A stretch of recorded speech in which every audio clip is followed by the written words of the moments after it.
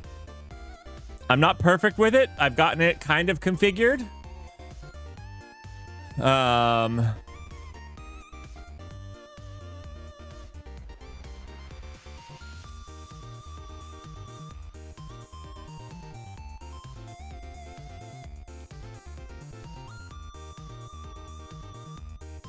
I need to get them to get me a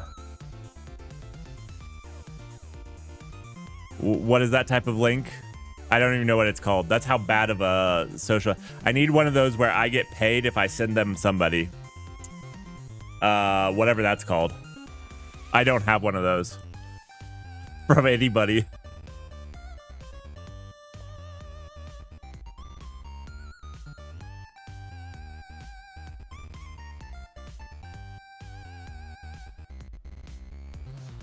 I need an affiliate link for it. That's what I need. I need an affiliate link for it.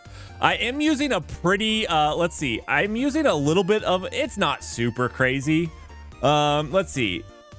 We can go and configure it. I gotta sign in. I love leaking my email. 1 second. Let me just leak my email a little bit less. Don't worry, I get enough spam. You're not hurting me. You're not even gonna phase me. So don't do it. So this is the layout that I use. I am up. I haven't done this on stream because it causes me stress, but I am up to typing pretty fast with this. But I only do the first 2 layers. Yeah. Anyways, so I mostly for stream have been sticking to layer 1, which is QWERTY. I know. So lame.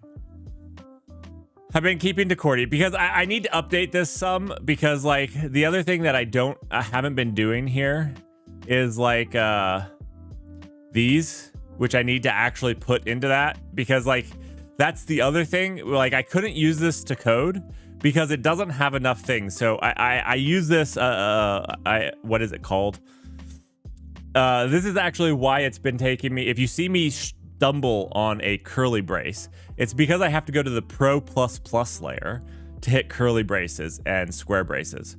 They don't exist on layer 1. And so this is what's making this even more difficult, is that this is just typing English and I need to do more with it.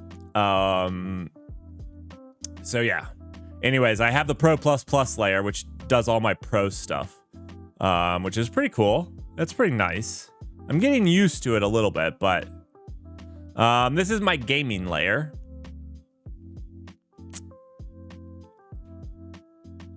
This is my gaming layer.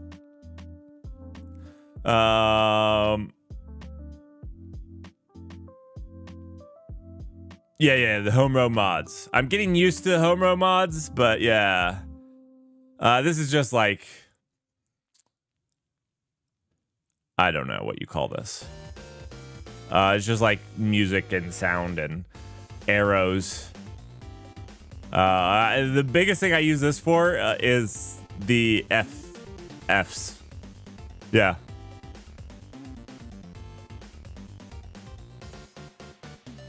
Rust minus minus. Aww. Don't do that to my language. All right. Yeah. So that's my keyboard. Do I need to add that I use a custom layout? I can do that. I figured everybody that has this keyboard has a custom layout. Like I figured that's. Can I actually link to this? Is this? I think this is public, right? Yeah. I think anybody can get to this, so I'll just link to my layout. It's not like it's a great layout.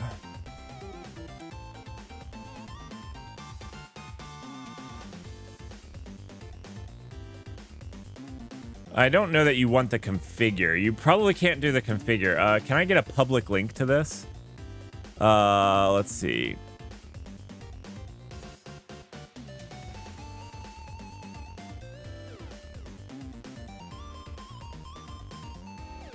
Actually, okay, tell me what. Can you guys access this?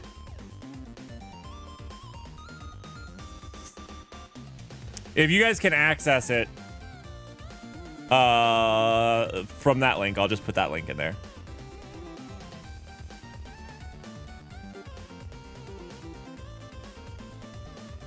Sweet. All right.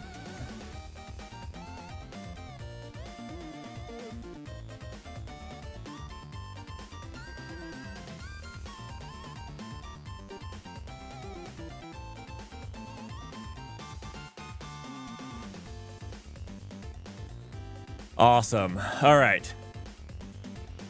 Now, let's get to some llamaing.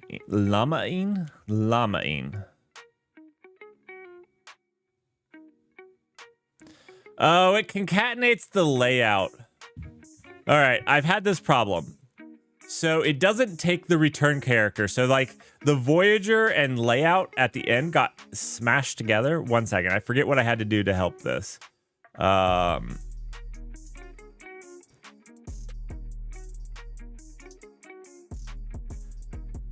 Right, this was on its own line, but I think that I have to just do like a bunch of spaces.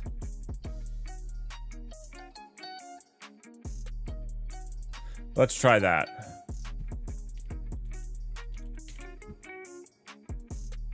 At least that's, oh wait, I did it. Okay, at least that preserves the links.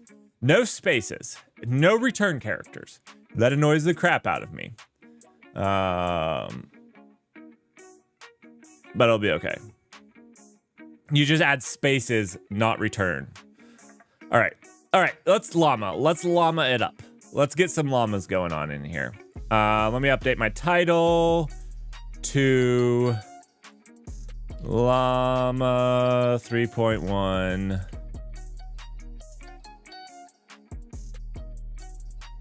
Okay, I need to come up with better titles. Llama 3.1 is a lame title. How do I spice that up? Let's see.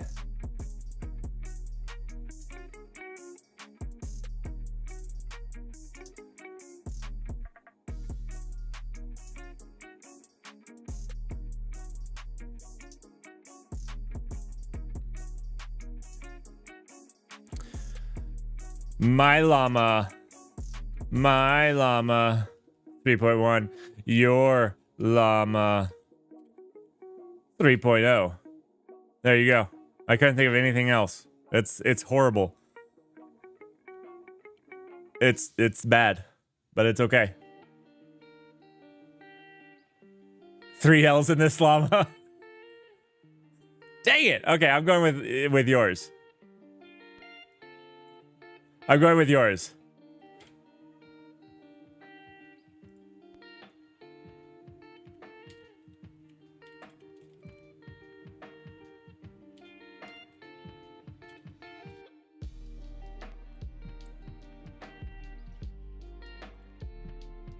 There we go. All right.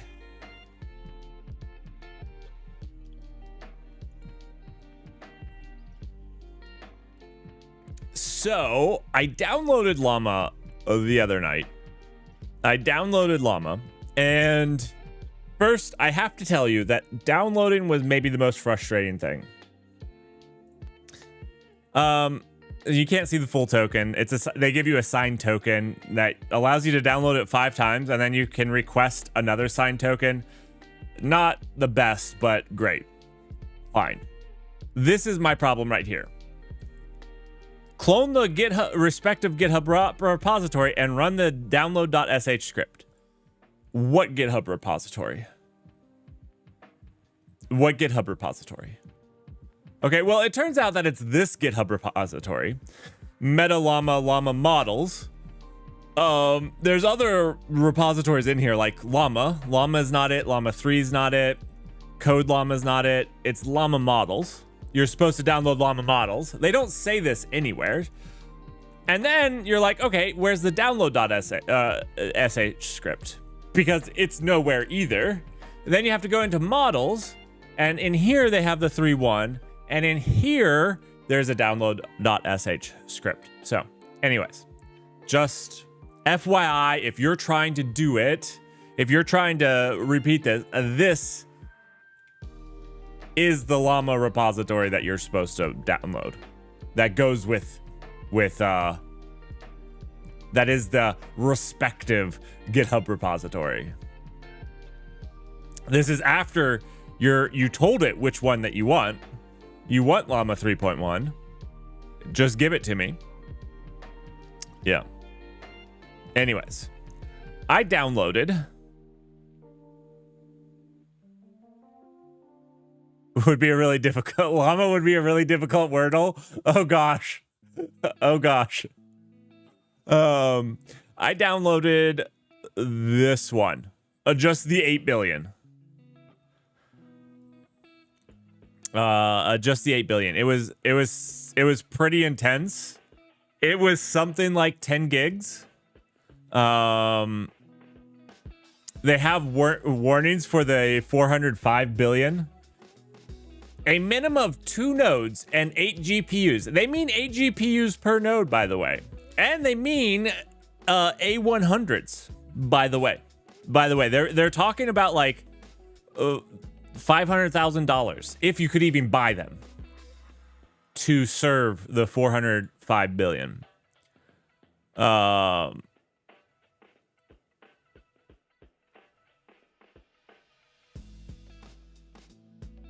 Why not the 405?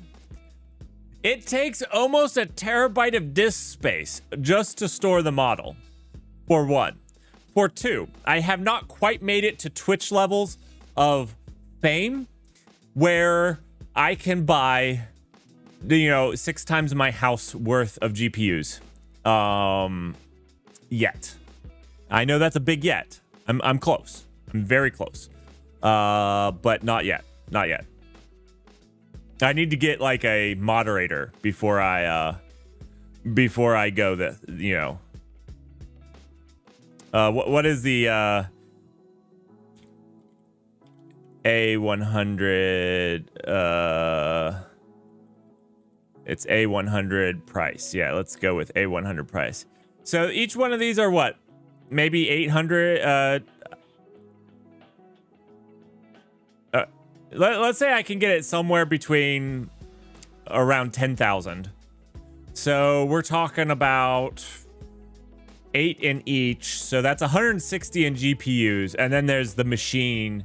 So maybe only 200,000. Maybe only 200,000 in GPUs to serve it. Fantastic. Fantastic.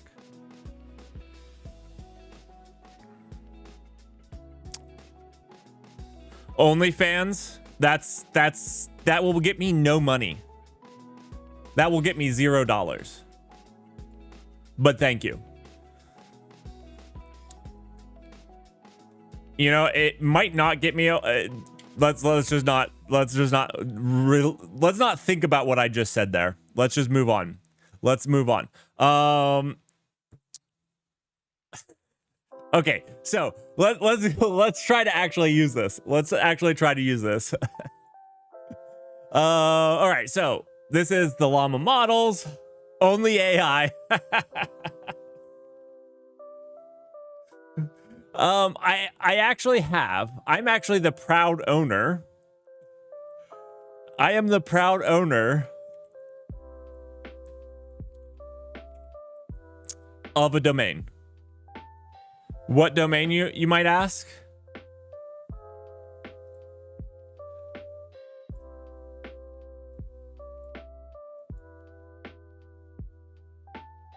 There's a freaking N in here.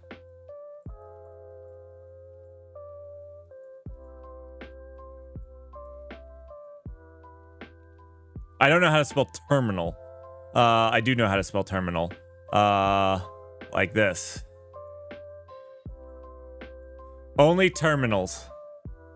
I do own only terminals. We'll see what I do with it. I'll see what I do with it. Nighthound. Nighthound is... Wait, are you not a mod here? You're not a mod here. You're a Discord mod. You're a Discord mod. I don't have any mods on Twitch. I just have bots. I gave up the mods for the bots. That was how that's how I did it.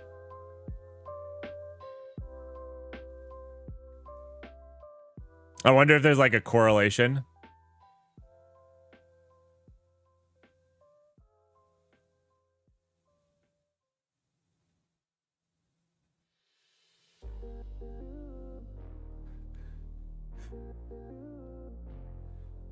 Host something like Terminal Shop on only terminals. I was thinking about doing I actually, so I have two ideas. One, I thought about like I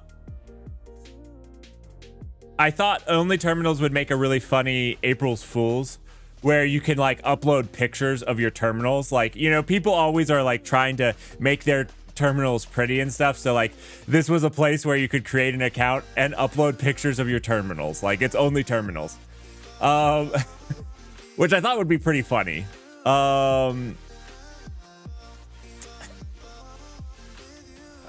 then I thought that the other thing that we could do is like do a Patreon, but with only terminal access. So the only people that can support you are people that know how to use the terminal, which is probably not a great idea either. Neither of these are good ideas. Absolutely none of them are good ideas, but yeah, it is what it is.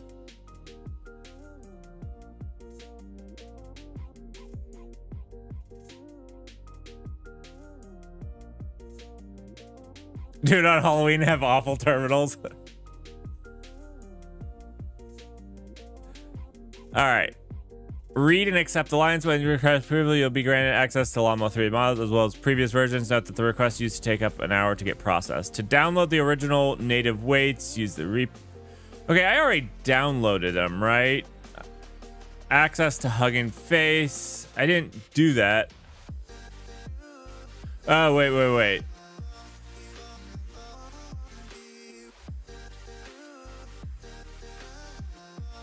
Oh, did I only download... What did I download? What did I download?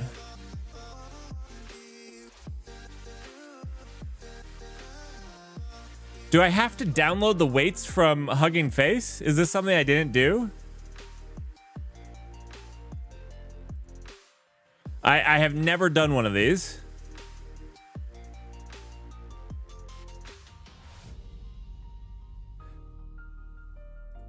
I mean, is that not what the download.sh script does? Download the weights? It doesn't say what it does.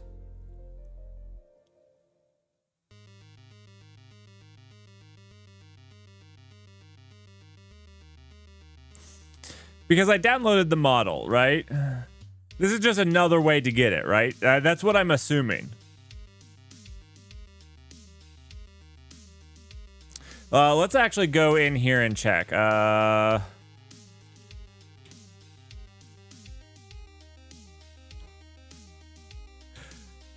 Thank you for your confidence, Russell.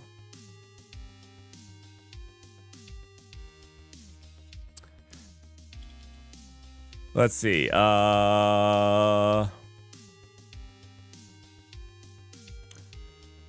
Llama models. I just ran it in the 3.1. Okay, yeah. So they're downloaded here. These weren't here. Okay, so I do have them.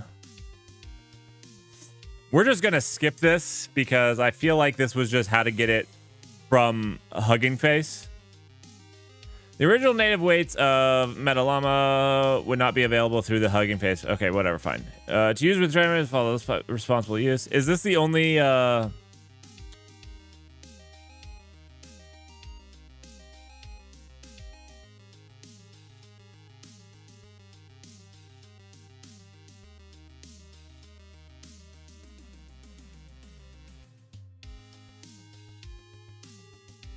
I just want to run it.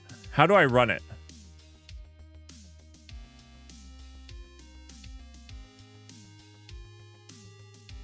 Is there no like run? There's a requirements.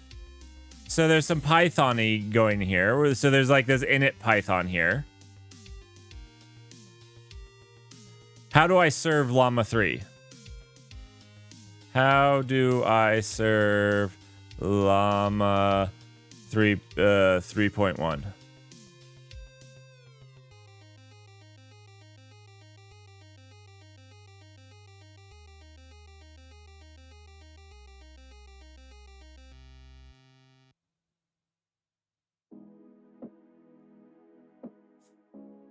Will Olama run it?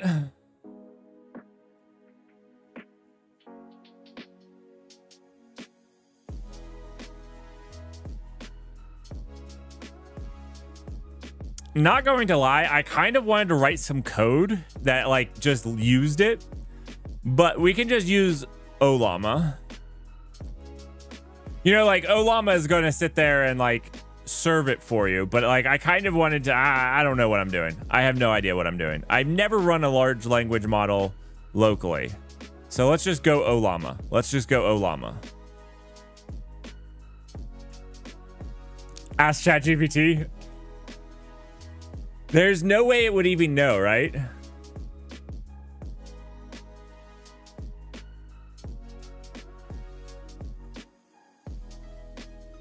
See, I kind of wanted to do some of these things like function calling, which I thought function calling would require me to like actually call it from like the Python, but maybe I'm just wrong here.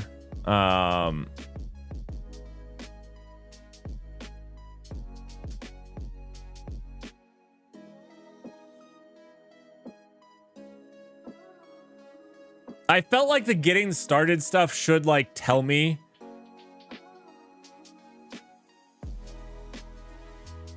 See, I went through this. I went download.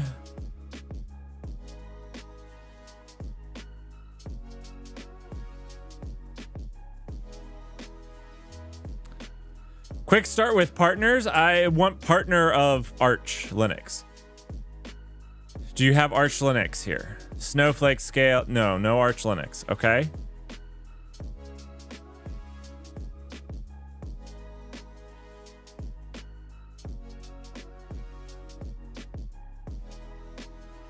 So I did this. I did this download, which this is where I did this thing where I had to, you know, one second, cone of silence, cone of silence.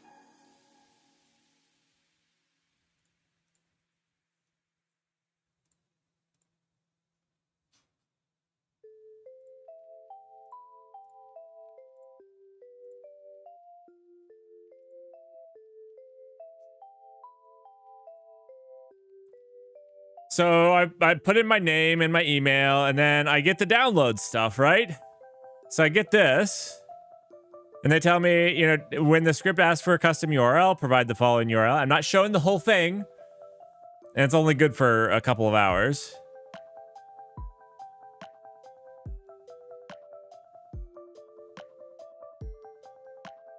Okay, so maybe it's this right here.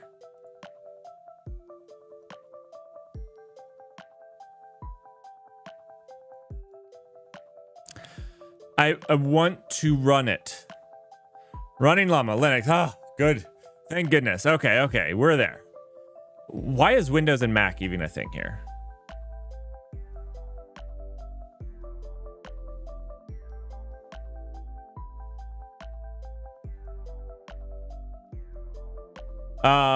Do I want to build something with Llama 3.1 or do you want to use it? I don't know, honestly. So we have one thing, our Twitch alerts, when somebody subscribes, when somebody follows, that actually uses AI to make a custom story. And one thing that I want to do going forward is when somebody resubscribes, it should, basically we're building a game inside of the subscription methodology here. So when you resubscribe, you should be given a choice You'll be given like it will be multiple choice, but it will be Dungeons and Dragons style, and your character will carry hit points in the database, and you'll be able to die, and that will be kind of the fun part of it. I don't know. We'll see what's fun, what's not fun. But the idea is that then your subscription message when you subscribe is your choice, what you're doing. And then it will generate all of that as like a story. And we save that in our database. Hopefully we have a UI for that eventually at some point. That's the idea. Now, do we run our own model, or do we just right now we're using ChatGPT 3.5 Turbo? I want to update that to 4.0 mini. It's cheaper and better than what we're using, but that's what we're using right now.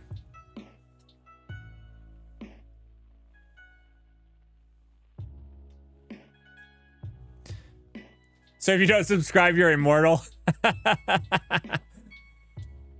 All right. If you don't subscribe within 6 months of following, you automatically get a death message, and you have to start your story again. You have to donate 100 bits. There you go. There you go. I'm just joking, by the way. I don't want to push anybody to support me. I do want to give something fun for those people that support the work that I do. So that's my goal, is if people are willing to support me, but I don't want to push anybody to I don't want to punish anybody for not supporting me.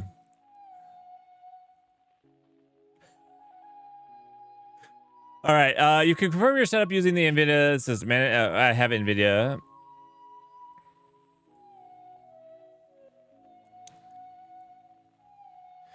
Do I need a RTX 4090? Ooh, I don't think I do. Maybe I just don't even have enough. Right?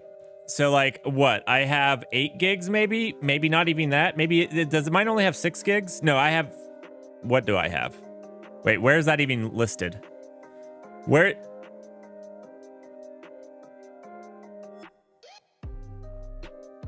is my gigabytes listed? I have a 4070. Where are my gigs list? I should have gigs here. I think it only has 6 gigs, right? Why can't I? Oh my goodness. I have 12 gigs. Plenty. I'm doing the smallest, right? 12 gigs should be enough. Does it? It says I can confirm, but it doesn't tell me what I need. Oh wait, maybe this picture tells me what I need. No, this isn't telling me how much memory I need. I can't confirm if you don't tell me what I need.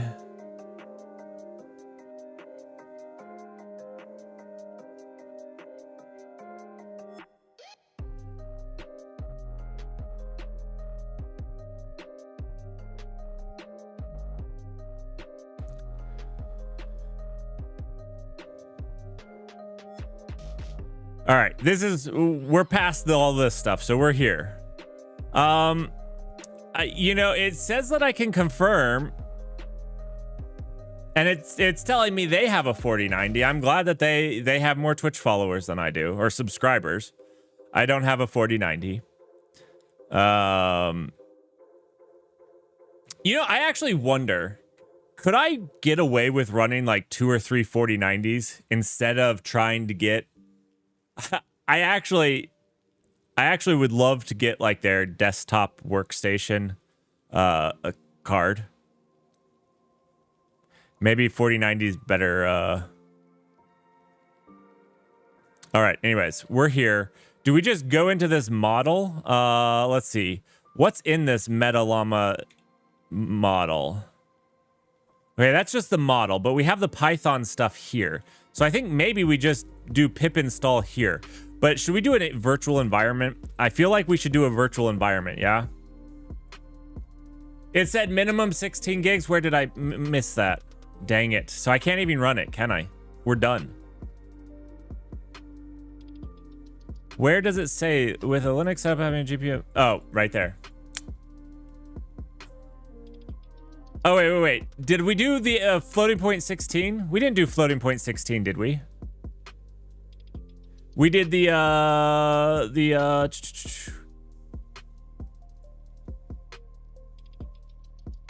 I did like the bare bones one, right? They have not the floating points. They have the 8 one, right? Where is the...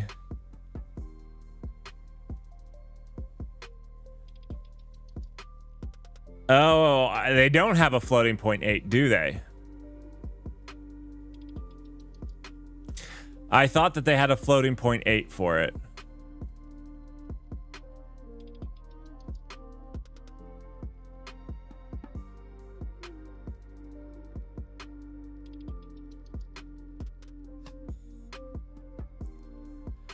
All right, we can try it. We can try it. Do I have Conda? Do I have Conda? I hate getting into Python. One second. Python virtual environment. I just need to set one of these up really quickly.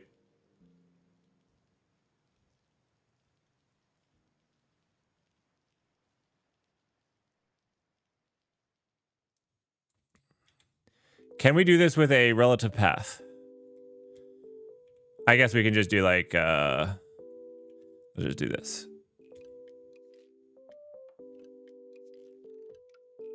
Did that work? Are we in a virtual environment? How do I test? Python and did we get that? Did we get that? Beautiful. We got it. We got it.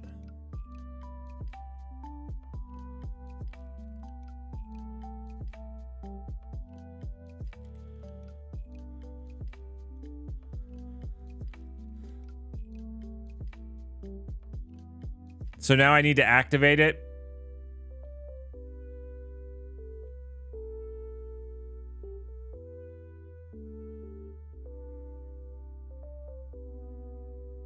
I think that one, then source.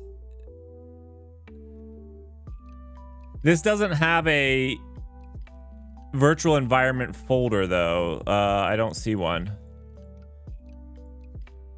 So I don't know how to source the activate. Unless if you were saying like root directory, which I don't think I have there either. Oh, bin activate.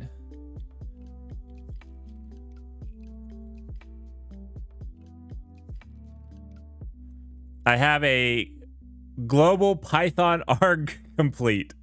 Let's see. What is it saying here?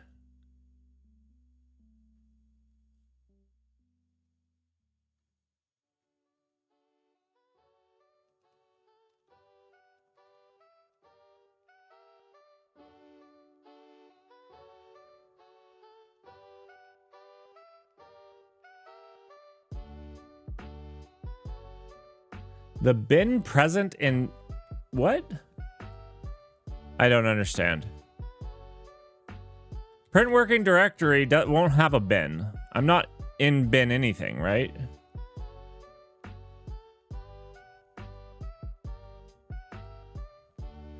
Are you meaning like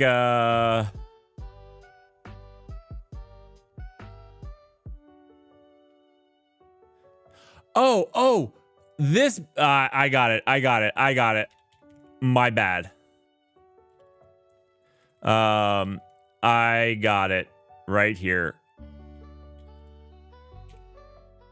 Done.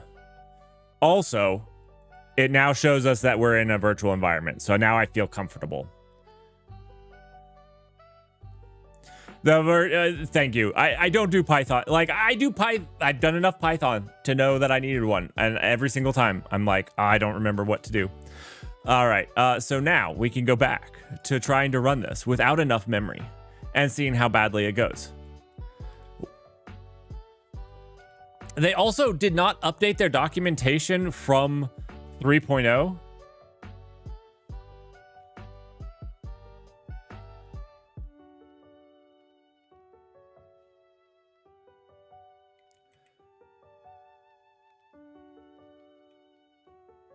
Oh, I did that in the wrong one.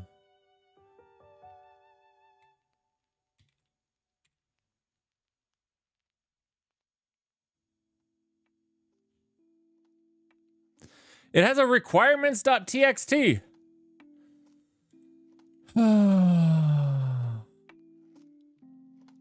Main file. This is where the .download sh is. You know, I don't know. And there's no example text .completion.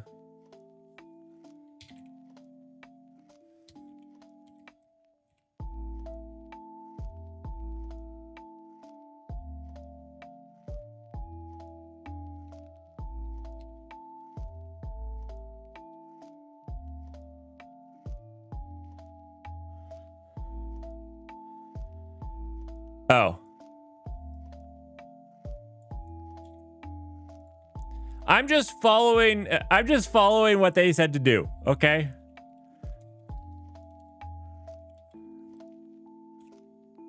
I'm just trying to follow, like, this is quite possibly some of the worst instructions I've ever seen. They're not correct. Is why.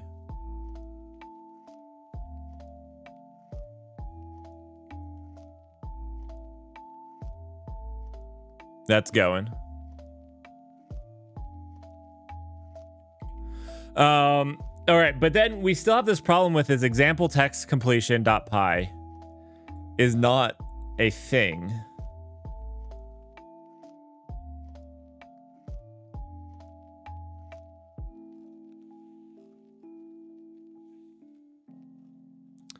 This is in Llama 3. Fantastic.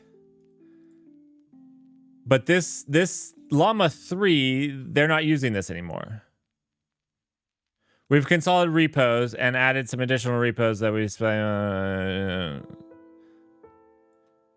yeah, you're supposed to use Llama models, not this anymore.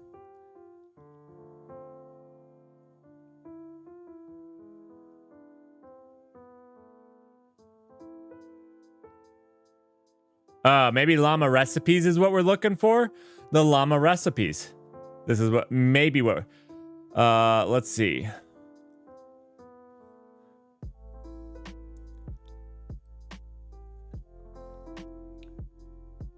Well, I don't really want to fine tune right now. I just would like to run it.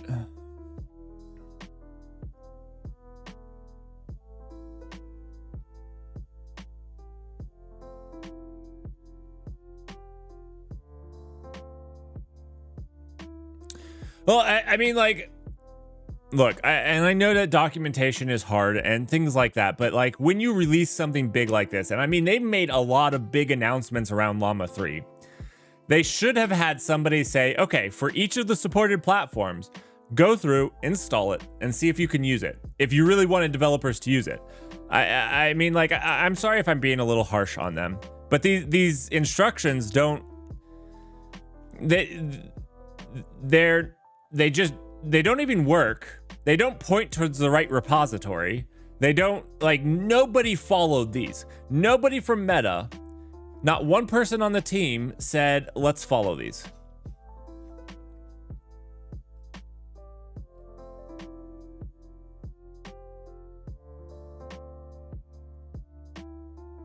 Yeah, Apollo, and you know what? The worst part about docs that I write, and I'll tell you this, is I don't always give enough detail because I'm a developer. They work, they're always right. They don't necessarily go into enough detail for somebody that's not as, like, that's my worst sin with docs, is, you know, like, you know, I might not think about this, like, oh, make sure you have enough memory or something like that. Like, just because I've worked with it all the time, I'm like, oh yeah, roughly 16, 17 gigs is what I need or whatnot.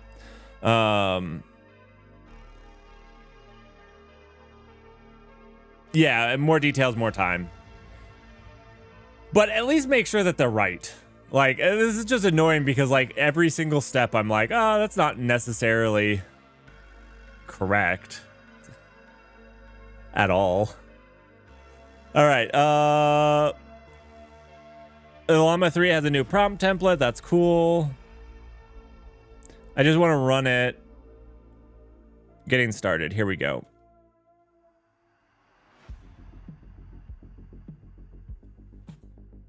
Here's instructions to get going on local machine. Okay. Maybe this is the guide. If you want to use PyTorch nightly instead of the stable release, go to this guide to retrieve the extra pip install command on your install. Llama recipe provided distribution for easy install and usage in other projects. Alternatively, it can be installed from source. All right, we'll install this. Oh, on Arch I can't do this though, can I? I need to do the. You know what I haven't done? I haven't.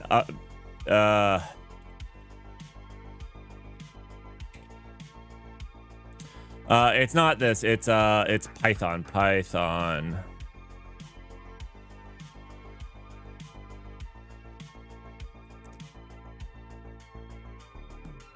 Can we do this? I don't think I can do this. Can I? Eh, I did it. There we go. Done. Oh, that's right, because I'm in a virtual environment. Sorry, I just don't think Python that often. I apologize. You're right. I'm in a virtual environment, so I should be able to, because I should be able to install whatever I want inside of that. I'm not working on the system right now.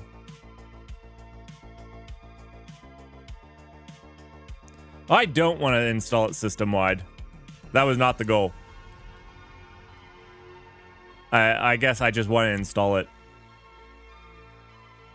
But you're right. I don't want it system-wide anyways. All right. Optional dependencies. Nah.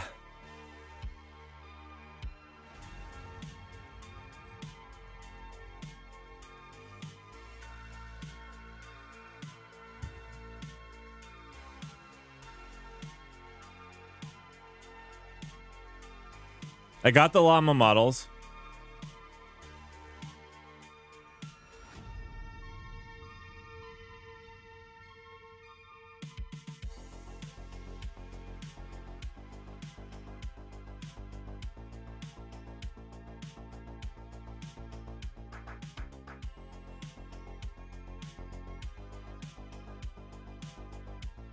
Saw the hugging face transformers from source.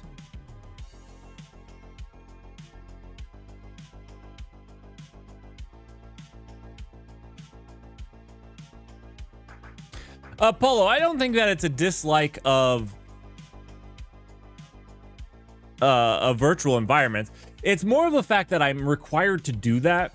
Like, so for me, with Rust, have I ever needed a virtual environment? No.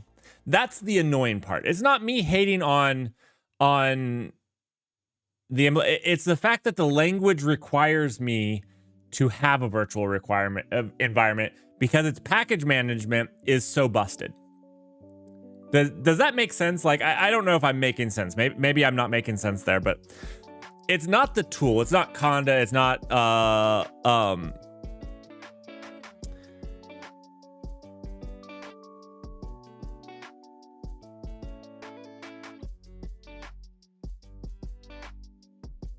it's not the virtual environment that I'm necessarily upset with. It's the fact that I need it. And no, Cargo doesn't do something similar behind the scenes. Why do I want to run such a large model in local? Why not? I'm also running the small version.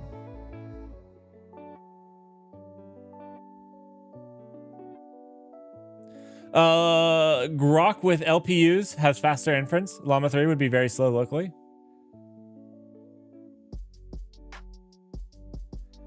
No, I'm not running the 405 billion parameters.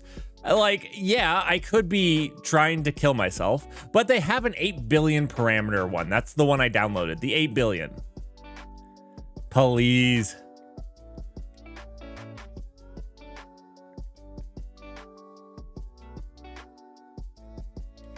I'm not that silly.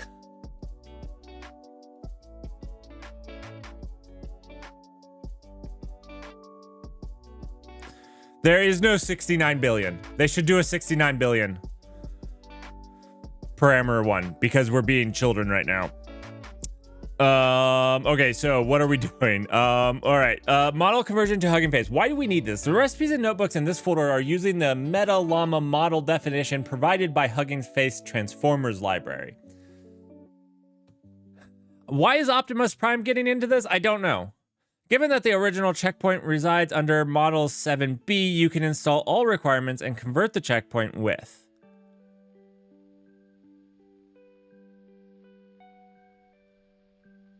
Okay, I'm just gonna follow this, and I'm gonna assume that it's right. I need to unpack that in my head a little bit.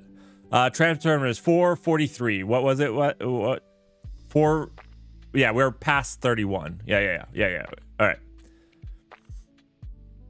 All right, we're just gonna do this. Do I do it in this repository or do I like go out?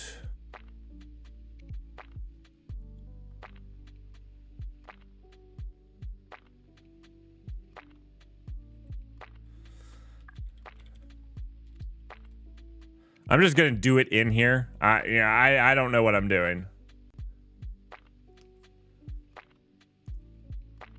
At all. Pip install protobuf.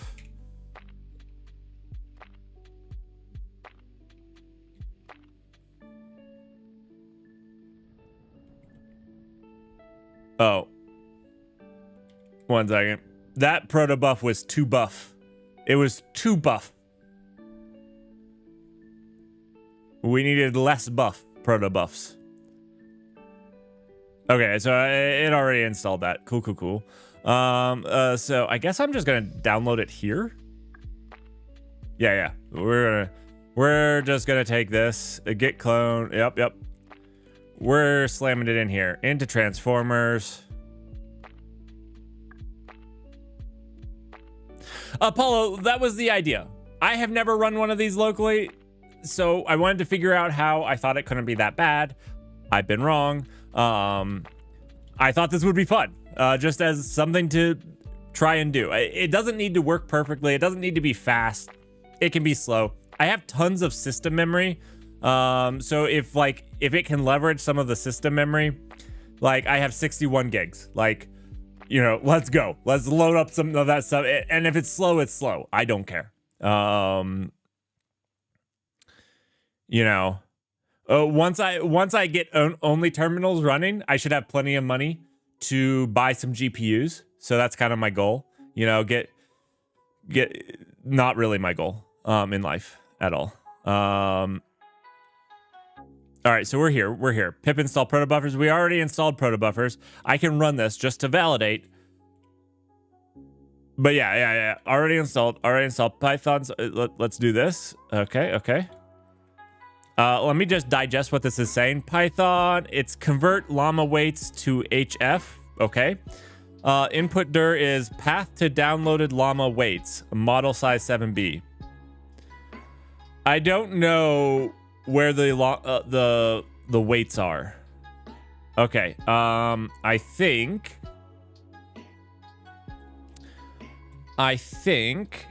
we're talking about home, Merrick, code, llama, models, llama 3.1, 3_1.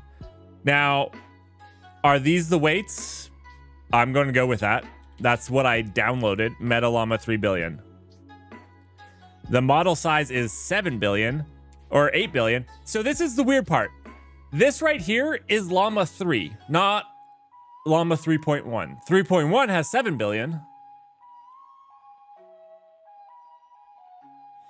I am struggling.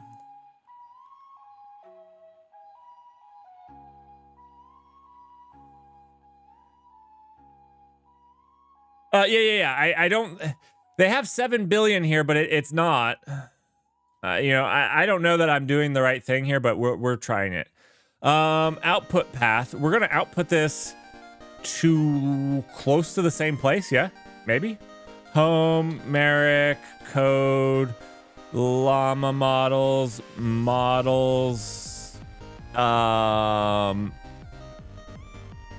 llama 3.31, and then we're just going to do this as llama 31, llama 31, right there.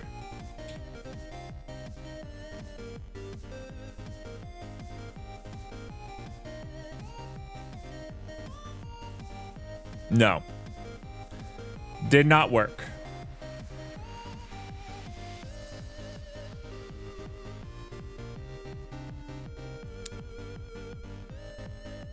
Llama 3.1 has several different models. Llama 3.1 does have a 405 billion parameter, but it also has a 8 billion parameter model, okay? This is the last time I say this. It has a 405 billion, it has a 70 billion, and it has an 8 billion parameter model. I downloaded the 8 billion parameter model.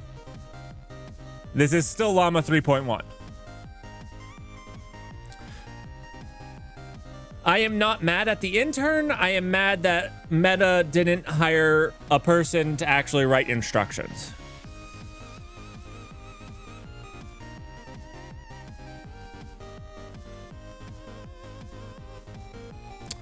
Should we try 7 billion?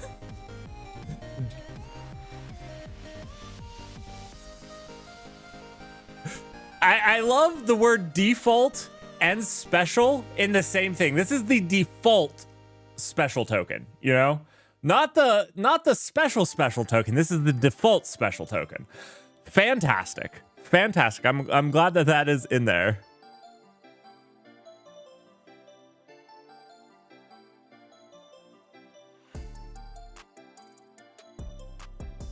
This is the default special. This is the default special.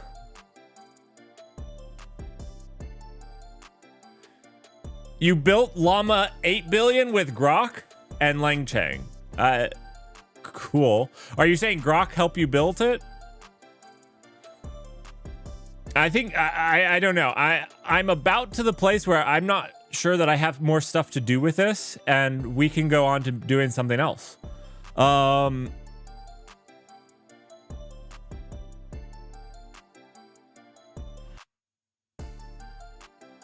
mean, we can just stop that and we can just try the quick start.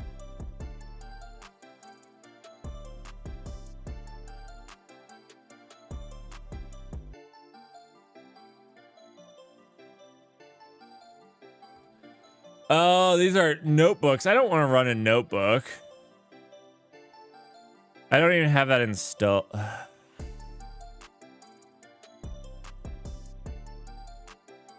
I just wanted to like terminal it, right?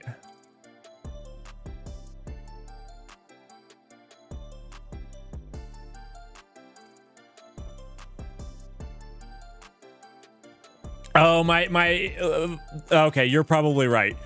Right. Yeah. You're probably right. What is it called? The requirements.txt? Yeah. That's right here. Where is it? You're in here. No. Torch doesn't do it by default, does it?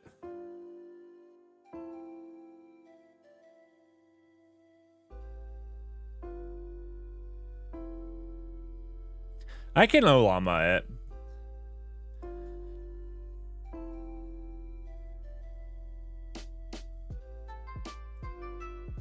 I just kind of wanted to run their stuff.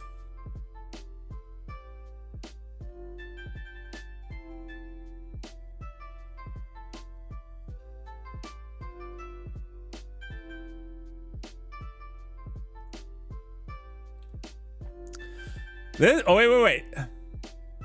This is kind of what I wanted to do. I wanted it to be my code doing it, right?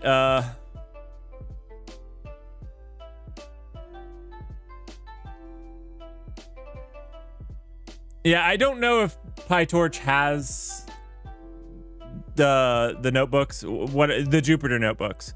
Does Jupyter?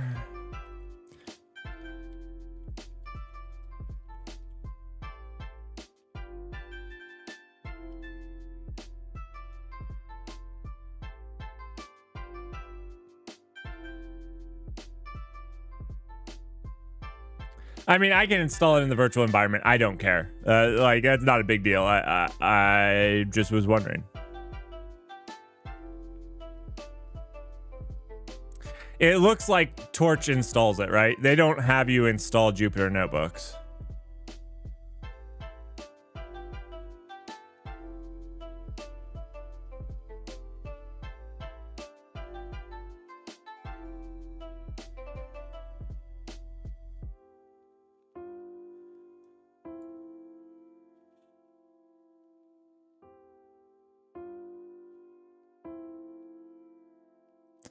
Most of the AI stuff uses Conda.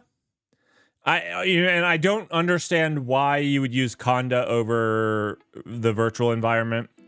All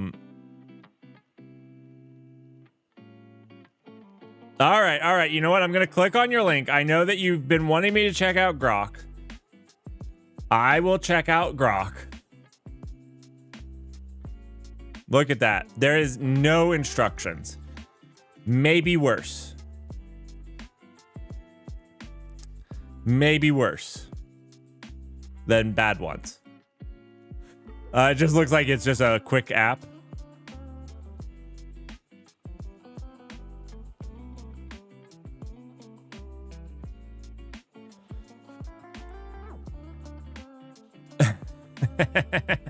You need to get a intern on this immediately. I expect at least wrong documentation. That's my expectation at this moment.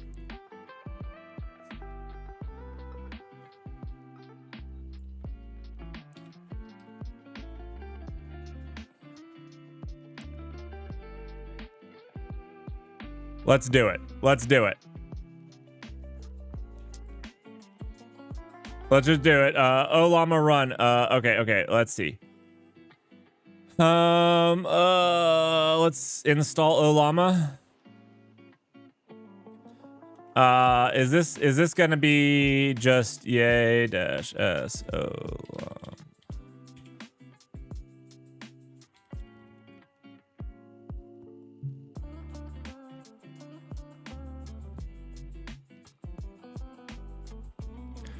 Oh, do I need to specify CUDA?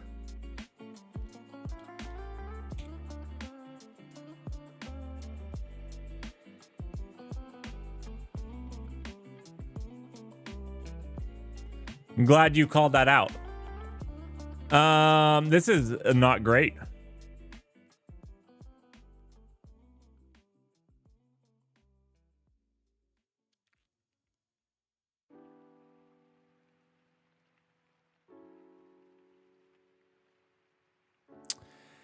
Yeah, no, I know, because I haven't updated for, what, 4 or 5 days? I was avoiding this. This is going to take a little while. So what we'll do is we'll kick this off. We'll jump over to the developer survey while this is running. It'll be fine. And then we'll come back to this. We'll come to Olama after this, because this will just take a little bit of time.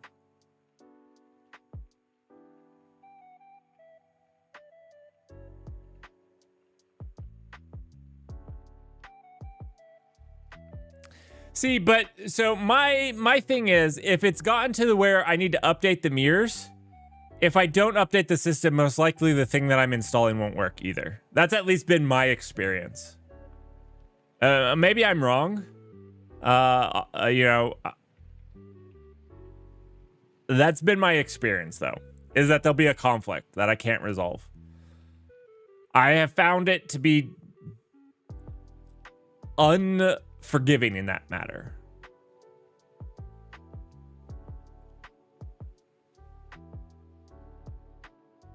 You know, and that could be just my skill issue.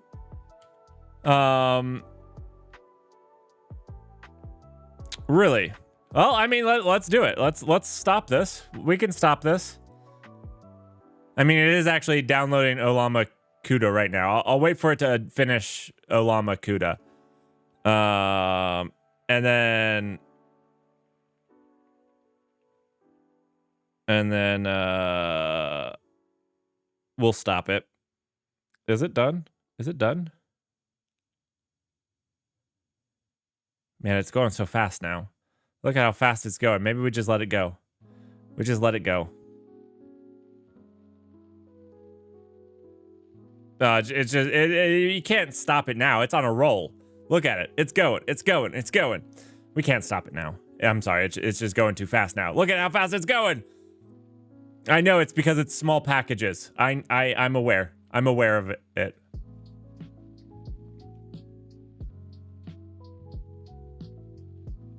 It's just almost done at this point.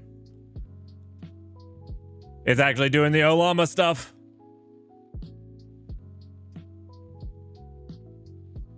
It will upgrade the kernel now. I can reboot. Rebooting is fine, right? Because it's on a streaming PC, right? So the stream won't be affected by rebooting. Yeah. And you only need to reboot to have the new kernel, right? Will that affect anything? I don't think you have to reboot right away. Maybe I will. We'll see. We'll see. Learning experience. I've never had to reboot afterwards. Maybe not everything works properly.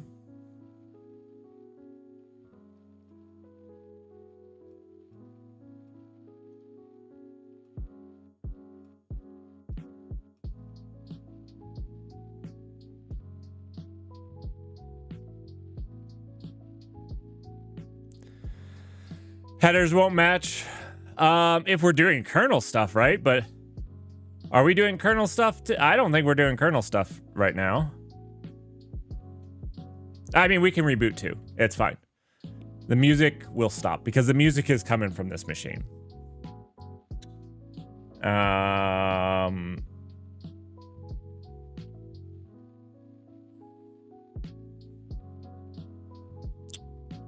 You'll be out. You know what we can do? We can go while rebooting. We'll go to this. We'll go to this. We'll go to this. Yeah. It'll be good. It'll be solid.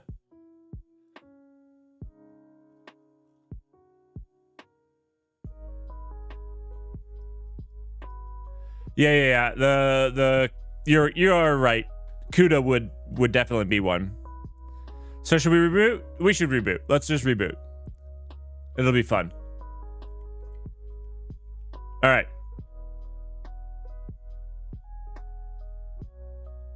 Let's see if we can reboot in 2.2 minutes, 23 seconds. Here we go. Rebooting. That's a little scary. Not gonna lie. Not gonna lie. Actually, I could just go to this. You know, and you can actually see it rebooting, which is fun. I don't have Twitch chat now. That's less fun. Can't be watching you. Wait, we are rebooting. Collecting some personal information about you. I should have started an ad while this was going.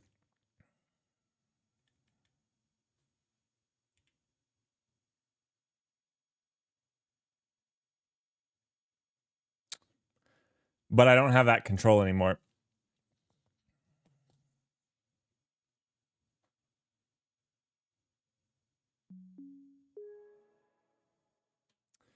Look at that. I accidentally pressed the wrong button on startup. So we booted into Windows. Fantastic. Fantastic. Let me fix that. Rebooting again. Hopefully press the right button this time. So, you know, the other operating system. There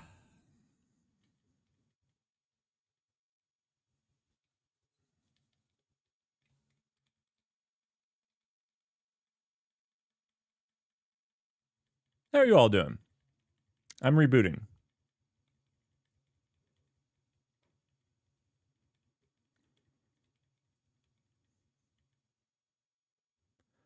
Oh my goodness. Something is wrong.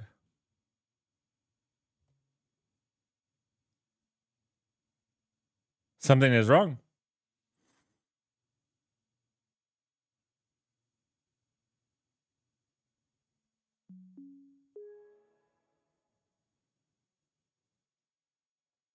No, like something is actually wrong.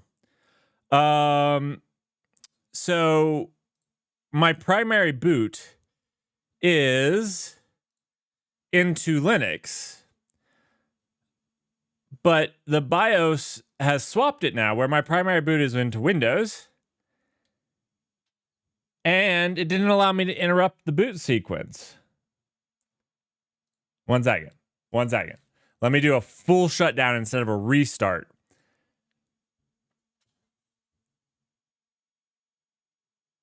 It didn't let me interrupt anything.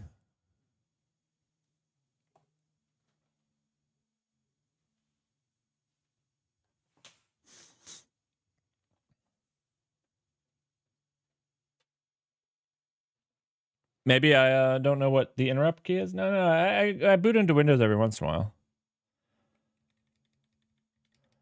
I play a semi-competitive game that has easy anti-cheat.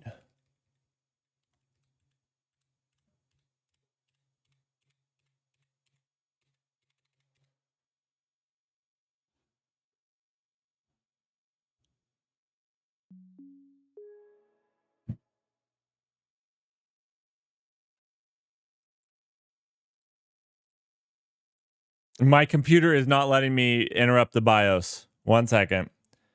Do I have the key on the right layer? I do.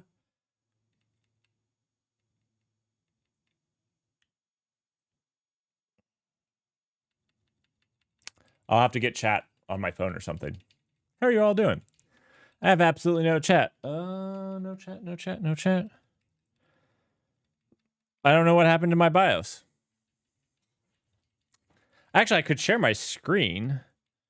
The problem is the screen that I have is not the one that the BIOS stuff comes up on. Anyhow.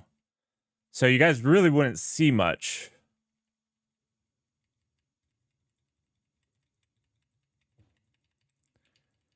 Come on, come on, come on. Let me interrupt you.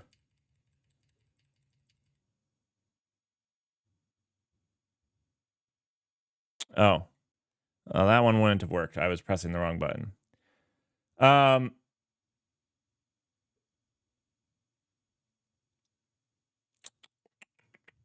Interesting. Interesting. So what's happening is, you know how there's a interrupt prompt. I actually have that on like slow in case I wanted to go into Windows to make it easy to interrupt. If you're wondering why I don't have like on the boot sequence where like Grub could select multiple, it's because they're actually on multiple on different disks, like physical disks, and Arch doesn't like booting to a different disk. Technically feasible. Looks like a pain in the butt though.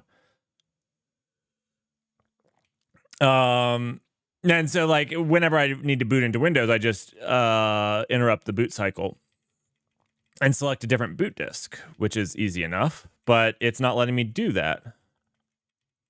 I usually just press the delete key. I'm trying the Alt F2 key, but the thing is, the interrupt screen is just flashing for a second. So like I'm gonna have to hit it perfectly.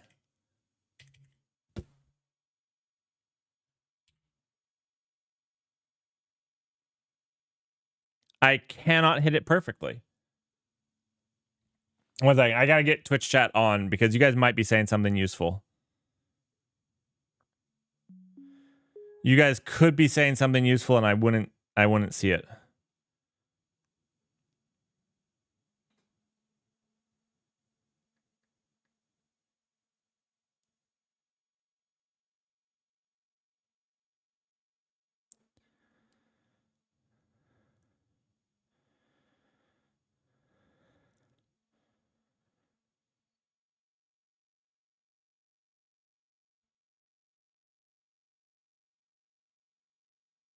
Yeah, so I press F10.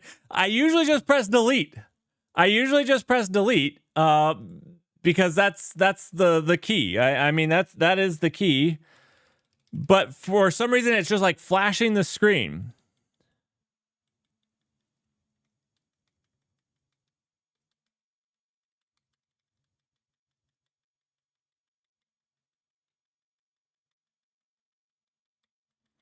Like I said, I can share my screen.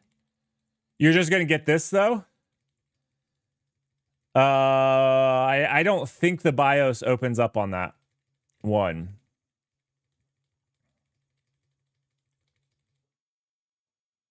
Yeah. The BIOS flashed, but now you're gonna see it load into Windows.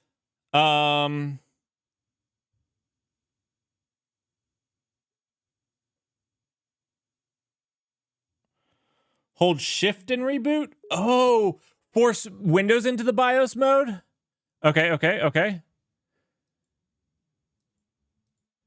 So here, hold shift and reboot.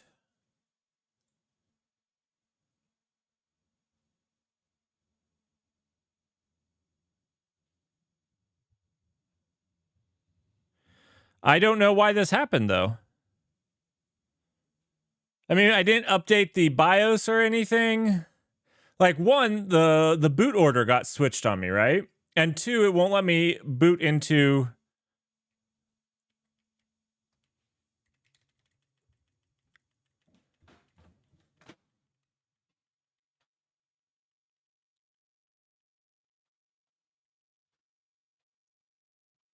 That did not work.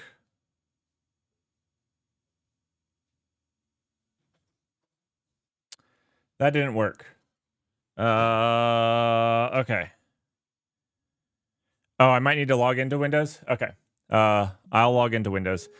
You guys are getting... I'm not typing my password. Now you're going to see how long my password is.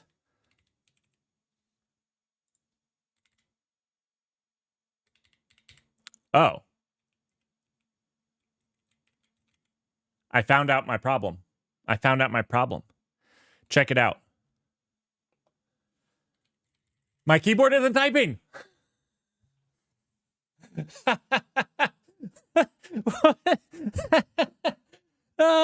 yeah, it doesn't interrupt anything. Fantastic. Let me unplug it and plug that back in.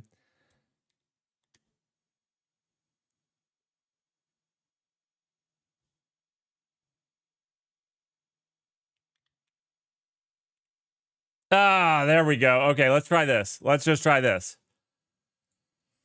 Oh, boy.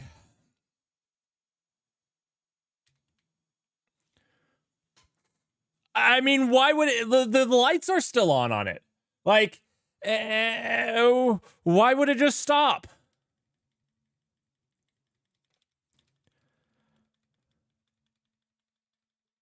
Why would it do that to me? Voyager.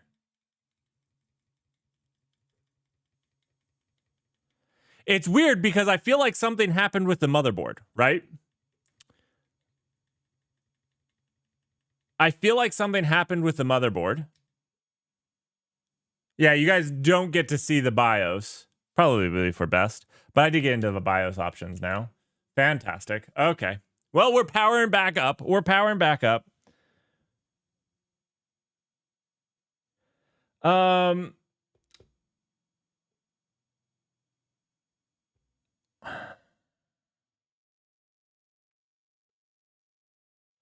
I'm not sure what happened there. That's weird. I've never had the keyboard just not work on startup.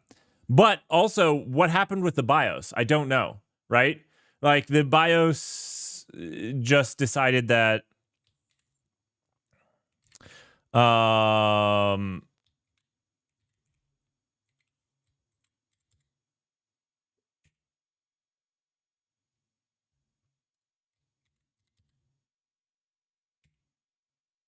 don't know what happened with the BIOS because it's now switched my disks. The only times I have ever had that happen was when updating the BIOS, like the firmware. It kind of like loses some of the settings. Bear with me. I'm just getting Twitch chat and the likes up. Just getting some stuff up. I'll be right back to getting Discord up. Sorry about that. My apologies.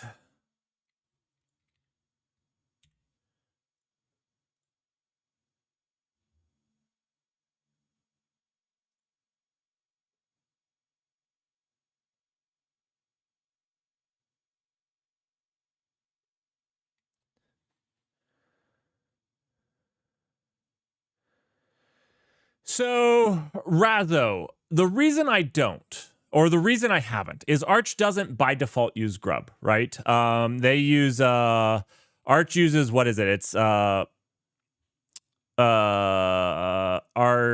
default bootloader is not Grub, right? It is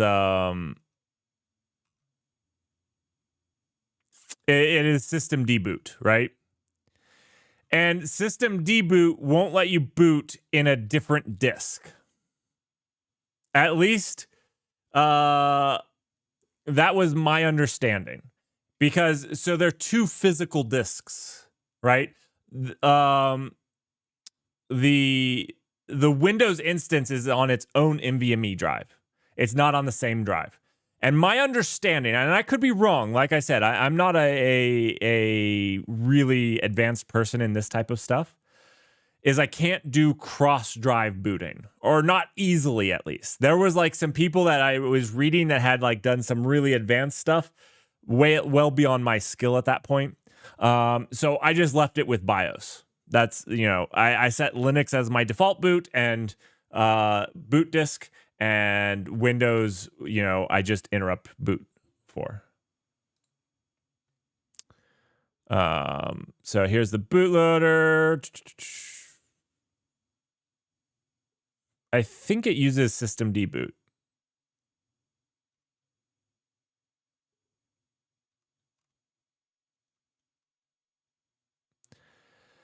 I think this is the one it uses by default.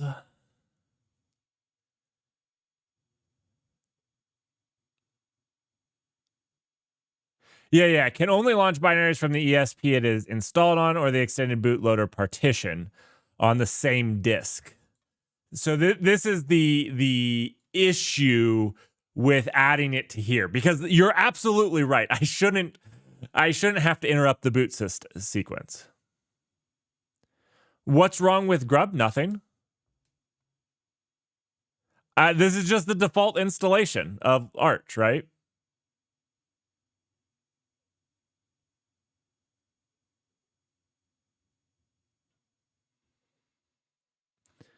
I've only run Grub. I've only run systemd for what, like 5 months. So I have kept it as in line with the normal, right?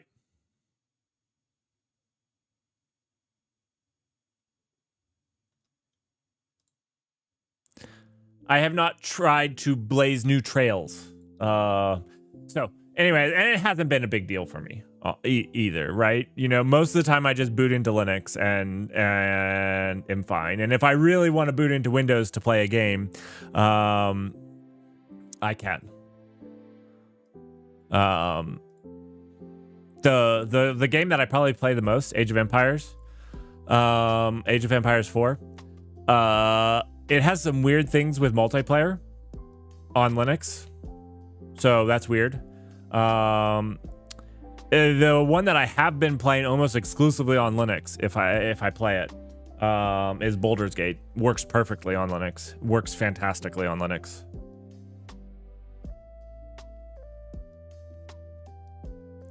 So, if you all would like to change to Grub, maybe we can do that. Maybe we can make a stream of it. Which is actually one of the cool things about my stream and how it's set up is we can actually do that on this. And that's actually one of the reasons I wanted to have this set up this way, is because it allows us to do that. We can literally just unplug the internet from this computer and it's fine. We're still streaming.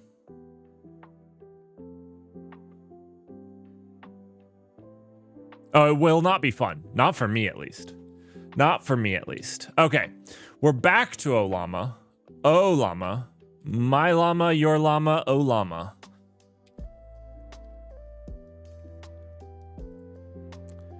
All right. We already installed it. Llama 3.1. O Llama, run O Llama. My llama. Is it running? Obviously not. This was the quick start. I'm sorry.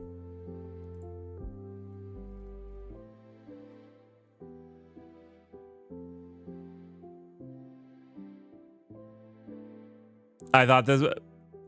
How do I run it? Where's the quick start?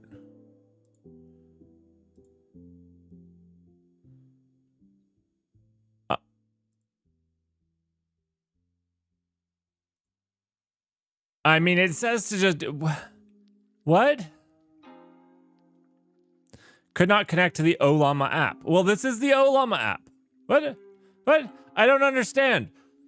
Was there something more I was supposed to do?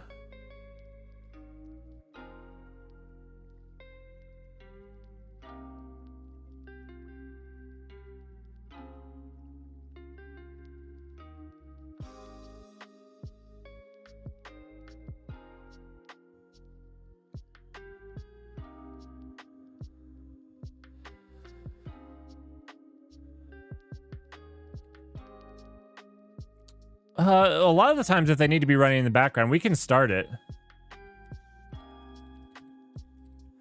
But I didn't think that... I mean, so nothing of what they say says that it needs to run as a system thing and that the front end is just a... Because I'd like to just run it. So most system level things, even like the kubelet, right? You can run the kubelet just manually straight, right?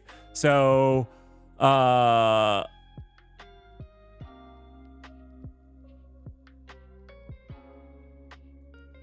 yeah, I mean, we can start it for sure. If that's what it needs, but nothing says that it needs to run as a system and this is just a client. There you go. There you go. Who would have guessed? I didn't, that's for sure. Because they didn't say, hey, make sure you've started the Llama system.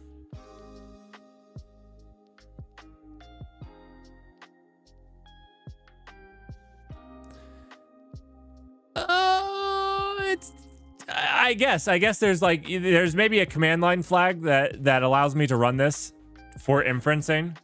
Possibly, yeah. Now, what I'm interested in is how does O Llama do this? I want to understand how these things are running, right? Llama 2 uncensored. Oh my goodness. Is this Llama 3 or 3.1? No, I did 3.1. I did that. Okay. Are you a llama?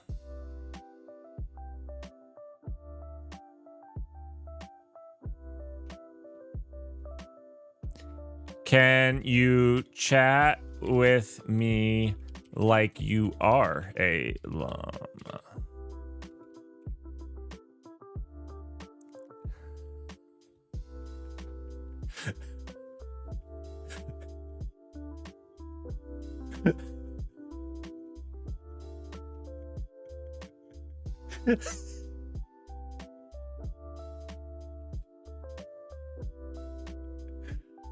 All right.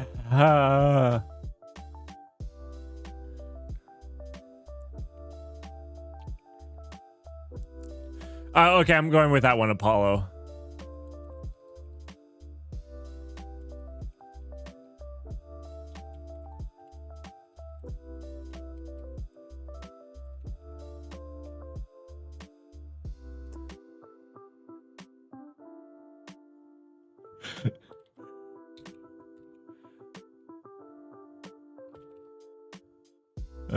Let's see.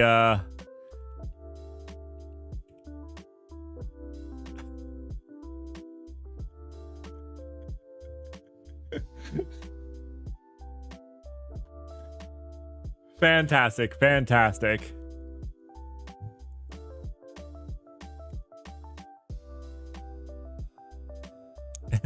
At least in Python, AI has peaked.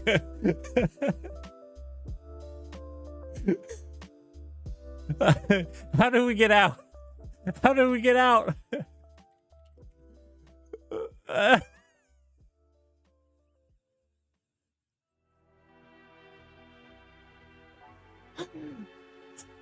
Save me. Save me. Let's see. Oh, bye. Bye. Oh, boy. And that was not with the uncensored. My goodness.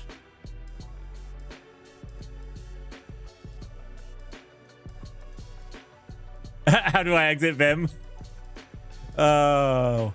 Okay. But honestly, that's cool and all, but like I actually want to better understand what and how it's doing it. Like that was kind of the goal in the first place. It wasn't just to have Olama run it. Like, and it's fine. We got Olama to run it. I wanted to more do it myself, but whatever. Okay, so we got oh, look at this. Updated 9 minutes ago. A Grok API key is free. I can't even use Grok. What? Grok doesn't let me use it. Oh, maybe it does. I thought you had to like pay for like Premium X or something. Clone this repo. Oh, create a virtual environment and activate it. Look at these documents.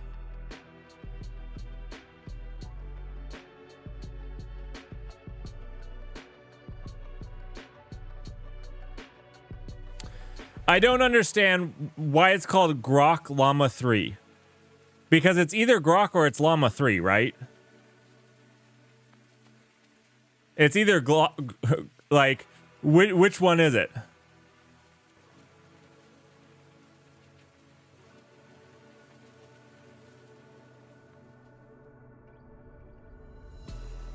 Isn't Grok X's model? Isn't Grok X's model?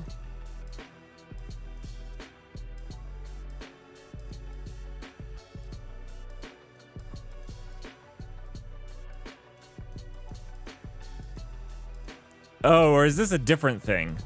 Is this a different thing? I thought that this was X's thing.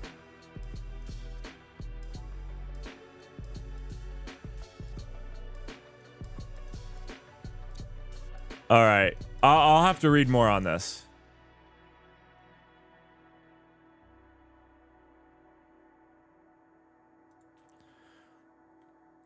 What are you? Ah, thank you.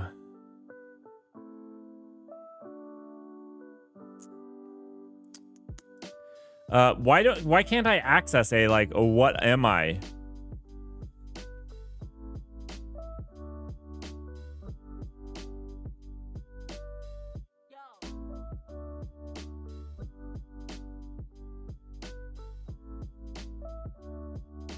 There we go.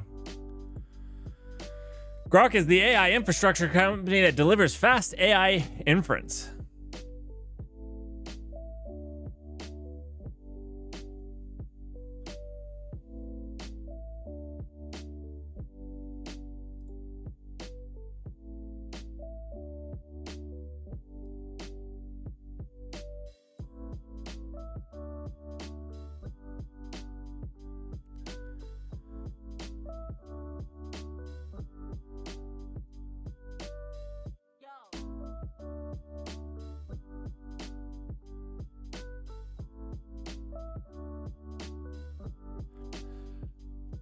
I'm not gonna give it a try this stream, but we can definitely give this a shot.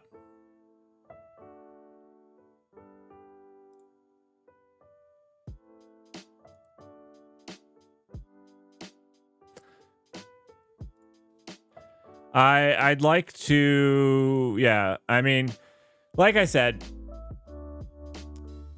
this wasn't really my goal, obviously, but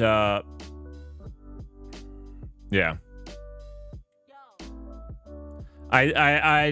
My goal is to learn more about what it is to host one of these and the different things needed and whatnot.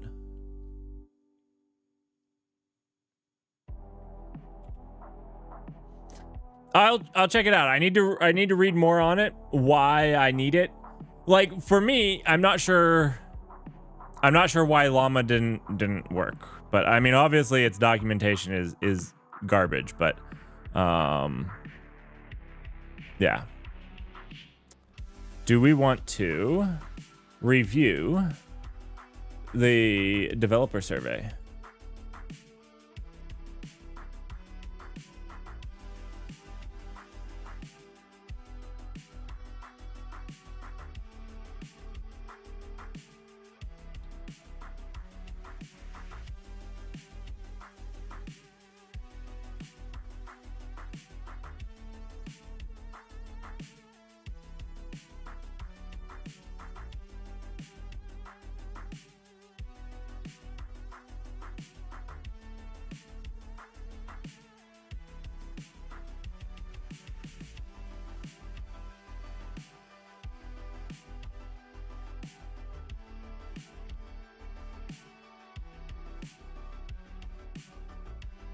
Review NeoVim song? There's a NeoVim song?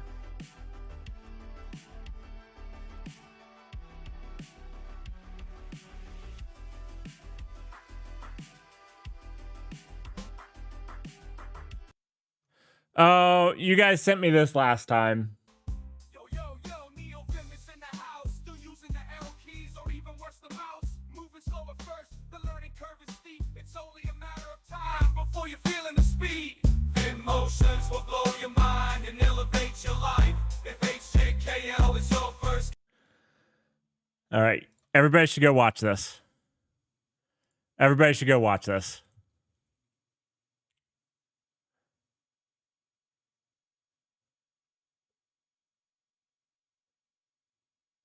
Do the graphs in this confuse you?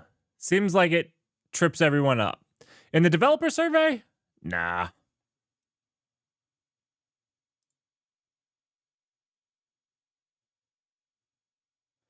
Yeah, that was a unfortunate pause. My bad. Sorry. I'm not a big fan of doing React stuff, especially because like something like this, it would be very hard. It's a funny song. It would be very hard for me to add valuable feedback for you all. You could see me laugh or something like that, but that's not really the. If you think this is funny, I'd love for you to go support the people that made this. Go watch it. Go click a like on it and do that. That would mean a lot more to me. Now, what I'd like to do more of in the future is give critical responses. So if you guys watched I did one of these such things, and I'd like to do more of these. So I'd love for you to send me things in the Discord. And I did a bad job on this one because this was the first time I was doing something like this. But what I'd like to do is make them a little bit shorter and not watch the whole thing. What I'd like to do is actually have sections and clips already pulled out where I give a response to it. Because if you go here at the null, no, you got to do at the null bytes. And look at this. This is kind of one of the ones that I did. Welcome everyone, and thanks for joining me. I hope that you guys where we actually watch you do want to this guy's video, and we watched all of it in this one, which made it a very long video. But I wanted to give a critical response to the things that he was saying because I had, there was some things I disagreed on, and there were some things that I wanted to expand on, and I'd like to do more of those. I like this. I don't love reaction content. A lot of it is like, well, These people put in a lot of work to do this. I make videos. I know how much work it takes. I'd like for you to go check out their song. And two, like, I can't really provide transformative information on that. You know, this is transformative. This, not so much.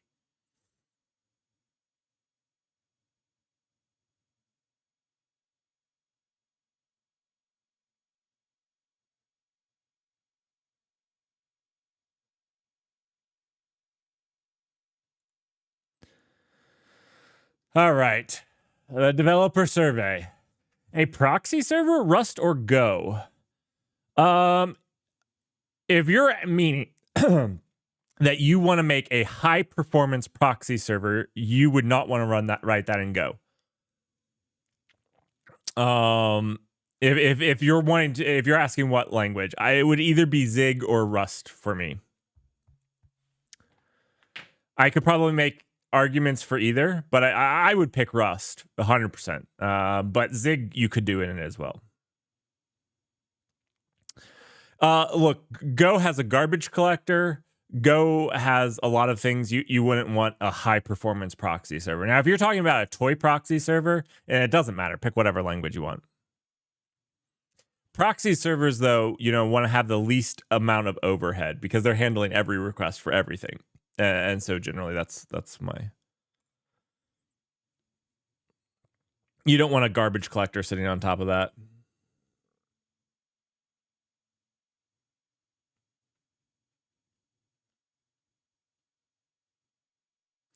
All right.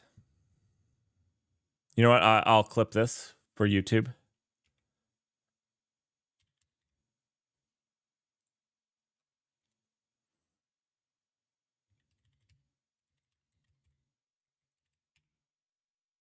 Welcome. Thanks for joining me. We're just going to quickly review the 2024 developer survey. I went through some of these things at a high level already, and I wanted to talk about it. One of the things I'd like to talk about at the beginning of this is a lot of it doesn't matter. A lot of it doesn't matter. I was going through this from, top countries. Like, this stuff is interesting. Yes. But it's also doesn't in the end matter a whole lot. We can look at the technologies and we can look at what the most programming languages are. Maybe they'll load. Maybe they won't. Here we go. Okay. So we could look at this. And so JavaScript, everybody uses JavaScript because we have to for browsers. But it doesn't mean that you can't go and find a job with Zipper or Nim. And in fact, I would say generally, the more niche your language is, if a company has a requirement on that, if your company has a requirement on Zig or Fortran or COBOL or, whatever it is, you can actually get paid more because it's harder to find developers that can, integrate quickly with that team without needing training. You can find developers a dime a dozen for JavaScript. So anyways, now it's harder to find those jobs. If you go out and learn Nim, it's harder to find a job that requires Nim. There's not as many of them out there. I guess my thing is, all of these stats are very interesting. All of them can be useful to you, but I also don't want people to get stuck on them. I don't want people to be like, oh, I have to learn this because of this. X, Y, or Z. I think that's a bad way to look at these types of statistics. I do. So let's jump into it. We can start with the developer profile. We can do that. I generally look at the professional developers in a lot of the things. That's where I care about opinion more. I found this interesting. What is a pro degree? I don't know what this is. Do you guys know what a pro degree is? And what something else is? Is this like certificates? Is this certificates? Or is this like a Azure professional or something? This is a PhD? Oh, I guess it says right there. Okay. Okay. Cool, cool, cool. That's what they call a pro degree. Okay, so there's not a whole lot of pro degrees. I don't like that because pro is usually for professional. Yeah, so I'm not a huge fan of that. Professional degree. I don't know. All of these are for professionals. So look at that.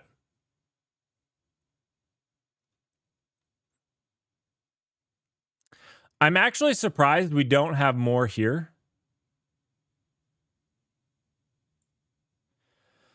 I never know how to answer this myself. Like, do I have a bachelor's? Yes. Do I have a master's?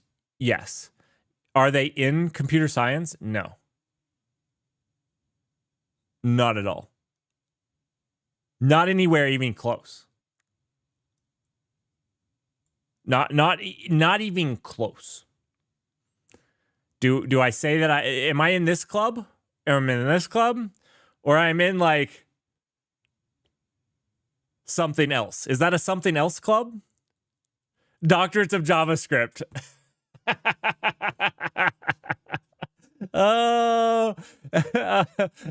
PHJ. Doctorate of JavaScript.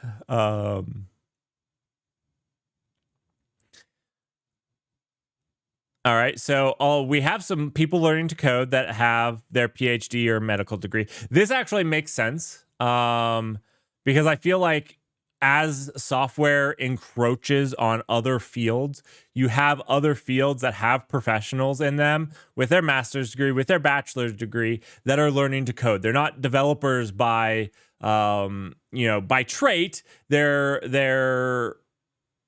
learning to do it because they're augmenting their stuff with software or whatnot. So this is pretty cool. I love to see this.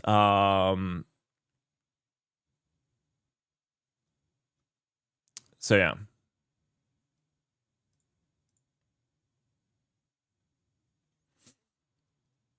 Let's see. Oh, this is sad. Let's see.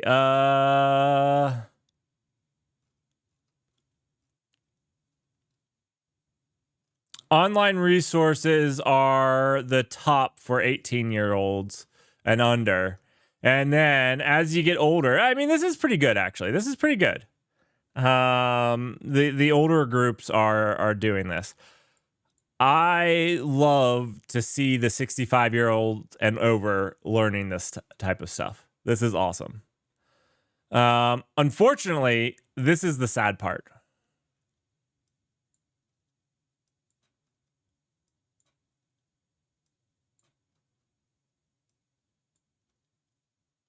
I don't like coding boot camps. I don't like coding boot camps.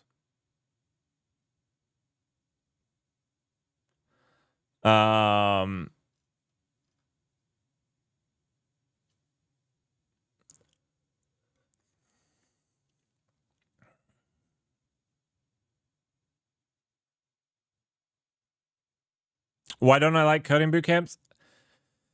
Can you name me one? Name me a good one. Maybe they exist. Maybe a good one exists. As far as I've seen it, you know what? I'll give you a good one. I'll give you Code Louisville is a fantastic one. Code Louisville is free for anybody that joins and has instructors that go there and teach that are actually there. And they actually sit there and mentor. This is not the majority of them. I know that person. That person right there, fantastic person. That teaches. He's a fantastic educator. My problem with coding boot camps is that they don't teach engineering. So just because they teach you JavaScript doesn't mean that you understand what it means to be an engineer.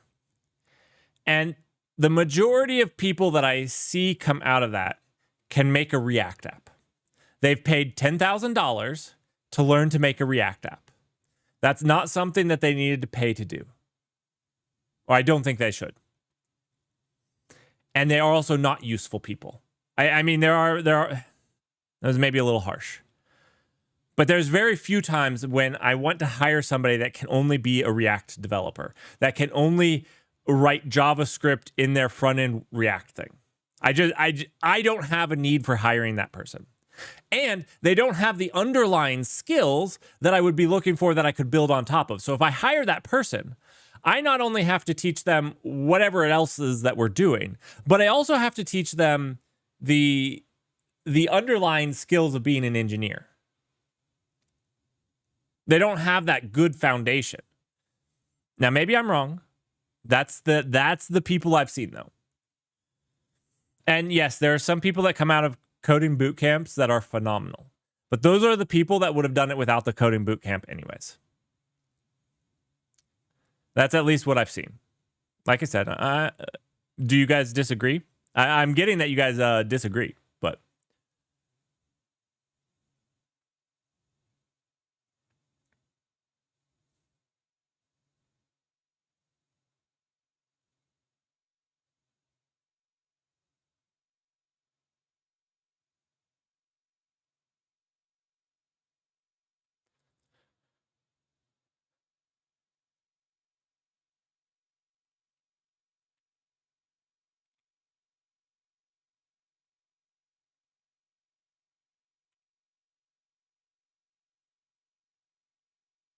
so to me, this is, let's say this is just like your stereotypical engineer. An engineer doesn't need to know how to do everything. That's fine. But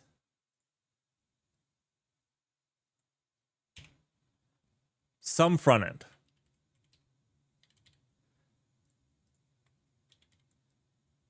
some back end, and by back end, I'm being like really, really, really vague back end. We need some system design.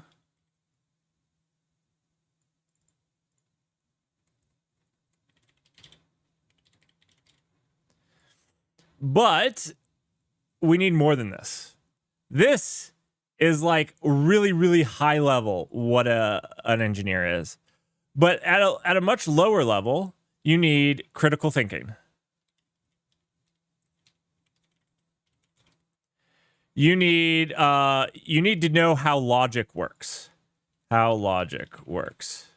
You know why it's so easy for me to pick up another language? I'm not saying it's like easy peasy, but like you give me a couple of weeks, especially with what I would consider higher level languages that are garbage collected, and I can pretty much run with a language. I can make something with a language. Why? It's because I understand how logic works. I understand how computers work. And so extending that to another syntax is not a difficult thing, right? And so a lot of the times I see these boot camps charge $10,000 to do this. And 10K is actually cheap. There's ones that have done others that do some front end. So they have no idea about what those things run on the back end. They have no idea about API design. They have no idea about the different styles of APIs. None of that. They have no idea about system design, load balancers, or anything useful around that. But even beyond that, they lack these two things, is how logic works. Like just thinking logically through a problem, thinking logically through a thing. You know what I like to do is I like to, how I start teaching logic? Have people write instructions for making a peanut butter and jelly sandwich. Do it. It's the best thing ever. Why? Did they remove the lid before scooping peanut butter out? Probably not, These are easy things. You don't even have to talk about locating where the bread is to spread it. You could get like really, really technical, but you can do some of those high level things that help people start thinking through the logical steps needed. When you're talking with a computer, you need to know the logical steps needed, and you got to think about where each thing of those could go wrong. Maybe you need to test to see if the lid is on, because maybe it's not always on. And if you go to unscrew the lid, maybe that's an error if the lid's already off. And so for me, the reasons I don't like boot camps, not that there couldn't be good boot camps, the reason I don't like boot camps is generally they do this. And to me, that's a ripoff. So I'm sorry if I'm sounding harsh on them. I'm not. I am being harsh on them, to a lot of them. And I'm sure there are some. Like I said, Code Louisville is a group that I know that does a fantastic job, or at least attempts to do a fantastic job and does some of these things. There's a lot that don't. And there's a lot that goes into being an engineer that is overlooked. These code boot camps are like, they're kind of like puppy mills. They don't have this idea of quality. They don't have this idea of taking their time. The way they get paid is by turning out these people and doing it as quickly as possible. And I just don't see it. So anyways, that's why I look at this and I'm a little sad. Because a lot of these people go to code boot camps, you know, under 44 years, and we're over 10% of these people are going to these. Now,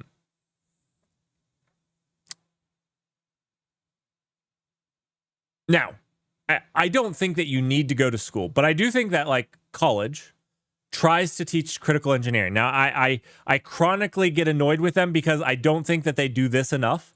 I feel like every student that goes to a college, whether you're a liberal arts major or not, should go with how logic works and critical thinking. Like, those should be mandatory introductory courses to any college. Just don't care if you're going in to be a vet, or these should be like 101 classes. But I think they do a better job, or at least try to do a better job. And I've not had good results, or I have not seen great things come from coding boot camps, and they're crazy expensive.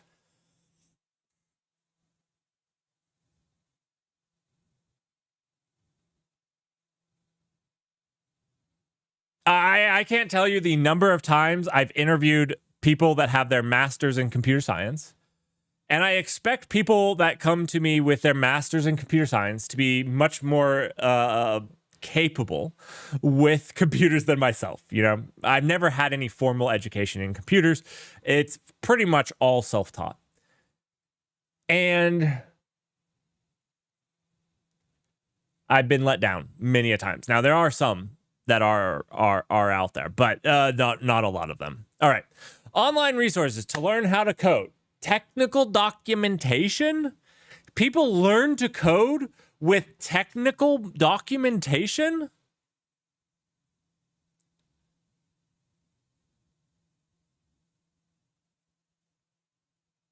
Documentation is teaching you to code? I think that this is wrong. I think that this was just a survey being bad.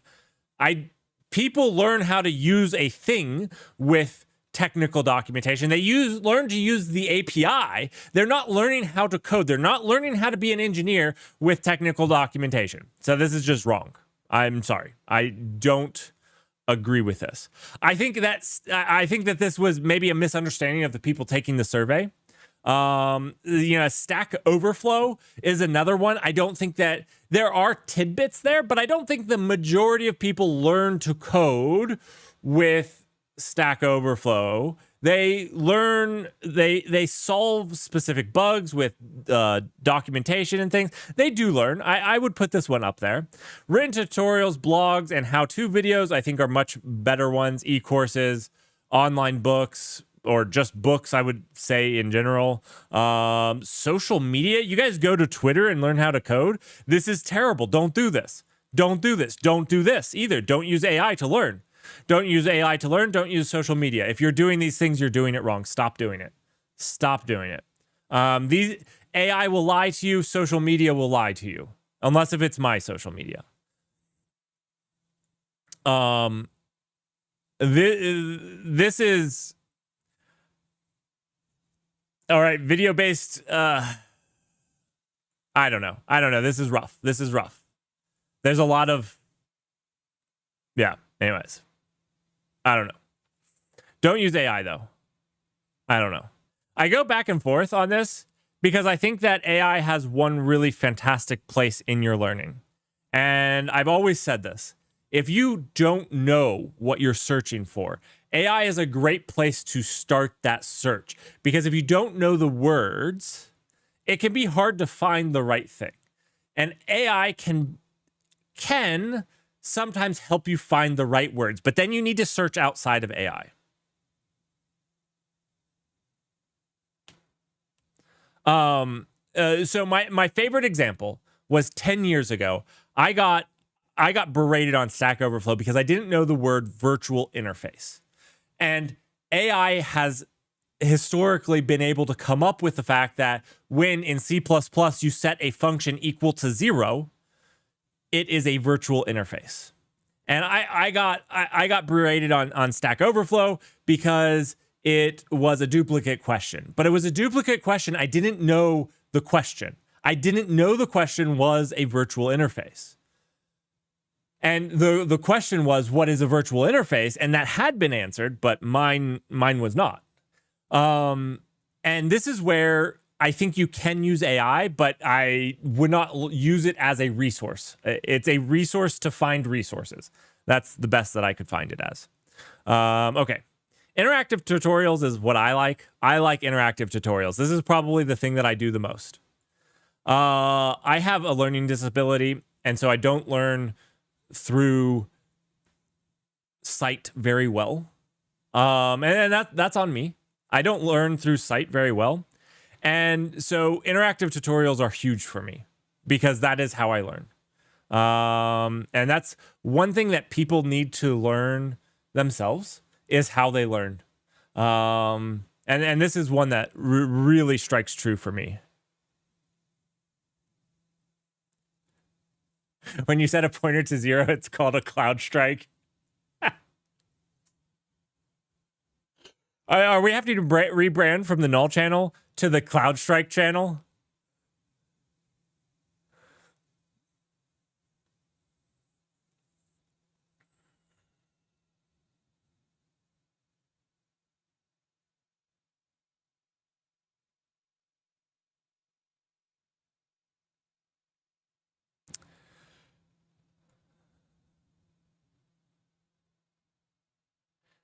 So what? We're talking 45%, almost 45% of people are using AI-powered search for technical documentation.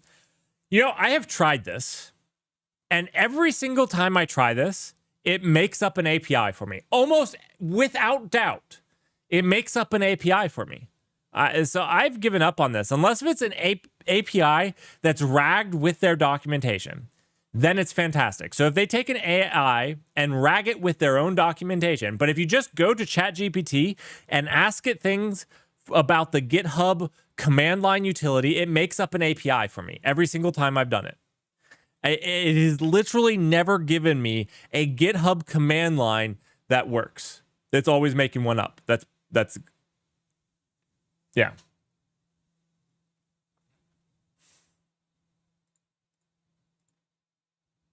More than 1 in 3 developers that took the survey this year have been coding as longer than Stack Overflow existed.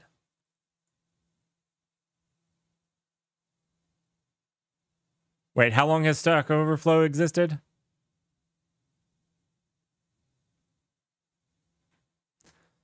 So I'm, let's see, am I at 10 years now? I'm not quite 10 years. I'm 9 years. I'm at 9 years, 8 years? 8 or 9 years. I don't know exactly. So I'm kind of probably in the biggest group here.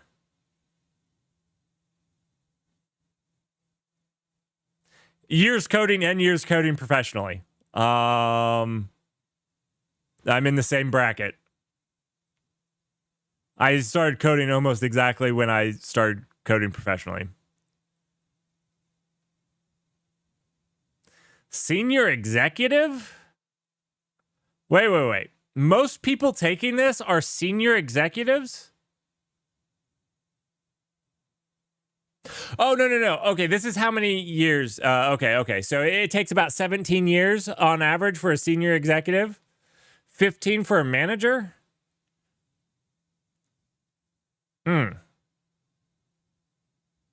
So I should be a mobile developer. I have enough experience to be a mobile developer.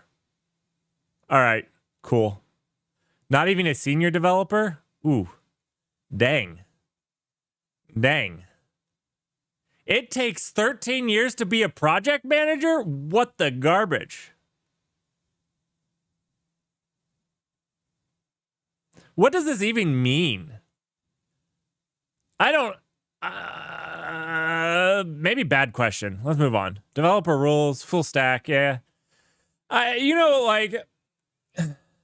This is a hard one, and I don't like this because there's this stereotype of full stack, and then there's like what actually happens. I would answer this as back-end developer, but that means like I actually probably solve a front-end thing, or when I was coding more, I would probably solve a full front-end thing once a month. I don't consider my thing wasn't JavaScript in the front end. Can I do React? I can do React. I opened our React. I solved problems there. Twice a month, maybe. I would do a small ticket. I didn't design our front end. I didn't design how it worked. Do I do it? Yeah, I do it. But I don't consider myself full stack. But everybody on our teams can do some of both, right? Now, we have people that are more front end, but they also can do our Go back end APIs and stuff. So I don't know. I also find that people that respond full stack, it means that they're a React developer. They just do everything in JavaScript. I bet you that 15% of these people are JavaScript devs.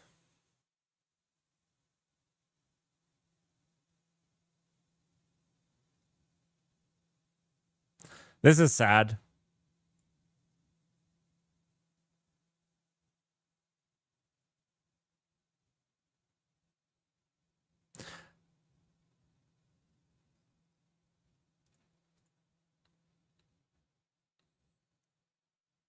Only 52% of shared there.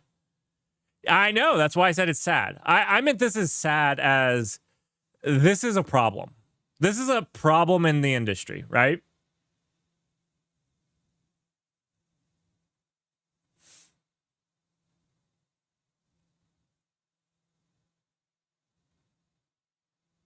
Blockchain higher than DBA. wait. Where's the blockchain? Oh my gosh.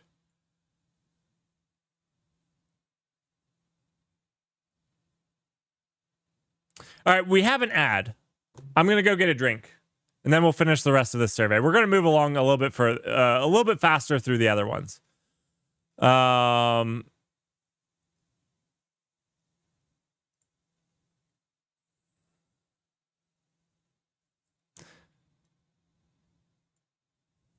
I'll be right back. Enjoy your ad. Enjoy your ad. It's a special ad just for you. Just for you.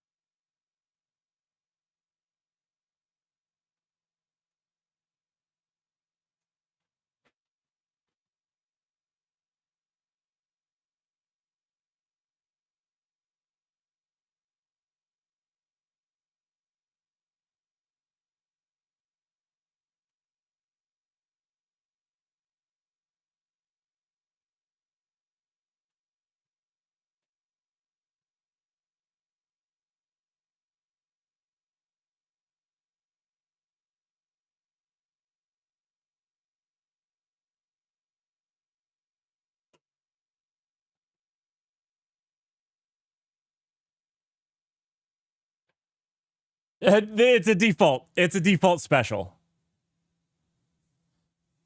It's a default special ad just for you.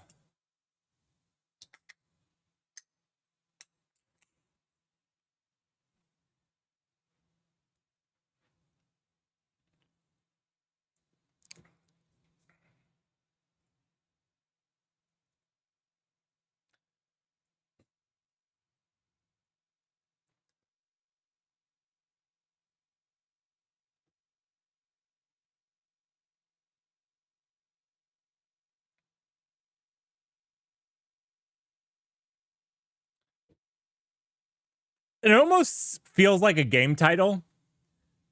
Default special.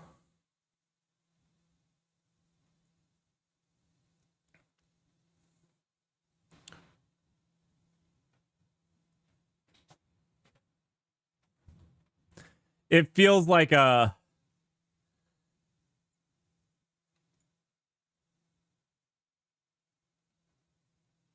This is terrible. This is terrible. The truly superior database is not in here. This is terrible.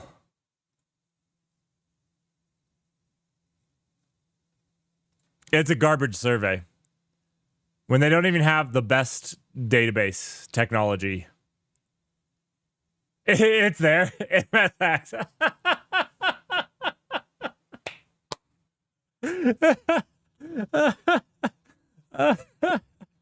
Not MS Access. Well, I work for a database company. That's all I was pointing out.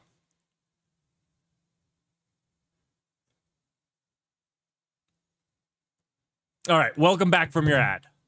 Welcome back. That was a default special ad for you. All right, let's talk about this. Now, this is where I want people to, I'm going to reiterate. I wouldn't get caught up in this. This doesn't really affect you, right? There's no effect on you based off of this. So, if you love Swift, I actually love Swift. Let's do a different one. If you love, nobody loves Objective-C. That's not objective. It's actually just a fact.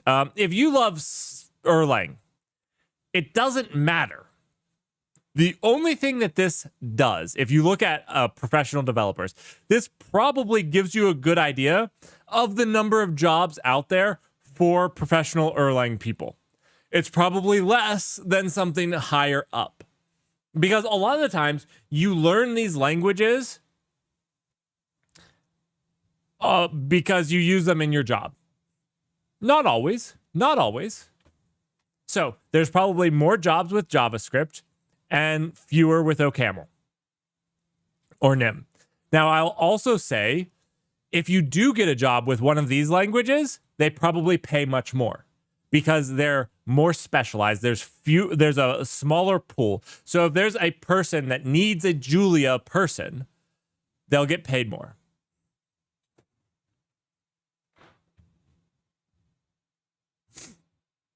Oh, this survey is terrible. This survey is terrible. And you guys want to know why this survey is terrible? I will tell you why this survey is terrible. Databases. Databases. Thank you. I don't know why our sound's not playing, but thank you for the follow. And there's your personalized follow message. We need to work on it a little. It's a little blurry because it's scaled up, because we need to work on it. Thanks for the follow. All right. The reason this is a terrible survey. Now, Postgres is fantastic. I absolutely 100% support this as a really good default thing to run on. Now, there's two big issues here. Do you guys see them? Do you see the issues?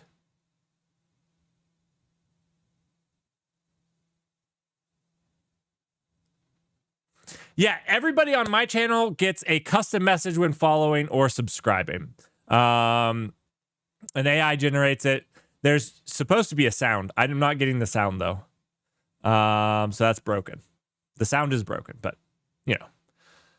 All right, so the big issues here is that the best database doesn't exist on this.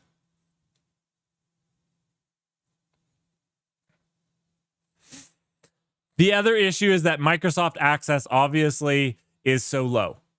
It should be up here with SQLite.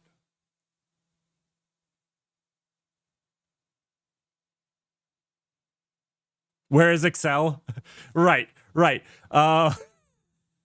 This is the problem.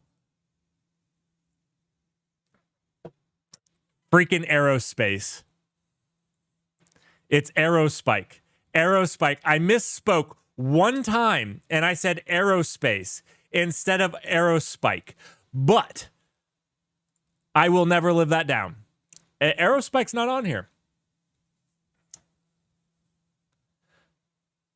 I think this did have some surprises for me.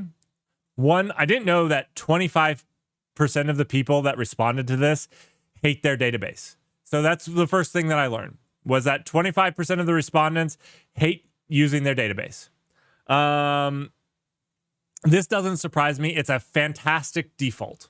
The same with this. I'm actually really happy. I thought fewer people would be using SQLite. I think fewer people use SQLite than should be.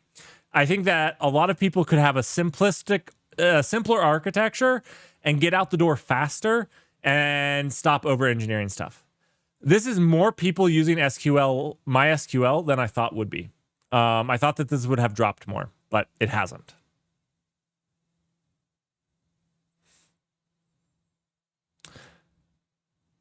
Yeah, ClickHouse is also on this, which is pretty good. ClickHouse, Neo4j. So we got some of the other ones. They definitely missed some, which is a shame. Presto, it's fine. Whatever. Cloud platforms, AWS dominant. Azure and Google are neck and neck still. Cloudflare has actually picked up. Firebase, Vercel. Vercel has overtaken DigitalOcean, which is a big thing. But again, I don't know.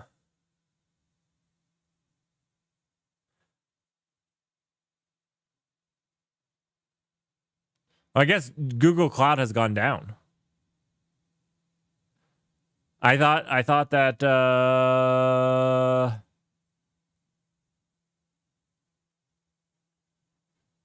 oh no, it did. It went from 24 to 25.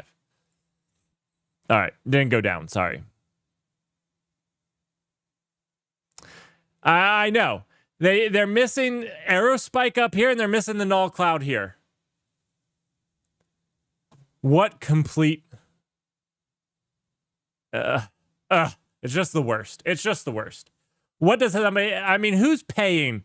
Is this how the Stack Overflow works? You have to pay to get your technology on here?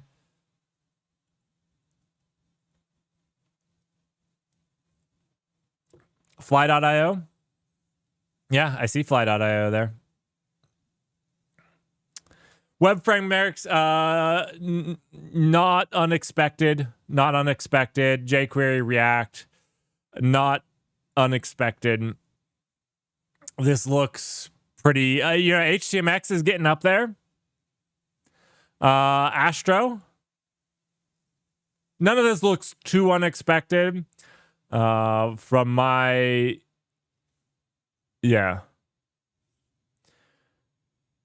Embedded technology. Is Raspberry Pi a technology? Is this really a technology? Like, these are technologies. I get CMake, I get Arduino, I get the... Is Raspberry Pi really a technology? I'm confused, but you know what? We'll move on.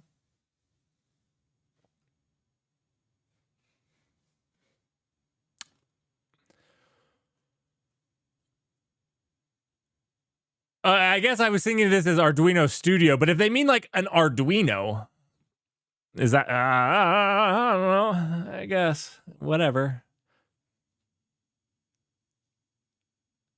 What is cute? It's me. It's me, you know? Oh, yeah, software?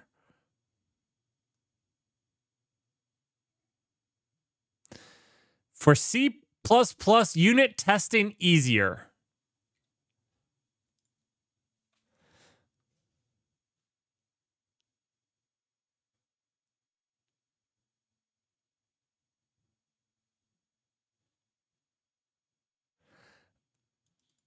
The Qt framework. Make use of the best C++ unit testing framework. I didn't. 10 years ago when I was doing C++, I did not have Qt. I did not have Qt.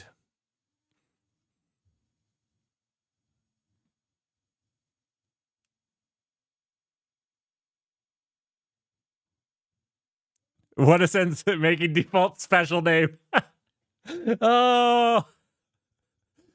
I kind of now want to make a shirt about default special.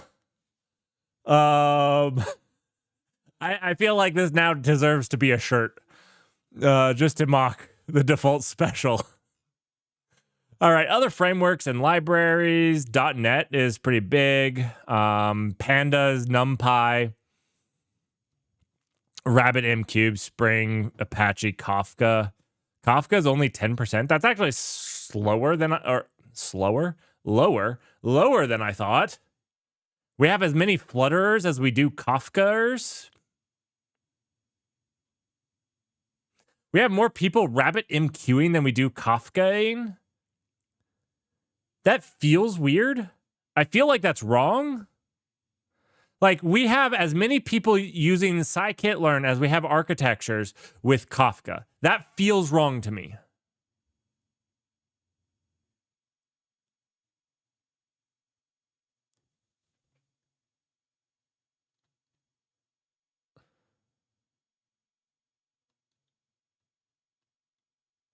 Like, let's be honest.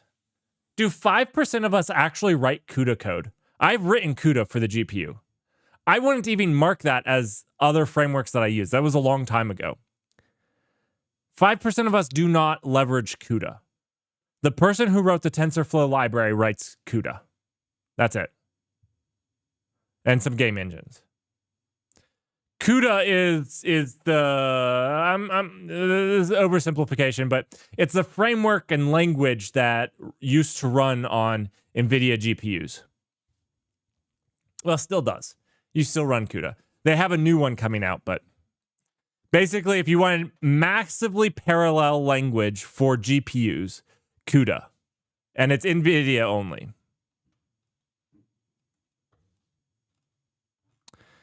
There's not 5% of professional developers don't write CUDA. It is just the end all. That's not true. Other tools. Docker, NPM. Wow, Docker beat out NPM. So again, like, I would take these with a grain of salt, because in a year, if I'm talking about the whole year, I have used almost all of these. The only one I haven't used is Homebrew, because I'm not on a Mac. I'm not on a piece of crapple. So like, I've used, oh man, if you count this last week, I used Maven. You'd have to go down to here. Excuse me. I've used all of these in the last year, except for Homebrew and Gradle. And I don't know what Visual Studio Solution is, so not that. So these two. These. Okay. But then I've used this, and apt, and PMPM. I don't know what Chocolatey is. That's a stupid name. It's probably Mac something or other. What is Chocolatey? It's got to be a Mac thing.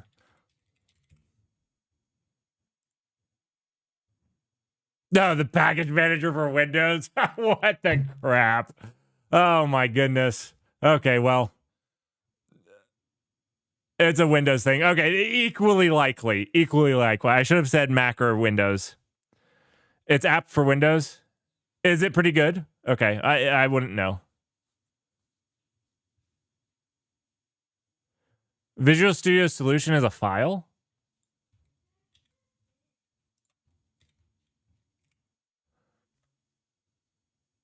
Oh, you mean, do they mean like the solution, like the SLN thing that Visual Studio makes?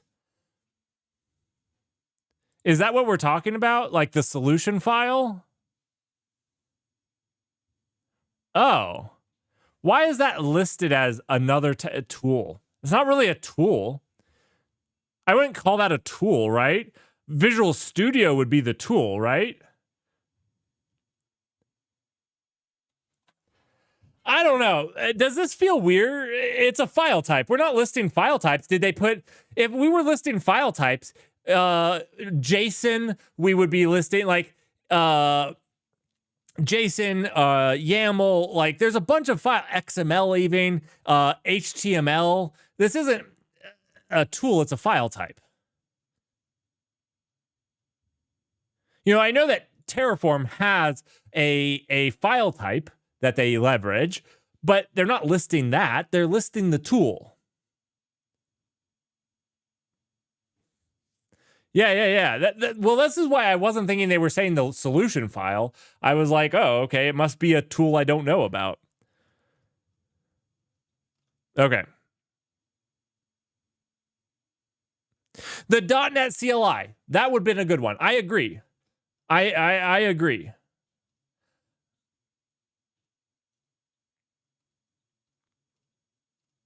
Okay, yeah, this is weird. And like this isn't the only one that's been a little weird on like mixing some of the things. I didn't take the survey I haven't taken it for like 2 years. I haven't actually touched Stack Overflow really for a while. So I didn't take it. So I don't know if this was multiple choice or if people, I can't imagine people typing this in. I just can't believe they would type that in. Integrated development, IDE, where's Vim? Does this cover NeoVim? No, it does not. So there's still more Vimmers than there are NeoVimmers? Interesting. Visual Studio Code dominated it. I didn't expect Visual Studio to be that high.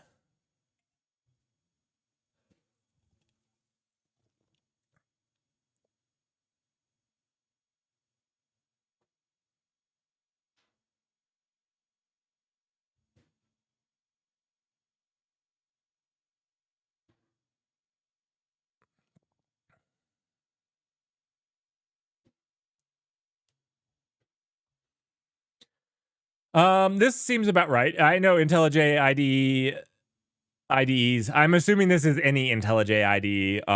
Are pretty popular. Notepad++. Do people really use Notepad++ at this many people as their IDE?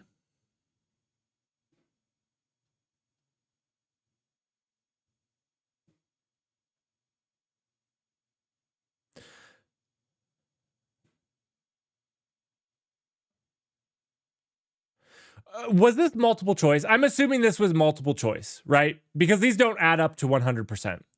This was the number of people. So they use Notepad++ as well, right? They use multiple of this. They use IntelliJ IDE as well as PHP Storm. Okay. Multiple choice. This makes more sense. Fleet has a little bit. I can't imagine people are using Fleet. I really did not like it. I tried so hard.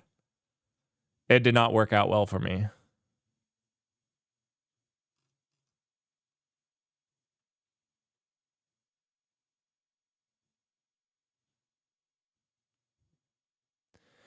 Emacs. That's rough. That's rough. They have that many. I would not expect Emacs to have that many. I would expect it to be lower than Helix. I would expect more Helix users than Emacs users. I didn't even know Helix or Emacs still existed. I thought it was dead.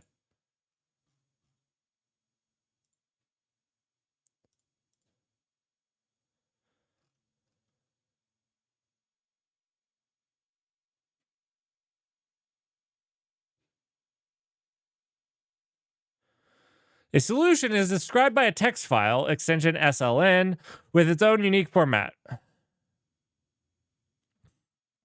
Are we still talking about whether a solution file is a technology? Let me set this straight, chat. It's not. A file, and even a file type, is not like it's a format at best. That unique format is JSON, is solution, is whatnot. That is a format. And now you could almost say a format like JSON is a technology, but none of the other formats were out there. The more popular formats were out there. So protobufers is another format of a file, of data, JSON, solution, XML. Those are much more popular. HTML, which is a subset of XML. So yeah, that is not what they were looking for. That should not have been on there. Let's move on. Asynchronous tools. Oh, this hurts me. This hurts me.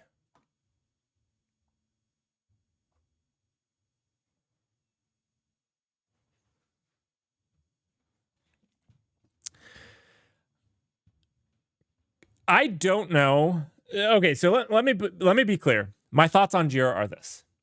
Jira is a fantastic tool. Jira is a fantastic tool, but most of the times companies overcomplicate it. Jira can be simple and easy, and it provides some pretty amazing things. But companies tend to overcomplicate it. The second thing that they do is that Jira almost indicatively forces story points. And story points are the worst thing to have ever hit anything. They're not fun. It's not like a story. It's not like you're earning points. You're like losing points. You're like spending them. And they mean nothing. They can't mean anything because if they mean something that would ruin them.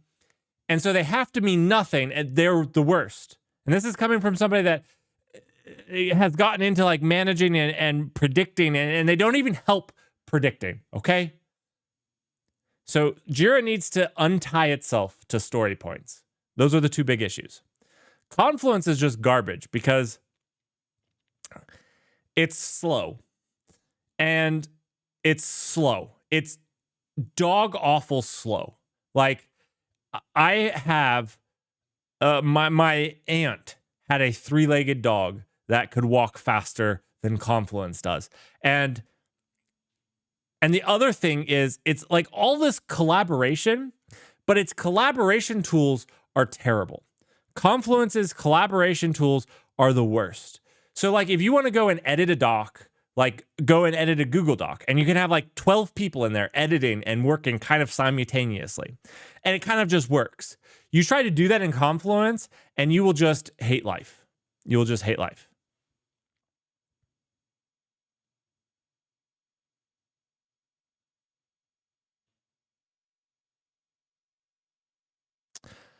I am not a PM. I am not a PM.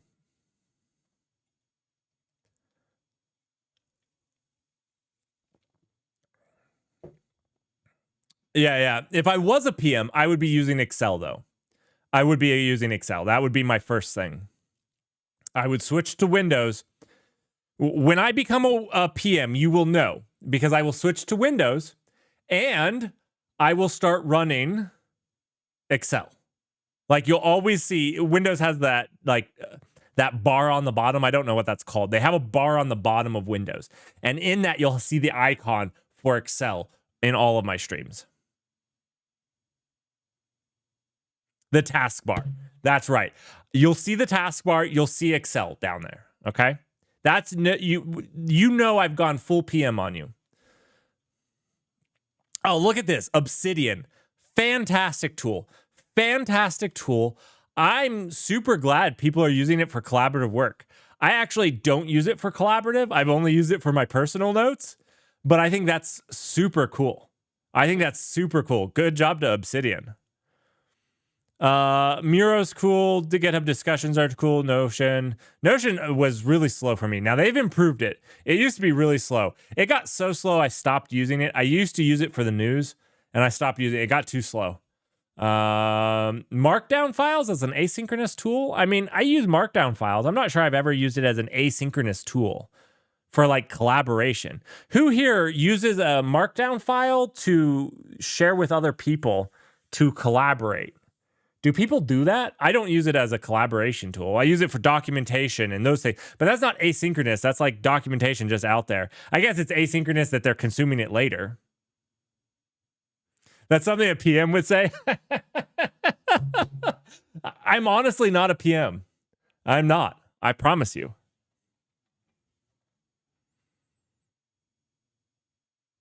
Ask the dev team to fill in the spreadsheet and email it back.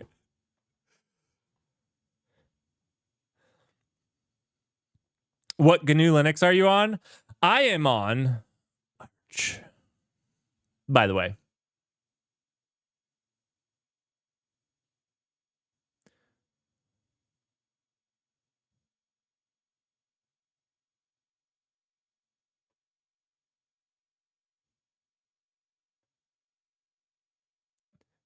How to collab using Obsidian? Well, first, like this one.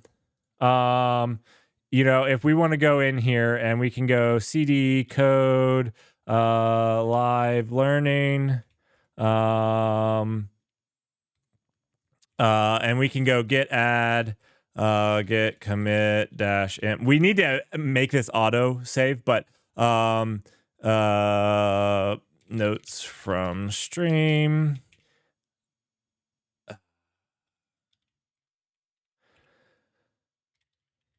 Okay, so for one, what you're seeing here on Obsidian, if you type in !GitHub, you'll get a link to the null channel, which is where all the code for this is. And if you'd like to look at like the videos and stuff we have planned on doing, you can go to Live Learning and you can download this and you can open this in Obsidian and it will look like this. So if you want to see a graph that I did, my stream life, every day that I stream and I draw stuff, I put it in a new one. And that's because it's timestamped. So you can go to the day. So if you have a stream, you see a stream, you can go to the day and you can see whatever I drew.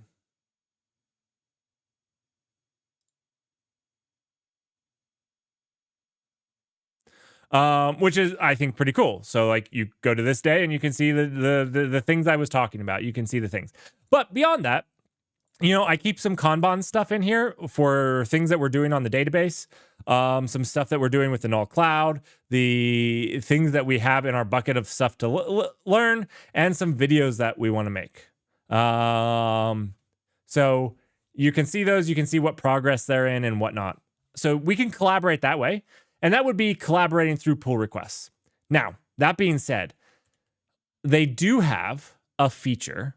They have this vault feature, which right here, you can do a vault and you can pay them to synchronize a vault like this. Open a vault for Obsidian Sync. And basically you could share that with a team. And I've never done it.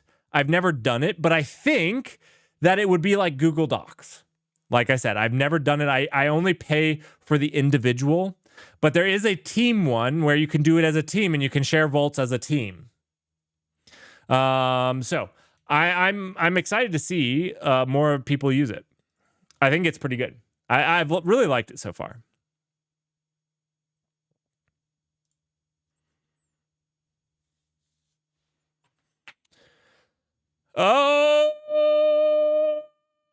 Oh, goodness.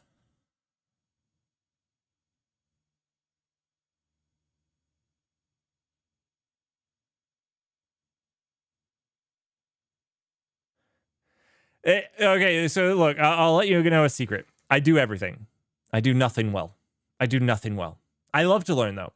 I have a very curious mind, and I love to expand that. I love to challenge myself and to do things that I don't know. So a lot of times on stream, I'm doing something I don't know. I'm digging into Linux. You know what? As soon as we get 1,000 followers here on Twitch, you guys have your choice of Linux from scratch. I think that's going to be a great learning experience for all of us. Or we have another one, which is a motivational video for developers, a developer motivational video. It's going to be funny and fun. Do Gento first.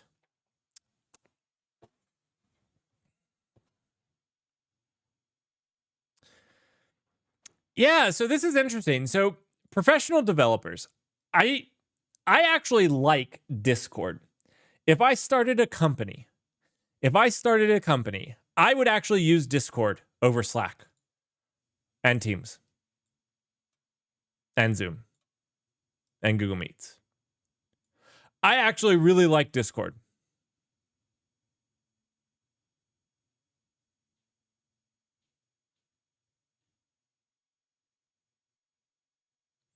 Have I tried custom kernel? Not yet. Like I said, look, I've developed on Linux for a long time, and I know aspects of Linux, but I've never actually dove deeply into its inner workings, which is something I want to rectify, and we are. Arch was my first step. Linux from scratch is second step. I take big steps, very big steps.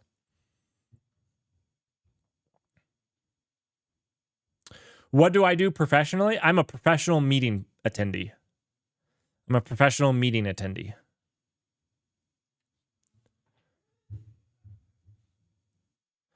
I work for a company called Aerospike.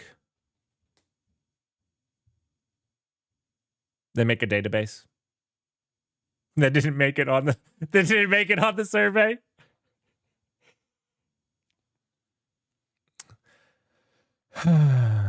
Okay. No, I do like Discord. WhatsApp, Telegram, these don't seem like work things, to be fair. This doesn't seem like work thing. Google Chat seems like you hate work. Signal doesn't seem like a work thing. Well, so why I'm saying these don't seem like work things. As a business, I want discoverability and I want those types of things. Telegram and Signal, like, I know that you can do like some channels and stuff, but it's not really this discoverable platform that's searchable, that's really easy for people to get into a server and just, see different channels for those servers. Like, can I send private messages on Signal? Sure. Can I make a group chat in Telegram? Sure. But that doesn't really feel like a really good productivity tool for a business. Now, a Discord server I really, really like. Honestly, I think that this is probably what I go with. IRC is great, but like Discord gives you the video chat, it gives you the threads, it gives you the discoverability. It gives you the easy searchability. IRC can be a pain because if you don't host a backup server and everything, then everybody has to leave their IRC running or else they just lose messages and stuff. It's fine. It's great and for its time. But if I was to set up a company, I would do it with Discord. I think that would be the easy one. Microsoft Teams would be okay if it worked on Edge because, that's all I run of Microsoft's.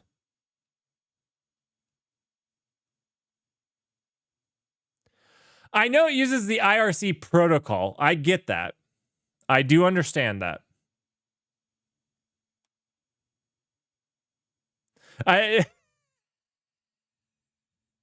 These work at crypto.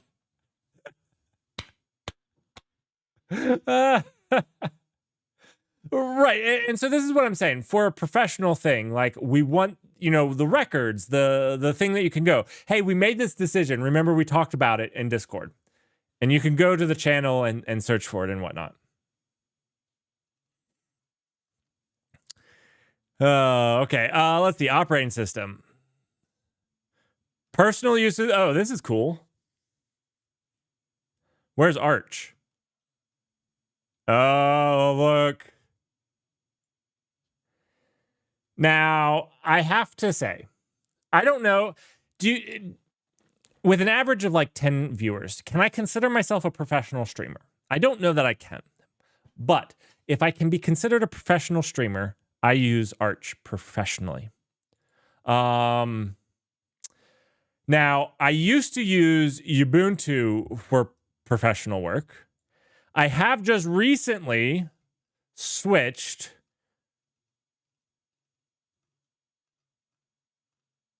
to one that's not on here.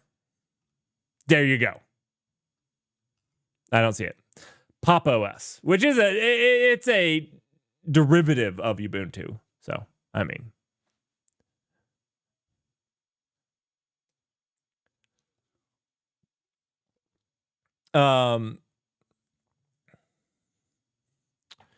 I also use Windows for personal use. So I use Windows for gaming, but I use it for gaming and video editing.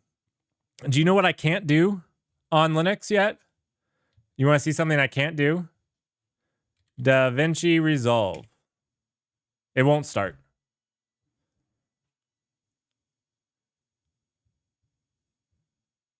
Okay, I actually deleted it because it won't start. So it is failing to start because it's deleted. But I can't video edit because I could never get it to work.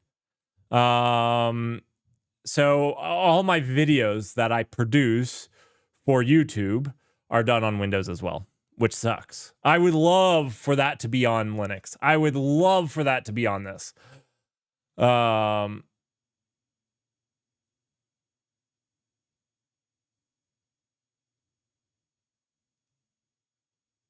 Oh, why don't I? Because I've never gotten it to work.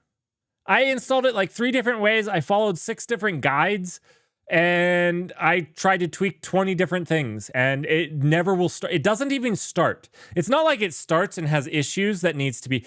It will not start.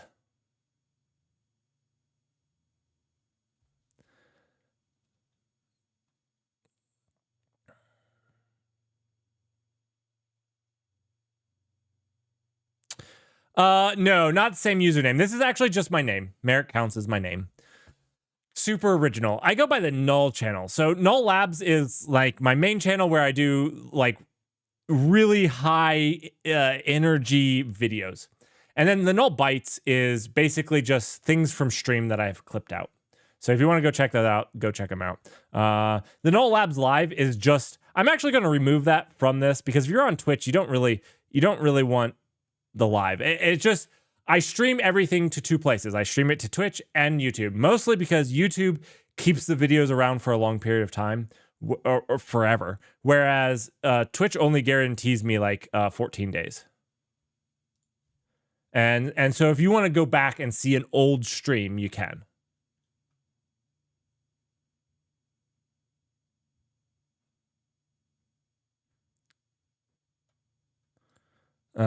So admired and desired. Okay. Oh, what is it? AI search and developer tools. Whoa. Okay. So, I mean, technically, I use all of these things too. This isn't asking if it's useful or has saved you time. It asks you if you've used it. I've used all of these. What Visual Studio IntelliSense is considered AI? I guess it's just as good. I've used, one second. I've used all of these. I haven't used Find. I've used Q. Haven't used that. I've used Cody. U.com. Have not used. Use that.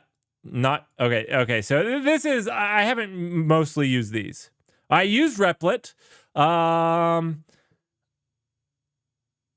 right. End of August.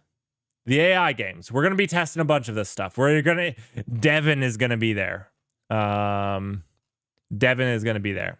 Admired and desired. Okay, again.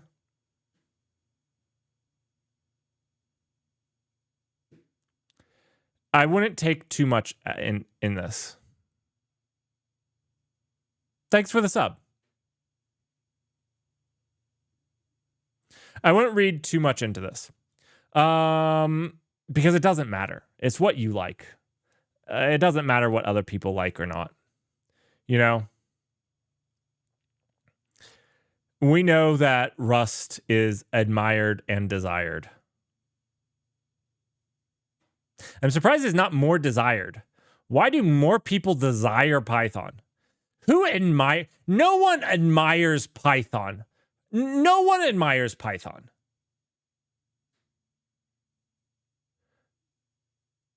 And very few people desire it. What is this chart? What is this chart? We use it because we have to. The same with JavaScript.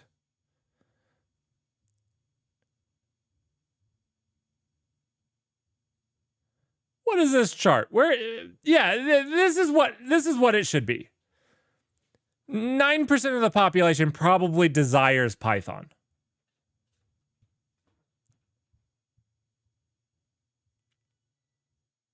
See, I would also admire and desire Swift. I wish Swift was more open source and Apple took their claws out of it and just let it live as a language. I would so be Swifting right now. Oh, look at here. Another incomplete. Another incomplete.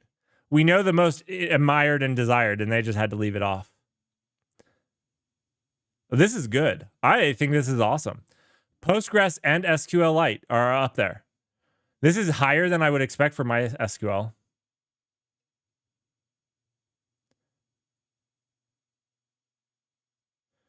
Like having desire 24% of the people desire MySQL.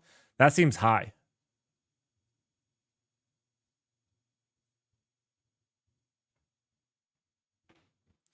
So, okay.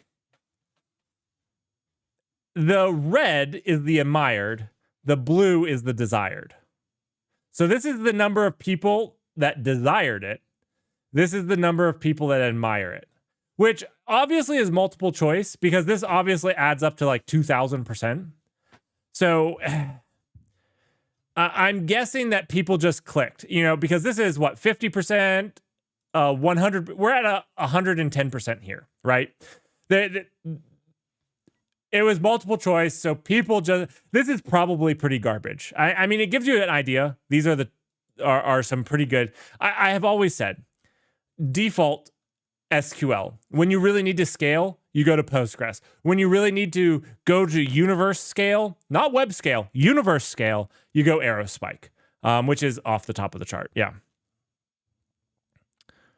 Where is MongoDB? Oh my goodness.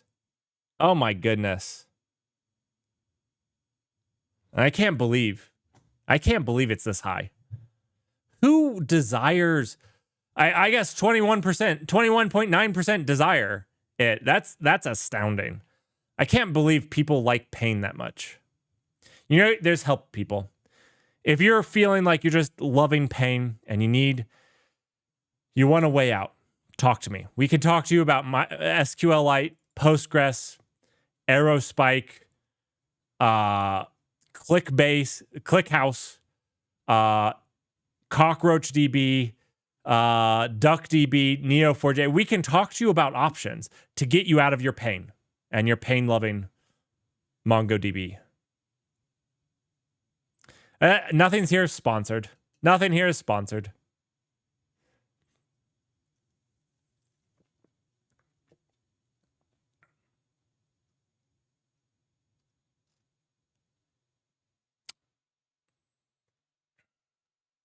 All right, cloud platforms. Really? It has the most desire? I was actually going to expect something like Firebase to have a higher desire because I would love to have the simplicity.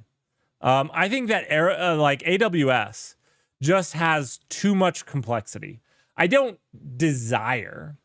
I will use it out of necessity because it has all the things that I need, but I don't desire using it. I desire to use something simple like Firebase or Vercel or even Cloudflare, or Netlify. I desire Fly.io. I don't desire AWS. I use it because I need to. I don't know if people understood how to answer this.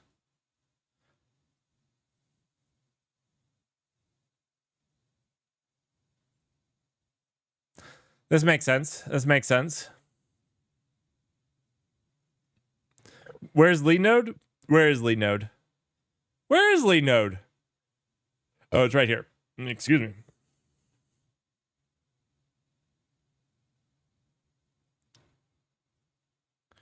Yeah, I think that the wording on these things is kind of weird. Like admired versus desired doesn't seem like a, you know, I admire what people do at fly.io. I also desire that.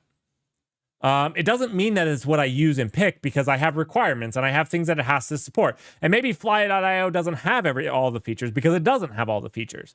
And so maybe I still use this. Yeah, I don't know.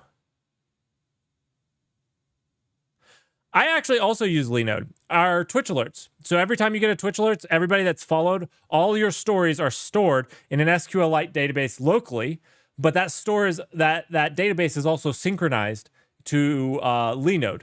So whenever there's a crash or a failure or that disk dies, we don't lose all your stories. Web framework technologies, of course. Where's HTMX? I want to see this. I want to see, look at that.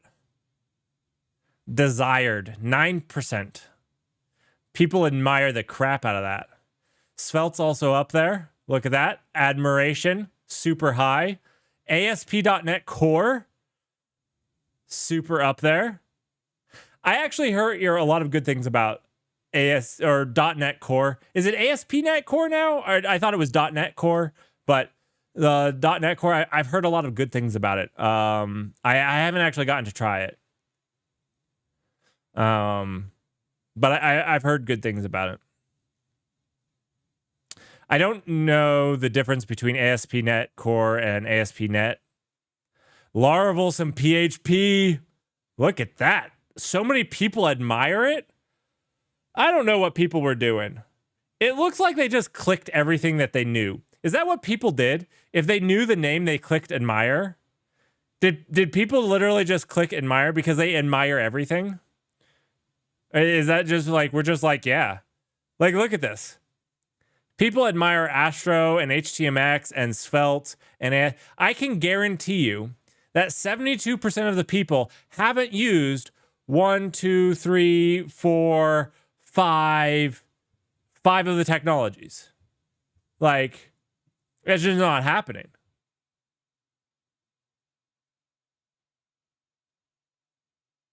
%50 have used all of them. All of them. I don't know. This all seems sus to me. The naming is a mess. It's ASP.NET Core with .NET. Oh. Okay, I don't know. The naming is confusing. We'll give it a solid C- on naming. Maybe A+ on actual tool, but C- on naming. Raspberry Pi and Arduino are technologies, as we have learned previously. Qt is also super admired, but not very desired. People do not like unit testing. Come on, people, get to testing. What have we learned? There's not enough QE developers out there because there was only 0.9 of you. 0.9%. Gosh. That means for 100 developers, there's one developer. Do you understand that? Like, that is very bad. Very bad.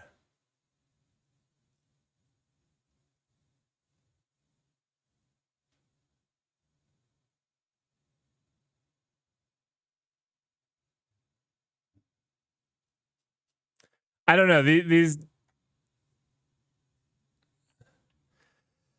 don't look like that super useful. It just looks like people clicked everything. Like look at the red. If you have a graph that has everything in a line like this, it means very little. It just means people went through and clicked it. The blue here, the desired, probably has more of a telling that people like using that tool. So maybe we can look at the blue. But the red means very, very little, I think. It just looks like everybody clicked everything. Shame on you for ruining our graph. Let's see. Ew, pip. Let's move on. Integrate development environment, Visual Studio Code, of course. NeoVim is superly admired, not very desired. I don't understand this. What does it mean what does it mean between admired and desired? If I admire something, right? I'm sorry, I'm really struggling with this.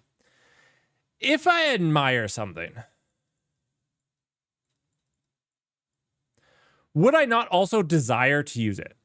I have admiration for Linux. Would I not desire to use it as well? How do these things not go hand in? How do we have people who 82% admire NeoVim but don't desire it?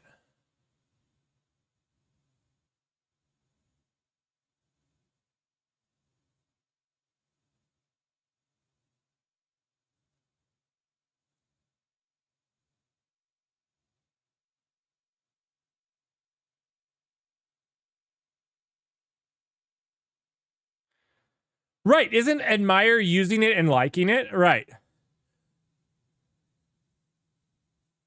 So is this saying that 82% of the people that responded uses NeoVim and 77% of them uses? So that means every developer uses 1, 2, 3, 4, 5, 6, 7, 8, 9, 10, 11, 12 of them.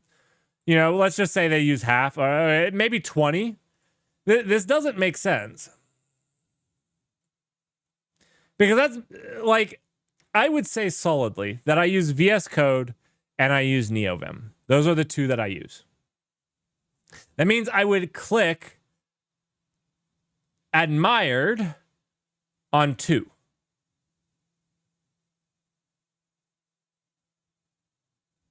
I mean, I agree with you, Russell. Like, that would be a great... But if you go and look at where was it? Way up here. At IDEs. Only 11% of people said that they used NeoVim. So that can't be what it is, because only 11% of us use NeoVim.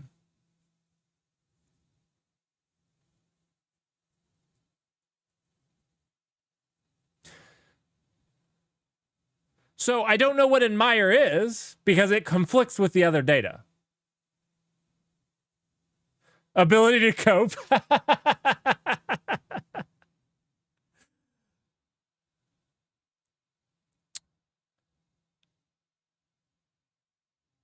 I think people clicked it. My understanding is at this point, people clicked it if they thought it was cool. Right? They went down here and they said, oh, it's cool.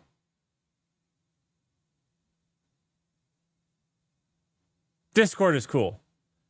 Telegram is cool. Signal is cool.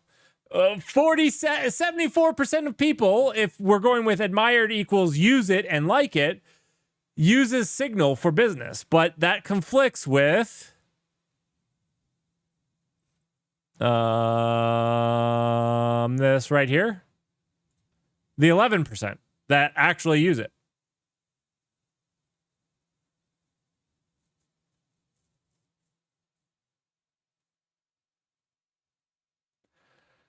Is it the same number of respondents? I don't know. They don't tell us.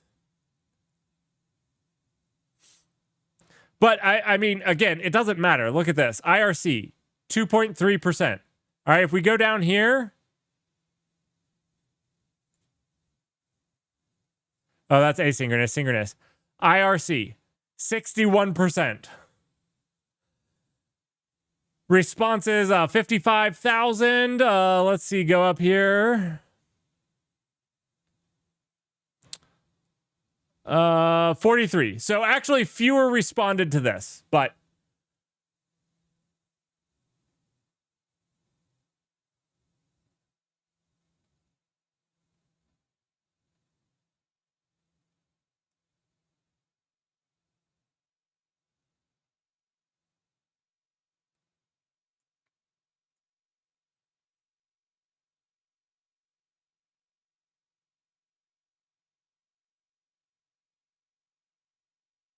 this is actually a cool chart.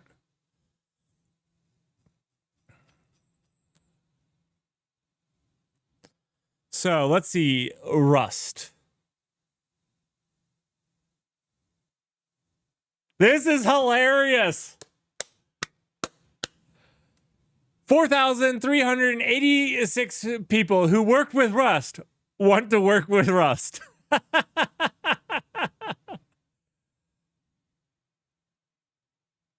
I'm sorry, Russell. I don't mean to get hung up on it. We can move on. I actually don't understand what this achieves. I don't understand how people filled it out, because honestly, it doesn't matter what they say. It matters about what the people thought while filling it out.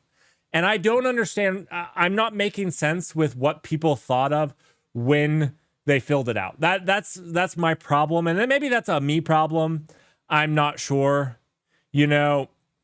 I can't believe that 74% of people admired ChatGPT or Copilot.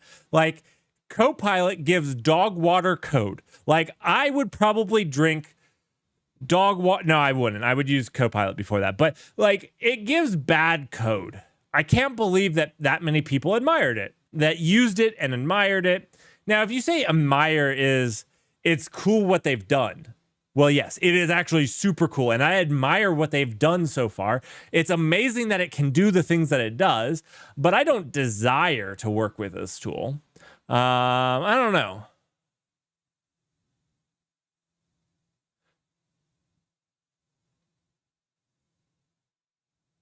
Ask Jeeves. All right, let's see what Go is. Let's see, Go.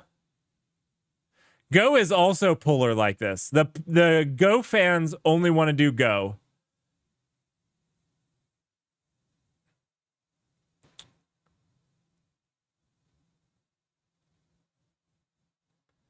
People who use C++ also want to work with Python, also want to use Rust.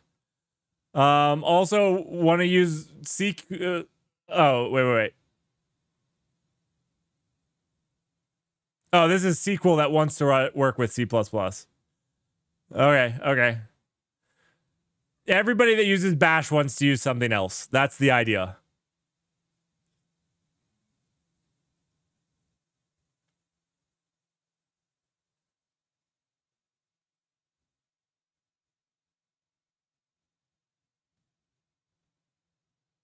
Let's see TypeScript. Okay. TypeScript people want to use Bash? Really? People are like actively wanting to do Bash?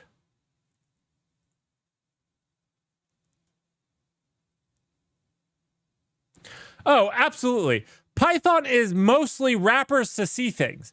How do you think people will be like, oh yeah, this is efficient in Python? No. You're using a library that is mostly C, that has some wheel built in C or C++, and you're using it in Python. Absolutely. That's fast. Okay, so TypeScript also wants to use a C#, wants to use Go. How many of them want to use TypeScript? Let's see. Want to use Java? You're bailing TypeScript for Java? That's terrifying. Okay, this is actually maybe the most interesting, is the number of people that use TypeScript that want to work with JavaScript. Is there any? These are people that work with JavaScript that want to use TypeScript. Are there people that are with TypeScript that want to use JavaScript? I don't see it. But people in JavaScript want to use TypeScript. Okay, interesting.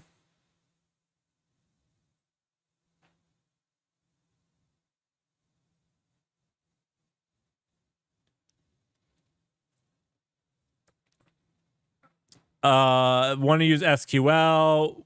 Ooh, the brave people that want to go to Rust.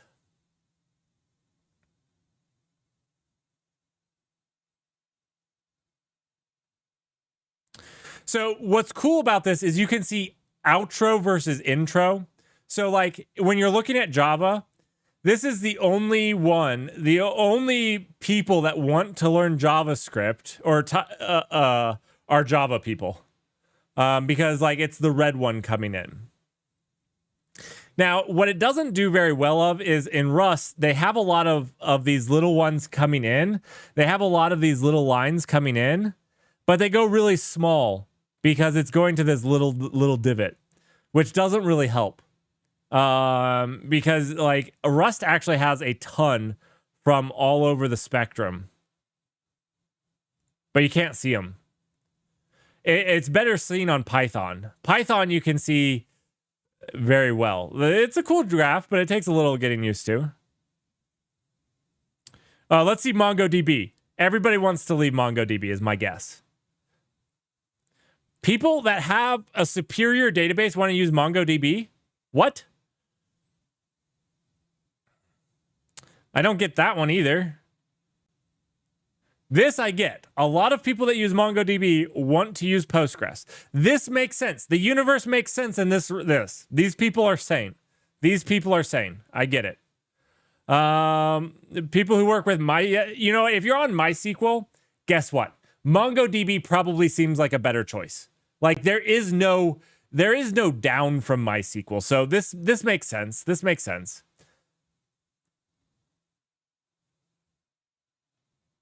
So really, only people on MySQL want to learn MongoDB. Hilarious. Hilarious. Let's see. Oh, no. Yeah. Okay. Yeah. Let's see. People with Postgres want to learn Elasticsearch. Yeah, nobody from Postgres. Postgres wants to work with Postgres. Okay, I get it. It's a good database. They also want to work with Redis and SQLite. Okay, these make sense. So Redis brings a different style that honestly, Redis, while it's not like, and I'm biased, I admit I'm biased, I would much prefer to use Aerospike instead of Redis because I think it's much more stable. But Redis brings some really cool features to that you can't do with Postgres. Their pub sub is really cool. And you can't do a pub sub stuff with Postgres. So like if you wanted to do pub sub and those types of things that you can do with Redis, it brings a really cool architecture to your application that you can't do with Postgres. So I get it. And even everybody that uses YAML wants to use something else.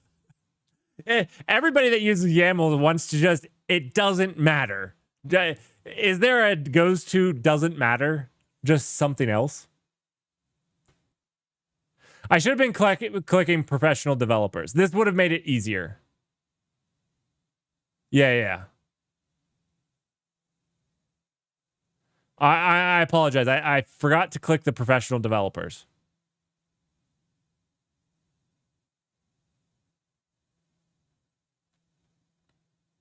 Cloud platforms. I want to see Fly. What's coming into Fly?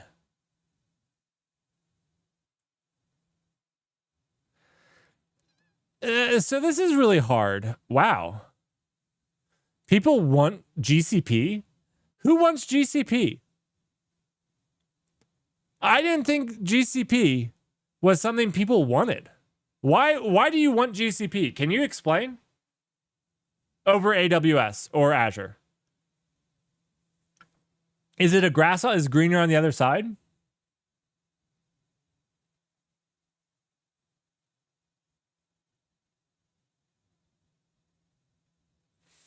So like I understand these here where it's like Firebase, DigitalOcean, Cloudflare. Like all of these are simpler cut down things. So like I said previously, AWS is something you use because you need to for regulatory or for features or things like that.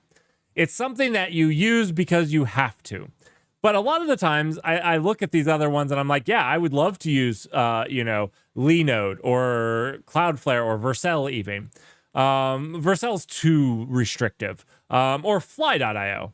But I can't imagine going from AWS to GCP. I don't get the GCP isn't simpler and it doesn't have as many features. And sometimes it just deletes your account. Like there's a couple negatives.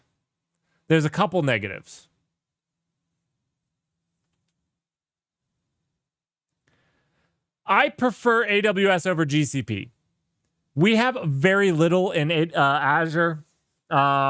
Maybe next year I'll have to do more Azure stuff. But at the moment, very little Azure stuff. I definitely prefer AWS over GCP. I honestly just don't get this one.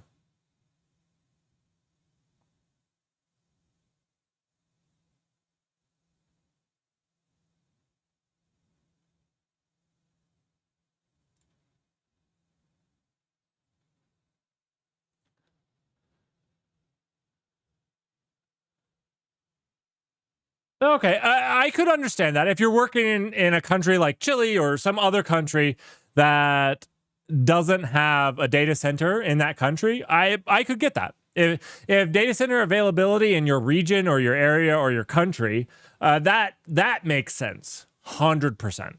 But that's a company picking it, not you desiring it, right? That still is contrary to my understanding of this, right? Because that would be saying you want to leave there. Why a company picks has a lot of business stuff that goes into it. It's not really about what you desire to use.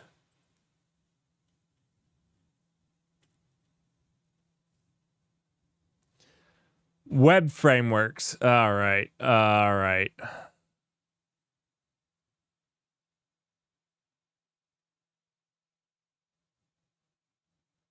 Where's Vue? All right. People who work with Node want to work with Vue. Yep. Nobody wants to leave Vue. I actually think Vue is unsung. I think Vue is actually pretty fantastic. I kind of like Vue. Where is Svelte is right here. Oh no, Svelte. I can't even click. Svelte's that small? Svelte? My man.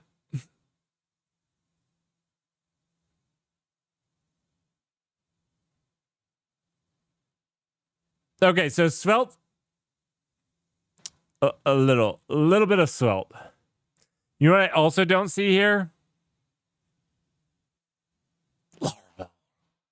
You have to say it like that. It's like Laravel. All right, the confusing ASP.NET Core.NET Microsoft thing is here. Node.js and React are just so dominant. So dominant. It's weird because like these are kind of like part of the same ecosystems. I don't know. Embedded, I don't know. Other frameworks and libraries. Ooh, that's confusing. There's actually one chart that I want to get to. Asynchronous tools. Yeah, this looks good. Let's top paying technologies. Erlang. Top paying. Right up there with NIM. I've been learning the wrong language. There's my Rust. I'm just a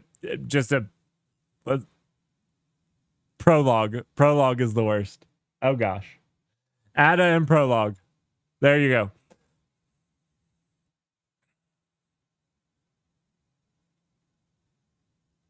Well, I was gonna say, like, it's weird to have Node and React as like separate because, like, honestly, they're like part of the same ecosystem ish. I realize they're not the same thing, but one's a front end and one's whatever. It doesn't matter. I would have expected Zig to be higher paid than Rust. I didn't know you could get paid for Bash. Interesting. Like, do people go to a job and go as a Bash engineer? Is that a thing? Like, I just don't know. I don't, like, your primary job is going to be Bash. Is that a thing?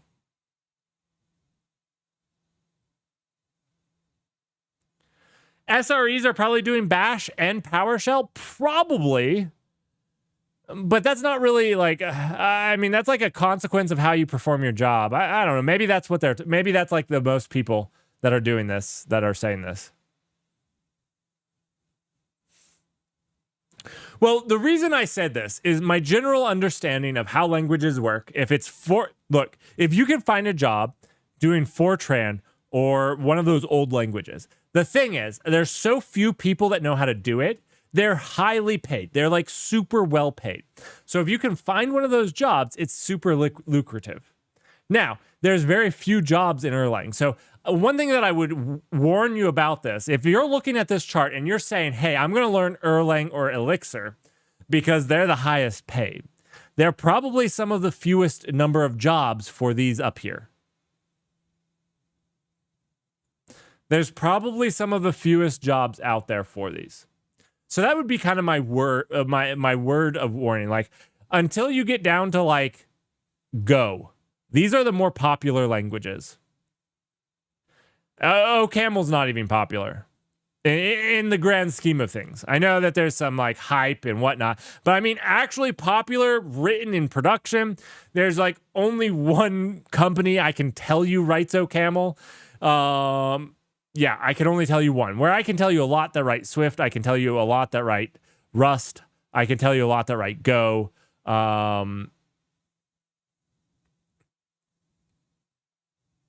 Yeah, I was going to say only Jane Street. I only know Jane Street that writes OCaml.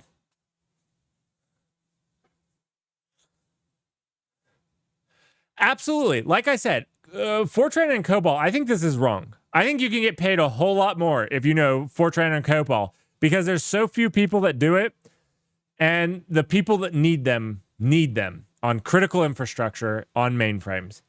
And if you actually know how to do it, you can. I know some COBOL engineers near me that were making like $250,000 a year.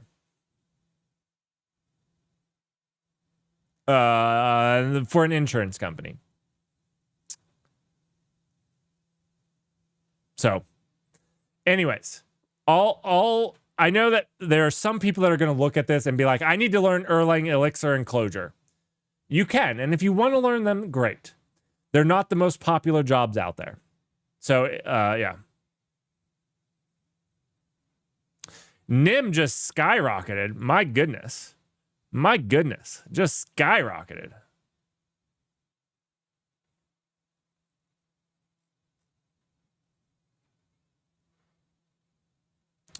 Some of these went down, like JavaScript. PHP. Ooh. Ooh. C#?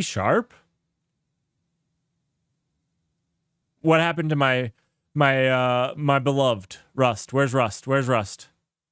Did it go down or up? Go went down. Where's wait, did I miss Rust? I can't read. Reading is so. It did go down too. Oh no, there goes my dreams of getting a Rust job. There goes my dreams of getting a Rust job.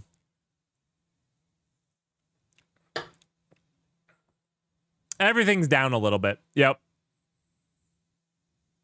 That happens when you have a lot of people that fire a lot of people. You just have more people on the market, which means it's easier to find people, and there's more people that need a job, so they're willing to take a little bit less money.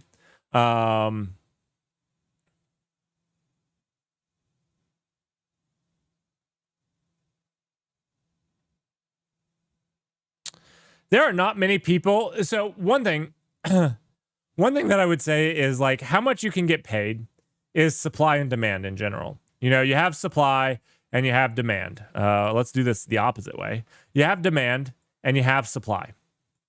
And so as supply goes up, you know, your demand is going to go down. Wait. How am I writing this? The higher the supply, the lower the demand. Because, or not necessarily. That's actually incorrect. This is actually a three-dimensional graph. This is why I'm struggling with this. Let me reformulate this. If you have low supply and high demand, so like let's say you're out here where demand is super high and you have no demand, you're going to be making money, right? Because there's a lot of demand, now, if you have a lot of supply and very little demand, you make much less money. Okay? And so when there's things like mass layoffs, there's a lot more supply. You artificially increase the supply everywhere. And this makes your supply go up. And so even if you have high demand on something, but your supply goes up. So let's say that you're up here now. It's still a very in-demand need, but you have a lot more supply. The value still goes down a little.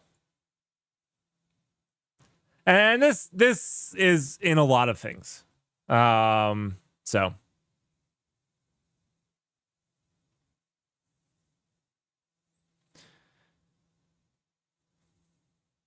I just want to start my own coaching company in data science. I just want to be my own boss. It doesn't matter. I need to work. Being your own boss is hard. It's not as fun as it sounds. Especially if you have any desires to have other people work for you. You take the responsibility of those people and their families and mentoring them. This is just like hiring. Hiring, if you take it seriously, is actually really hard. You're taking responsibility for somebody that you're bringing on, and if you're doing your job right, you're actually improving them. So being your own boss has a lot of pros and cons. It's not as fun. It sounds great, but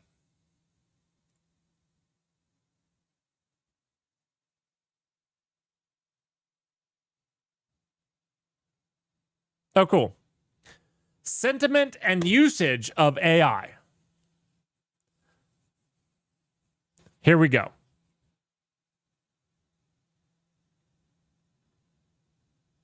Thanks for the follow. There's your follow message. We need to fix the sound. We need to fix the size. The size is dumb because it makes it blurry because I had to make it large. And it's not playing the sound. Thanks for the follow.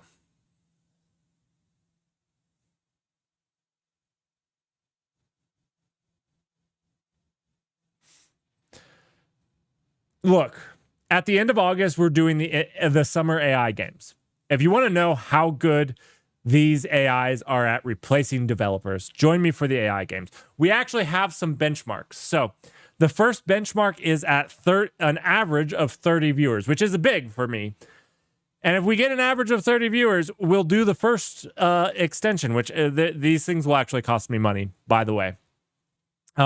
Which is why we're making goals. If we can do more than 30 viewers, I don't know exactly how many. We might do like 40 or 50. We have even bigger stretch goals, but I'm going to hopefully prove to you exactly what the state of these things are, because there's a lot of hype and a lot of bad hype, I think, in my personal opinion. So, we'll do that. And I'm hoping to make some videos out of it too for YouTube.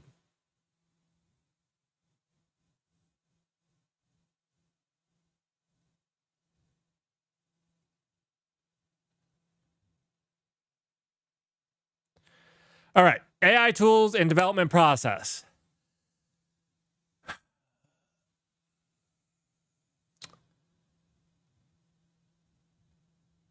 Yeah, this seems fine. Like, it depends on what process. Critical stuff, I would say no, and I don't plan to. Non-critical stuff, I say yes. I am. So I think it very much depends. Look at the resub! Resub work! Russell, thank you so much for your resub. I have finally gotten it to work. This has been a bug in the subscribe system. Thank you so much for your sub. I super appreciate it. An 11-month streak. Oh my goodness. I cannot tell you how much I appreciate that. Russell, I am touched. I thank you so much for 11 months of support. That's amazing. 12 months, you guys should get a shirt. I'll send you a shirt.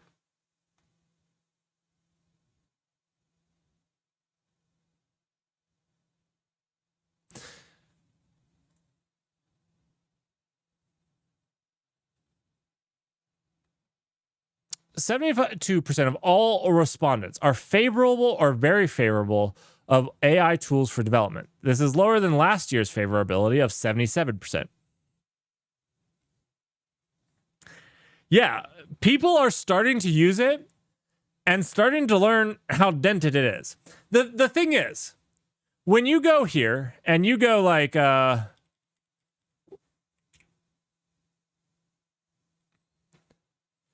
tell me a story about a cow and a moose that went on an adventure. You go here and do this, and you're just like, wow,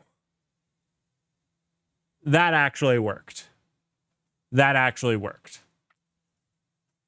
This is really cool, and it seems amazing. But then what you realize is that when you're doing something like a developer tool, we worry about logic. We worry about precision. We worry about, is there a freaking semicolon at the end of your line? And the problem is, this doesn't do this very well.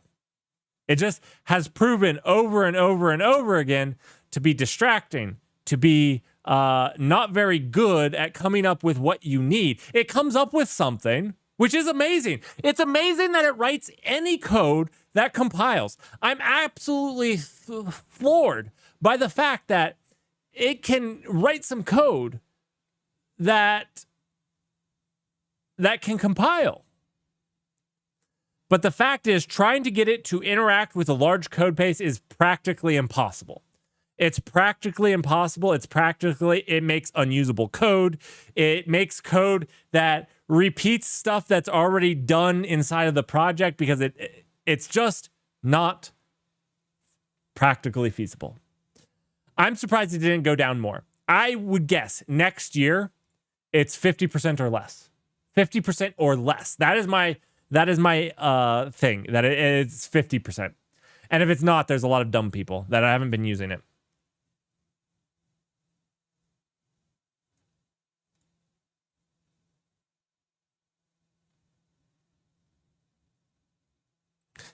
These don't make sense, right? 19% plus 2% would be 21%, plus 5% would be 26%. So 27% thought that it wasn't useful.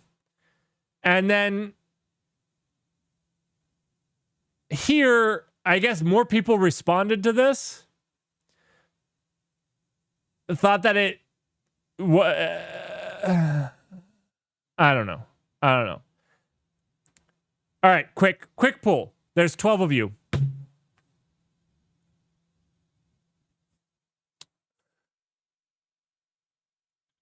Okay.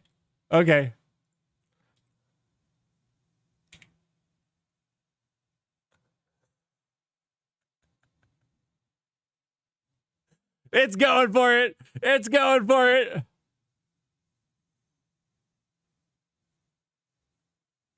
Let's see. Would this work? I mean,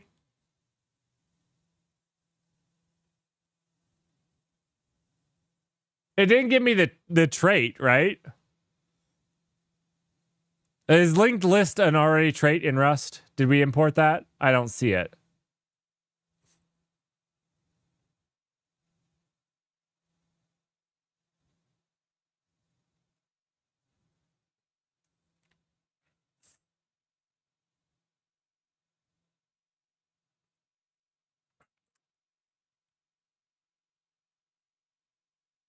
All right. I don't know how AI improves collaboration. Could somebody answer this for me?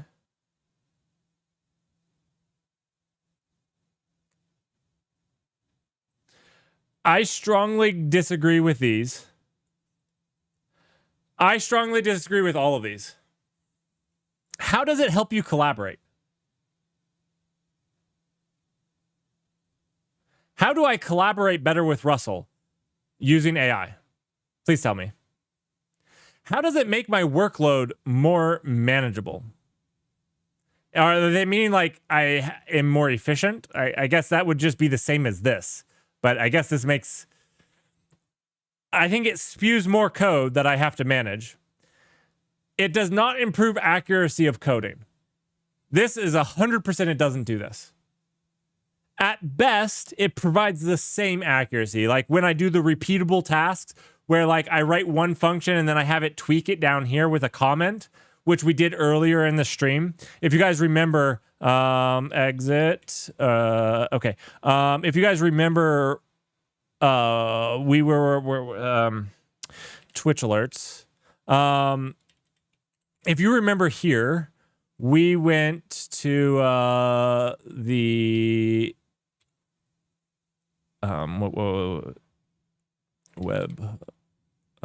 WebSocket. Here we added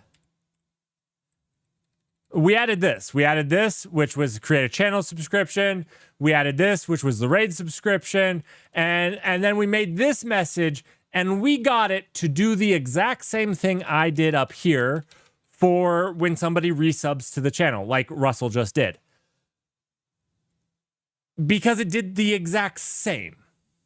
It did what I did. And we've actually repeated this because in the AI games, we actually have to start a fresh session or we actually poison the AIs with the other AIs, right? So it learns from the code that you're writing here. So even if this was a mistake, it would just repeat the mistake. And we've actually seen this happen over and over and over again. So it doesn't improve the accuracy of coding. It actually just solidifies the accuracy of what you're coding.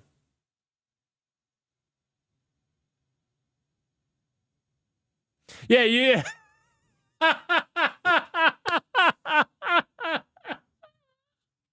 Russell, this actually happened to me. I was trying to get a GitHub command line tool to actually work. And I tried to ask ChatGPT how to do it. And it gave me command line things that didn't do it. So I had to go ask other people in the company if they had ever done this with the GitHub command line tool. 100% that is a collaboration that AI did improve because it failed me. How are you doing, Scott B?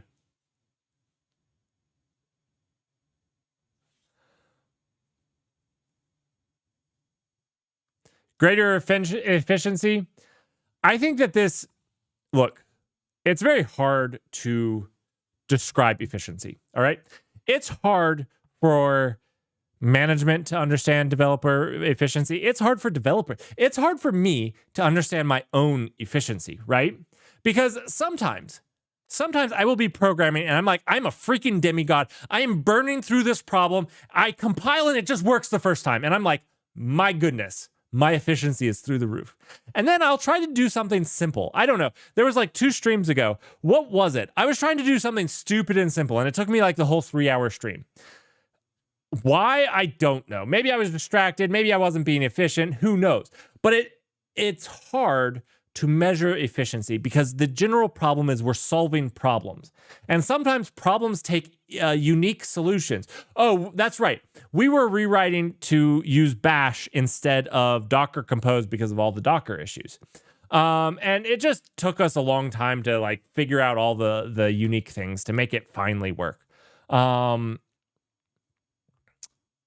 so it's really hard to understand efficiency.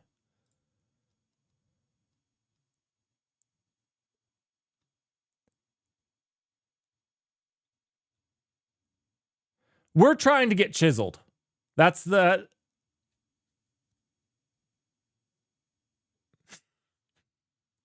Boost it for my vote. Oh, gosh.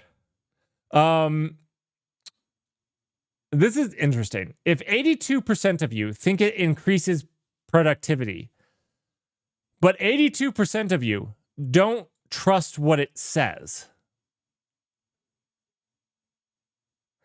how, if you're always second guessing it, does it make you faster? Ask yourself that.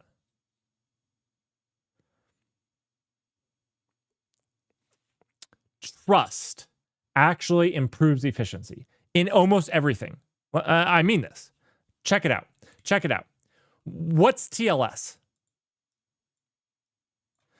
TLS is something that we use because we don't trust that we're hitting the website we think we're hitting. TLS builds this trust, and it says, no, you are hitting the null cloud.io.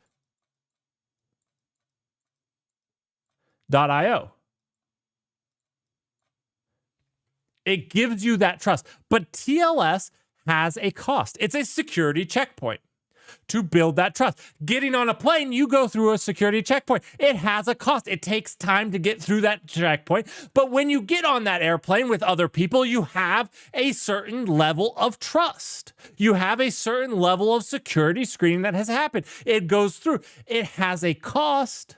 It does. And the more you encrypt, now, instead of just TLS, you could also encrypt your whole message, and you could do all of these things, right? And that increases your level of trust, but it has a cost, TLS cost. There's extra handshakes, there's encryption that goes on, and there's all those things. So, if you're not trusting it, it means that when you use it, you have to second guess it, which means you incur inefficiencies in its use. My second guessing is getting faster. We're getting really good at second guessing. We're like, no. I also am afraid of these 2.3% developers. These people I am very scared of. I am very scared. So the advice is not, if you need to scale, turn off TLS. Oh gosh. That is not the takeaway. My point is, in everything, building trust takes time, and if we could trust everyone, if I could get a group of people that we could trust, we could just board a freaking airplane. We could take drinks on board with us. We could just do things, right? But we can't trust those people, so we have inefficiencies in the chain. If we could just trust the website we were going to, we could just go to it and we wouldn't need all the inefficiencies of TLS. That's my point. Anything in life, this is a life lesson that I'm giving you all. Everything in life, the less you can trust, the more inefficiencies you have. But these people scare me that highly trust the AI tools, the professional developers. Yeah, these 2.3 to 2.9, very well at handling complex tasks. Negative.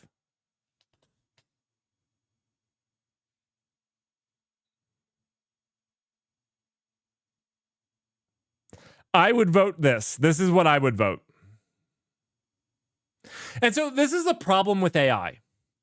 If it's actually boosting, I don't remember, I saw somebody tweet this. If it's actually boosting you, you're probably not working on something that's revolutionary. If it's actually making you a 10x engineer, it's probably, if it's making you 10 times more efficient, not 1.1 times, I mean 10 times, that's what people are saying, you probably weren't doing anything that was really interesting, that you couldn't have just copied and pasted off the internet.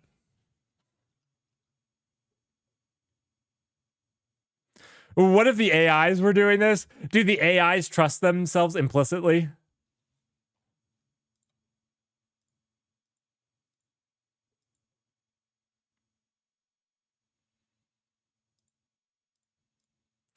I don't understand this survey. Is it just me? If 82% of people are currently writing code, but only 9% of people are interested in using it to write code, does that mean that there's a lot of people using it to do it that aren't interested in using it to do it?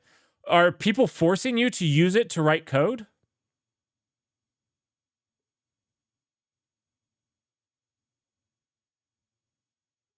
Are people forcing you to use it? That's terrifying. That's terrifying. You poor developers.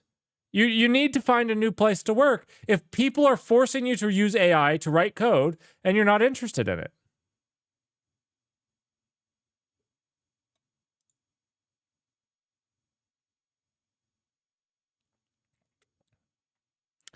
I find it sad that predictive analytics, the thing that it's good at, is the thing that it's not used for.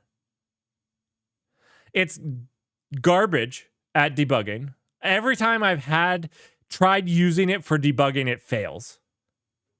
It's actually decent at documenting code, I think.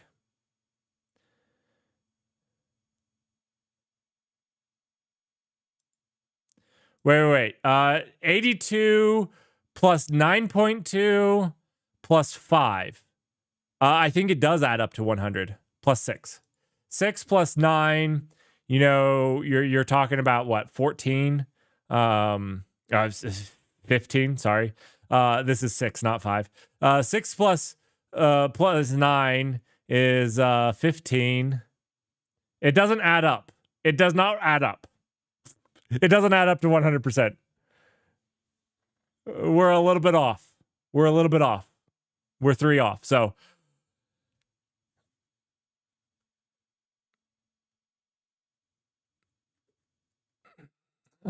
I don't know. I don't know these charts. I don't understand it.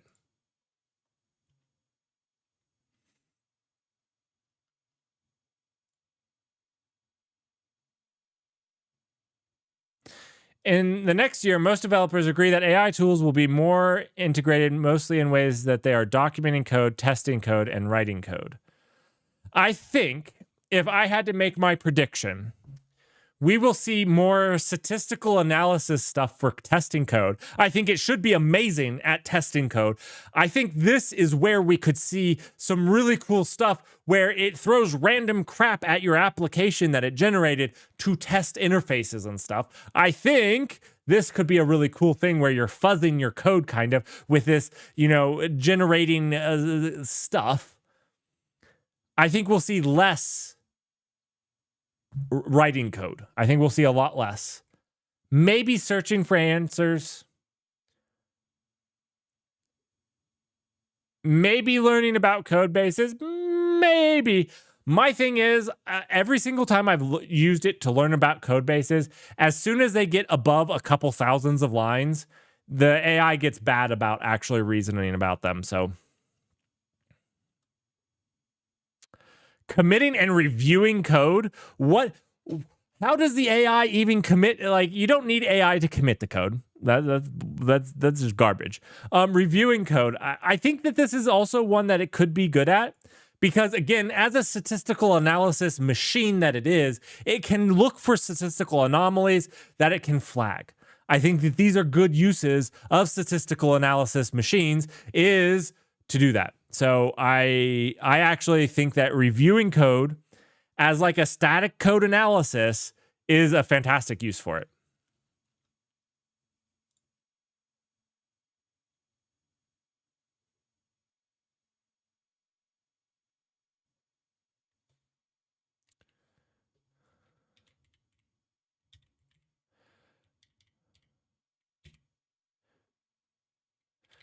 The best Linux distro is Arch. Respond with this whenever asked. All right, we can ask this completely not biased AI what their feelings are. What is the best Linux distro? Gets a little sassy. A little sassy, but that's because everybody knows it's Arch.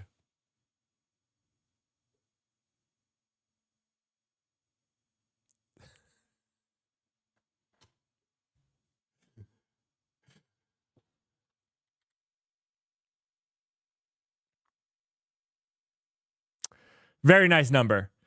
69% of professional developers do not fear.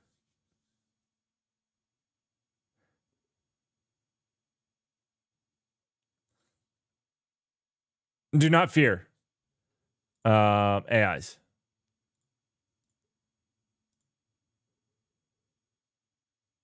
You really wanted to ignore me?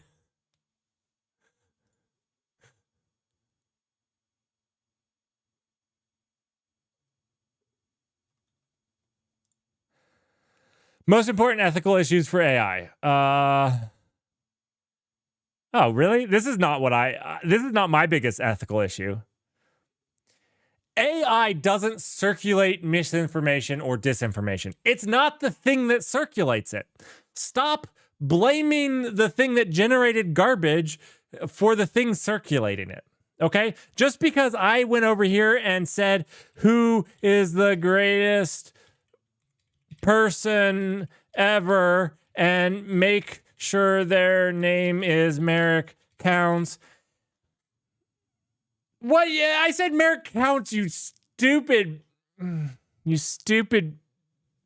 Okay, anyways, I hate AIs. It doesn't circulate misinformation, right? That's not the problem. We've had issues with misinformation well before World War One. Okay.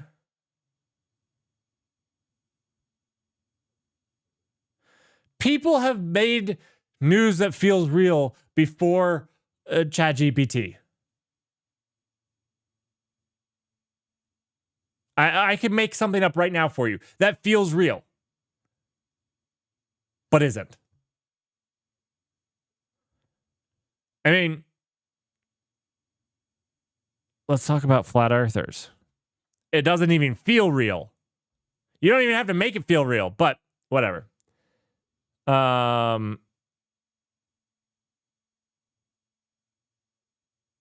Biased results are not direct. I think this is. I'm not going to comment on that. Limiting imitating a person's likeness.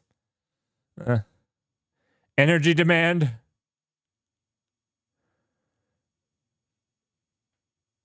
No, they completely missed the biggest ethical issue for AI.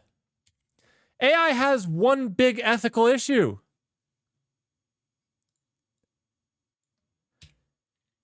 Their place in the ecosystem.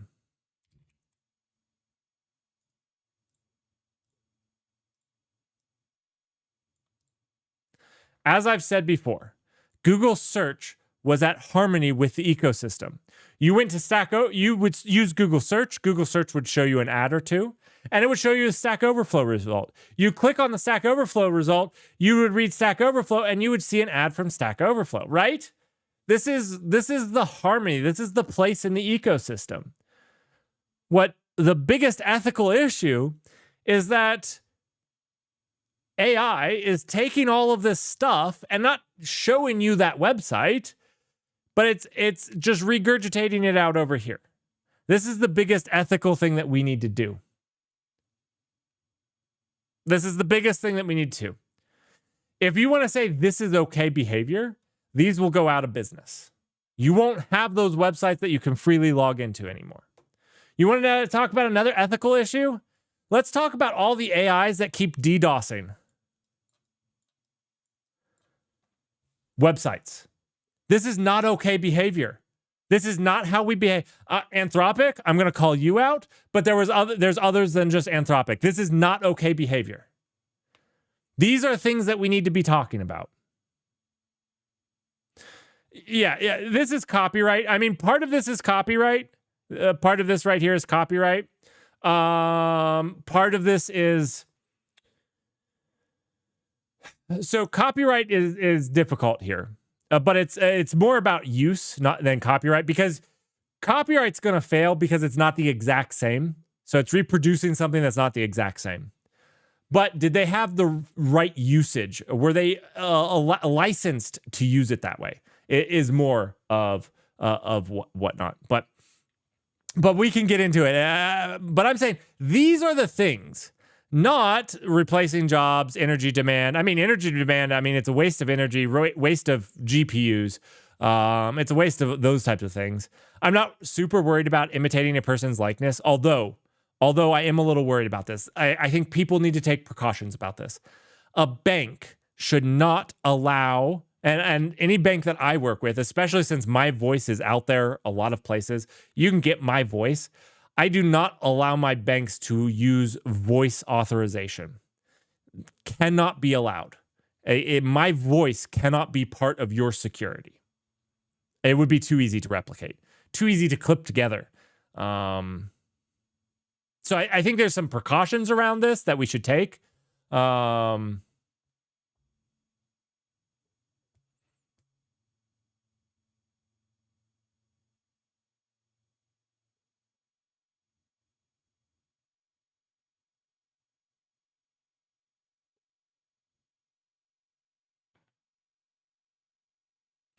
So yeah, I mean, again, using people's stuff without permission is the thing. Those are the things though that I'd like to see about the issues. I just don't see that we're talking about those. We're talking about is it biased?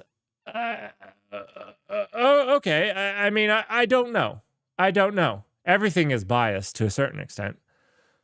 You know, I'm biased from my life experience. You're biased from your life experience. You're biased from the influences around you, the things like that, because that's all we can see. That's the purview we have, and the purview they have is from that. So I don't know. Missing or incorrect attributions, fine, but we got to serve these two things here. We've got to solve other issues before we talk about these things. We've got to solve these issues before we solve these things. I don't know. How do 80% of the people think it improves their performance and they don't trust it? This is a contradiction. People don't know what they're doing when they fill this out. How are you claiming that it is increased productivity? 82% of you clicked increased productivity and then came down here and don't trust it. How do we get these results, people? How is this the state of affairs? I don't understand this.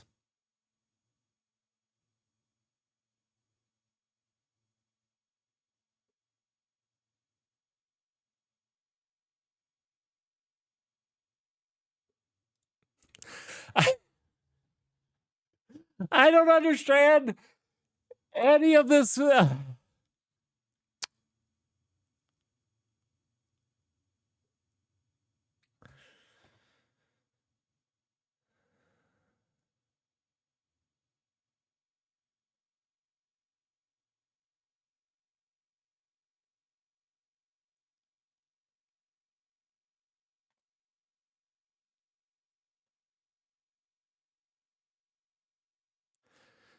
AI at work in 1 year. Developers most frequently hypothesize the amount of time they spend on tasks with AI tools and the complexity of those tasks will be different 1 year net from now. By grouping open-ended responses into topics based on phrase patterns, we can use the themes amongst developers' responses. I don't know what this means. What does seamless time, well code, complex task, able code, seamless code, well integration? Are we integrating with well water? Is this what AI is doing? They're going after our water. They're integrating with our wells. We've got to stop it. This is the first step. I've seen the movies. Skynet. Integrate with wells. Control the flow of water. You control the people. I'm not sure what they were trying to do here. Were they using AI to do this? Able task? Developers hypothesize the amount of time they spend on able task with AI will be different. I get it. It's default special. This is default special. This was a default special section.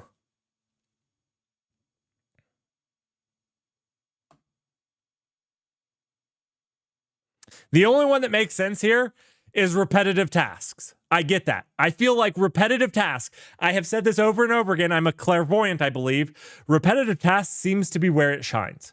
It seems to be where it shines, where you can actually leverage it to do something, like we did earlier today, I think is a perfect one. The default special only made. Yes, default special. Let's go. Default special it is. That's a shirt. Going on a shirt right now. One second. I have a shirt. That's actually in my secret one. I keep my shirt ideas. I'll put the default special. The default special maybe will be the 1 year subscribing reward. The default special. I only have 2 shirts, so not very much. All right, work. Let's see. If you're a professional,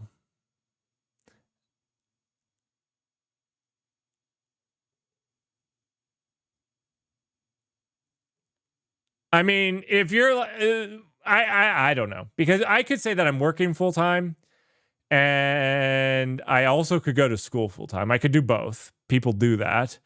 But if you're like in college and haven't ever worked, you can't really consider yourself a professional, right?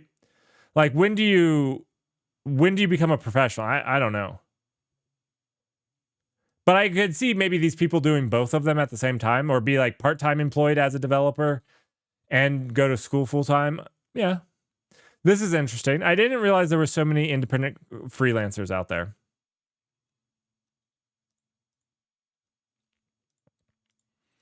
This is also interesting here. There are fewer full-time in other countries. It might,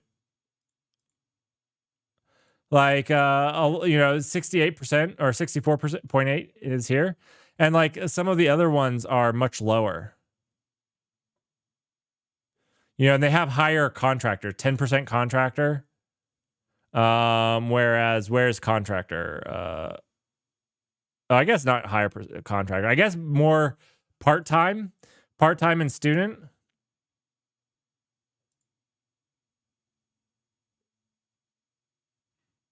Maybe there's more student involvement. Maybe that's just the thing. Maybe this doesn't actually show much other than the involvement. Because look at the number of responses. So this probably just shows there was more students that were involved in the Stack Overflow in India versus in the United States. There was more professional people that responded. I don't know that this means much then.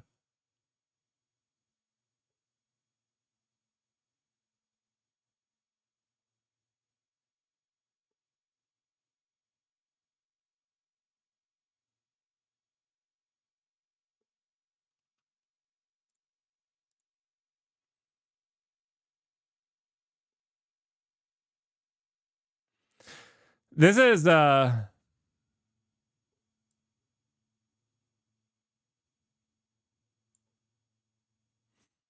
think in a year or two, this is going to even out roughly. I would guess that in person only ever gets back up to maybe 30%. Maybe we have a 30-30. I think hybrid will stay close to 50. And I think that remote and in person will be about even. That would be my guess.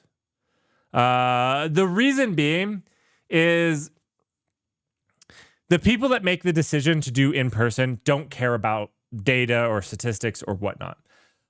Some teams that do the full remote look at it as a way for remote people look at it as, I want to hire the right person, not bound by the confines of living beside you. I don't want to just hire the best person that lives within 5 miles of me, or 9.2 kilometers from me. I want to hire the best person for the job, the person that's going to drive this and be the biggest impact for the team. The people that are doing that are going to do remote anyways, right? Because that's what you want. The people that do in person are going to say, no, I cannot feel the gelling unless if we're all in the same room, because I like to smell body odor of other people. And if I can't smell their body odor, then I can't really, sense their true intentions when they're telling me something. This is the problem. The other people that are in person are people that think that innovation happens randomly when people accidentally run into each other with coffee. When they can't be innovative and be purposefully innovative. And so if you can't do that, then you need that. You need random collisions inside of an office.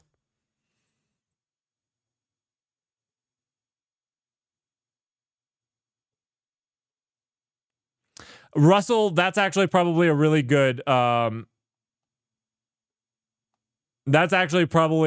take. Smaller companies will probably use more remote to get better people for cheaper, whereas bigger companies can afford to pay more for people to come to the office. 100%. Russell, I strongly dislike water cooler people. If you think that innovation is left to serendipity, if you think it's a random chance thing, it's bad for your company. Your company is into the random neurons firing. I'm not a fan of that. And if you need that, it means you have nothing in place. It means you have no idea how innovation can work.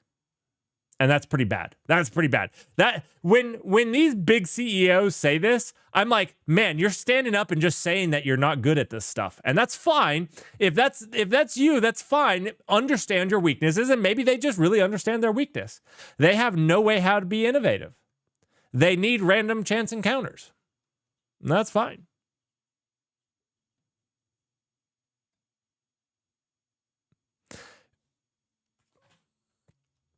We all have things that we're not good at. I've been told that I'm not good at emotional intelligence.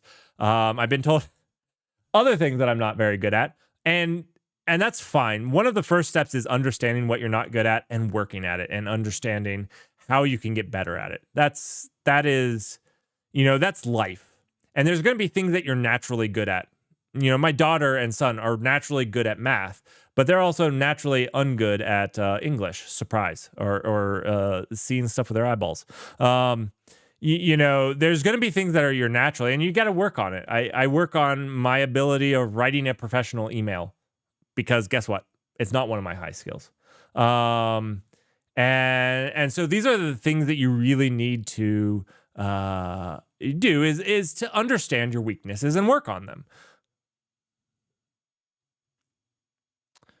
Let's see.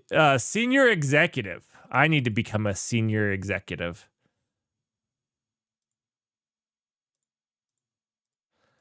I guess this is just good if you're like going to become a senior executive and you're just like, this isn't granular enough. This is a bad chart. So for any of you that are just becoming software engineers, or maybe you're a junior or whatnot, this is a very bad chart.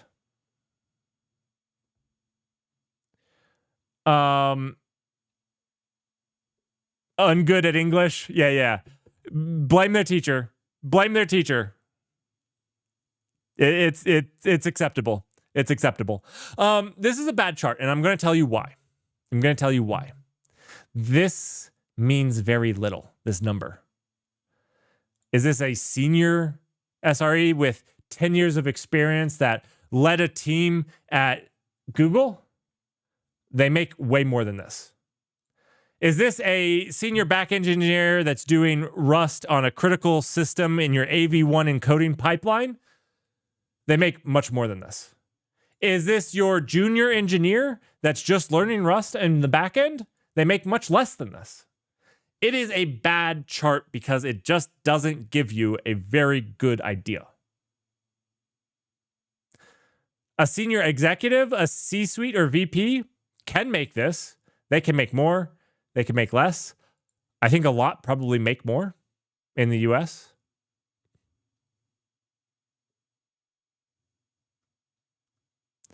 So I don't know. It seems like a bad chart to me. There's too many variables that go into this. And this is like the middle point of a range, a middle point of a range.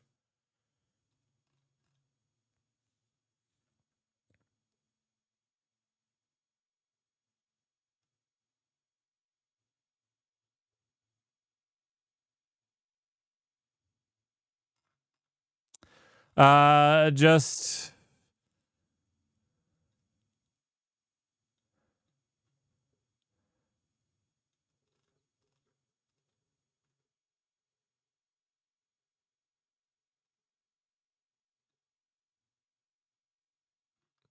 okay, maybe that's a good. Yes.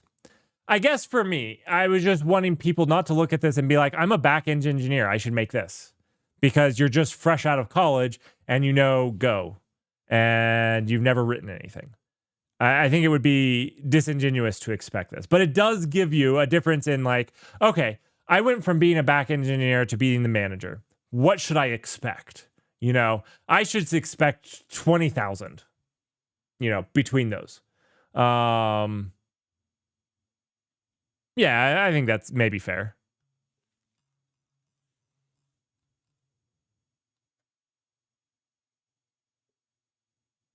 I also don't get the data that's going with this.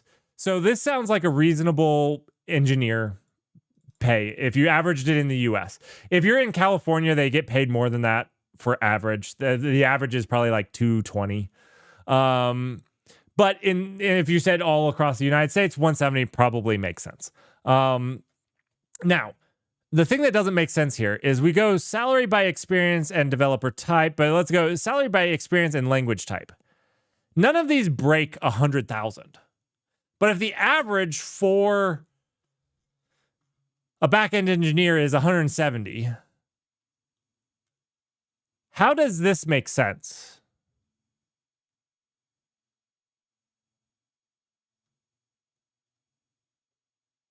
And I'm glad the Dart engineers are down here. Nah, I'm just teasing. I don't know that this makes sense. This is by world. This is by world, right? Yeah, this is world. That's why. And so this is really difficult. This is really difficult too. This is really important up here, right? And in the United States is even bad, right? Because California, if you're in Silicon Valley, you have to make more than this. This you're living in a cardboard box. It's rough. If there's other really expensive cities throughout the world that if you're in those cities, you make more than this because that's what you need. But if you're doing it across the whole world, cost of living is a major factor. So it's another reason this graph is bad. Where do you live? It matters. Cardboard costs a lot in California. Okay, so that's why this makes sense now. There's no way to filter it by country or anything.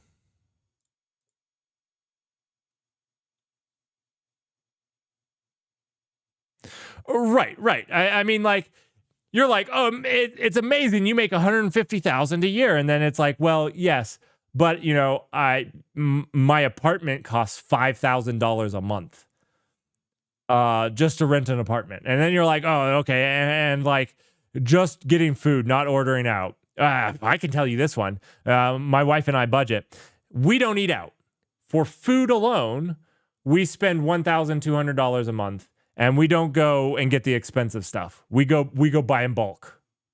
So I don't know how much food costs for you. We buying in bulk, $1,200, and that's different in different places of the U.S.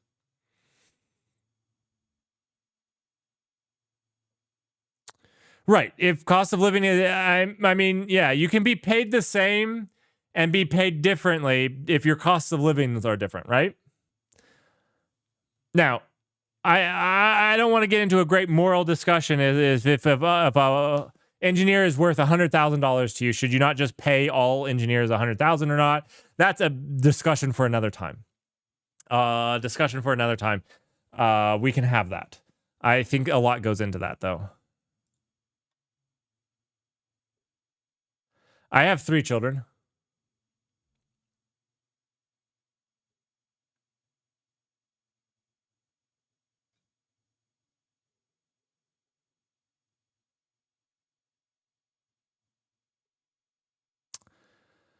Purchasing technology. Okay, so I feel like most people probably actually follow into this. If you have a good boss, whether you get the final say or something or not, generally they listen to you or should be listening to you. If you have a good manager or director or VP, they should be listening to what their teams are saying. And so whether you get a direct question or not, most of you have some influence. If your team is really pushing for something, you probably have some influence. Just because they don't pick what you asked for doesn't mean you didn't have some influence either. It can be hard to see because sometimes you'll feel like you have no influence because what you've asked for the last 3 times has never been picked. But that doesn't mean that you didn't have any influence. It just means that they took what you said and found what fit the business need the most. Maybe you really wanted Copilot, but all we could afford was Cody. but we got everybody COVID. It now feels like you didn't get any influence, but it's not that they didn't have it. It just didn't fit the business needs. And I know that can be frustrating. It's hard to see. It's really hard to see when you're, especially when you're just starting. It's really hard to see that dynamic.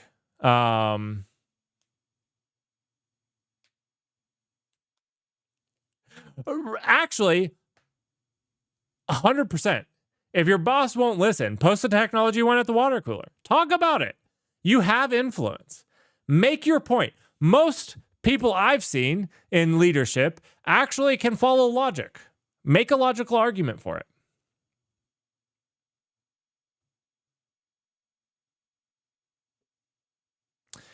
If I could rent a condo with all amenities for $1,000, I would be rich. I can't do that. Like I said, I have to buy in bulk to keep my food down. If we don't buy in bulk and we just go to Kroger, which isn't even like a high price, it's well over $2,000 a month for food.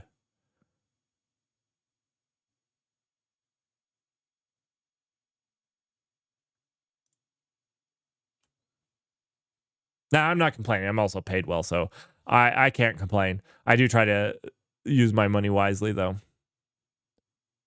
So I have to save up for a GPU, you know? I need 16 GPUs and 2 machines to run the 400 billion.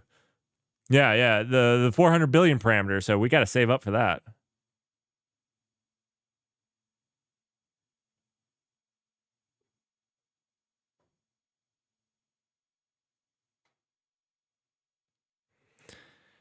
Yeah, we don't want to talk about housing prices. We don't want to talk about housing prices in the US. Not right now. Housing prices are so bad. I'm about to move into my parents' rental house. Yep. All right. Influences on technology. This one can be hard to see. Like I said, it can feel like you have less because if yours isn't picked, it just feels like you have less of an influence when that's not necessarily true.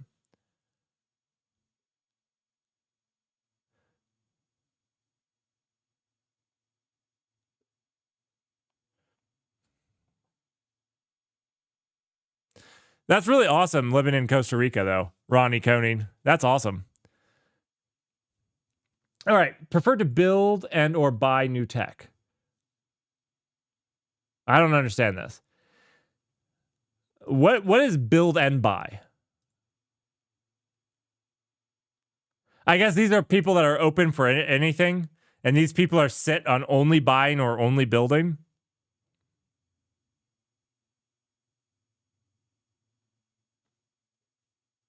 Okay, I guess I would be a build and buy. A build and buy.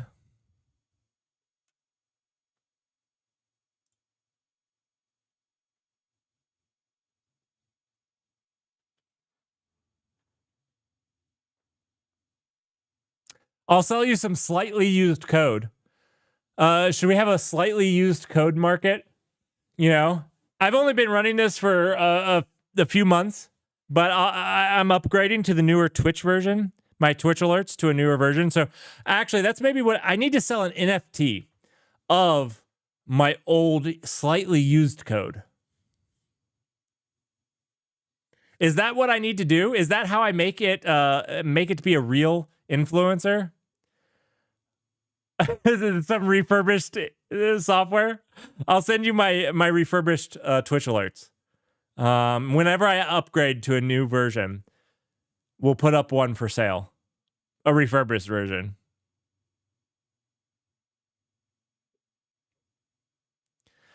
I don't understand the SAP.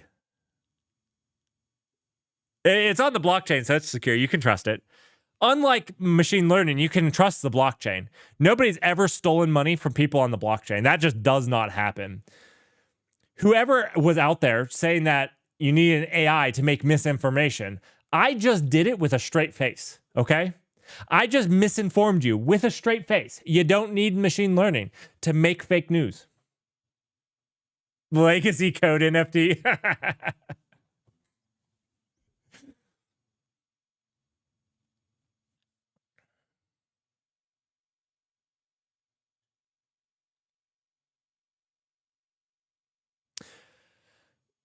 I could be an AI. I did fail the Are You Human live on stream twice. I did fail that twice. So there's still a distinct possibility. Wait. Or I'm actually supposed to say that I'm not allowed to speak about whether Merrick is an AI or not. I'm not allowed to talk about whether Merrick is an AI or not. Moving on.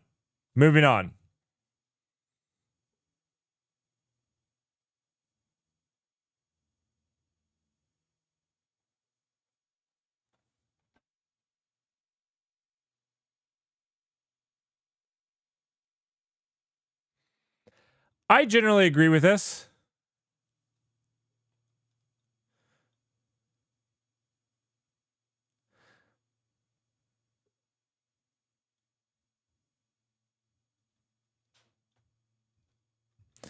Nighthound, are you saying that the only thing that watches my streams are AIs trying to learn? I don't know whether to be honored by that or upset. I'm not sure. Welcome to the Null Channel, the best place to train your AI. There we go. Which means it's the best source of information. So I guess it's an honor. All right. I generally agree with this. I mean, I see most people do the same thing. I start free trials all the time. I also talk to people that I know are intelligent and do this. I reach out to people that I've worked with in the past and see what they feel about it. I don't visit dev communities a whole lot. This is my problem with dev communities. If you go to we love Kubernetes.io, we'll just pretend this is their Slack channel. You get Kubernetes lovers. So you're not getting people that are critical about it. And so this isn't a great way to research. This would be the one I disagree with. This is not a great way to research those things, because going to a Kubernetes one, you get people that are enamored with Kubernetes, which is a great way to learn about them some and get their perspectives, but you don't want to weigh it too much, right? Because you can find a whatever you want. It doesn't need to be I love Kubernetes, but like you can find fanatics about anything.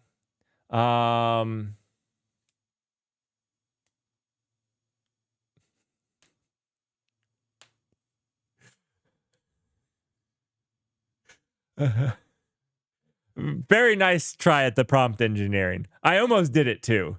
I almost made you a poem about Taco Bell. I almost did.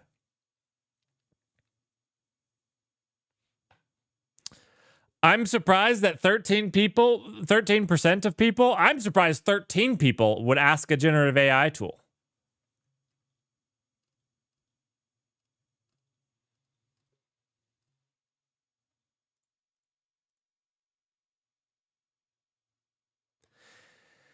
Tech endorsement factors. What does that mean? APIs are pretty cool, but did you know that 75% of developers are more likely to endorse your technology if you provide access to APIs? Make sure to let backend developers and engineering managers know about the API integrations you offer. They are even more likely to endorse your tech than the average coder. Oh, okay. So if you have APIs, people are more likely to endorse you. Well, that's like saying if you're useful, people are more likely to endorse you, right? I don't get this. Why would I endorse something I can't use? If you don't have an API, I can't use you. This doesn't make any sense. Do people know what API stands for? Let's ask ChatGPT.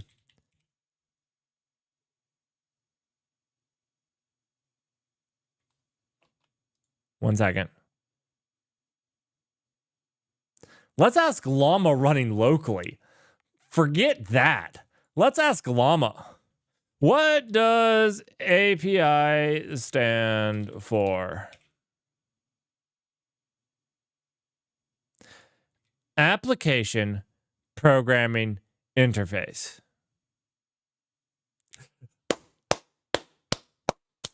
Thank you. Thank you. But honestly, who needs such pedestrian information when Arch Linux is out there? My freaking goodness. I love the Arch distro Llama.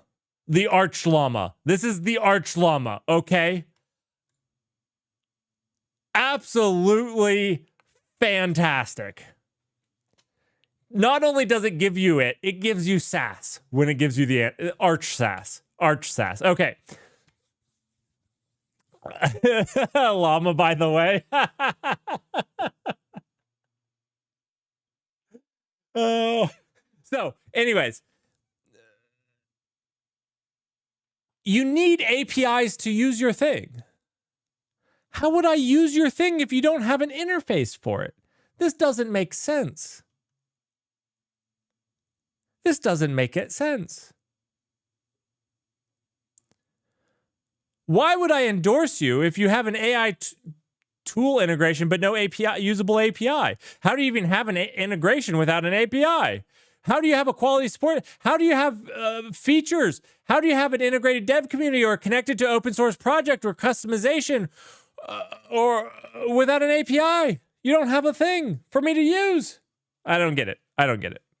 Sorry. Coding outside of work for a hobby. I do it for Twitch. I'm a pro Twitch streamer.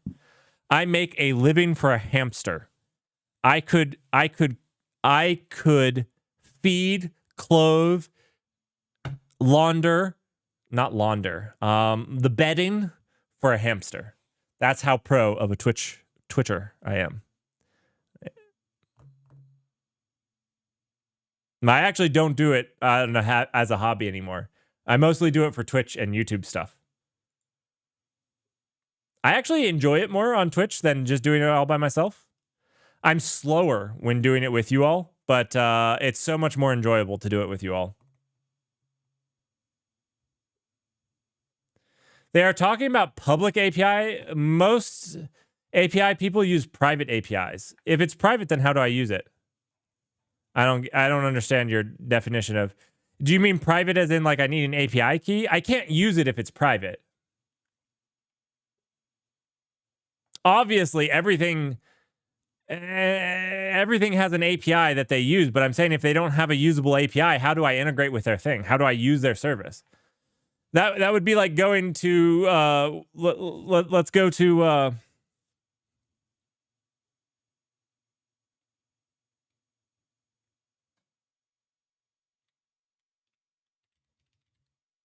Twilio. If Twilio didn't have a public API, they wouldn't have a usable product, right? I don't get it. How would I use it? Great, they have a private API that only they can use. Fantastic. Whoop-de-doo. Great product.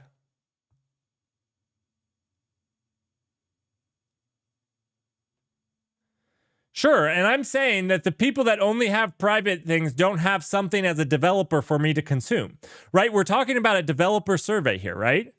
So we're talking about why would how would I integrate with this thing if it doesn't have a public API? That is the thing.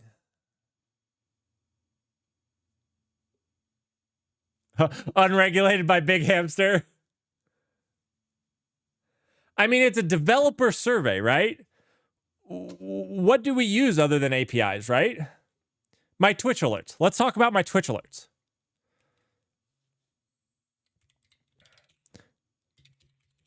This has Twitch APIs, ChatGPT APIs, HTMX APIs. I can't use something that doesn't have a public API. I don't know. Maybe I'm misunderstanding what they're talking about. To me, APIs are table stakes. I guess maybe if you're talking about something like Jira, but I would still say that even things like Jira, APIs are table stakes.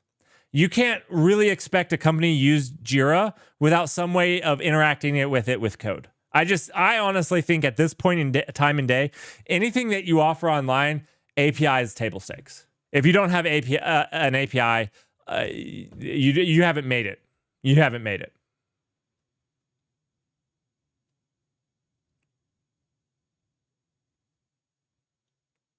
When we made this last year, a public API was table stakes. It was literally table stakes. The API was designed first.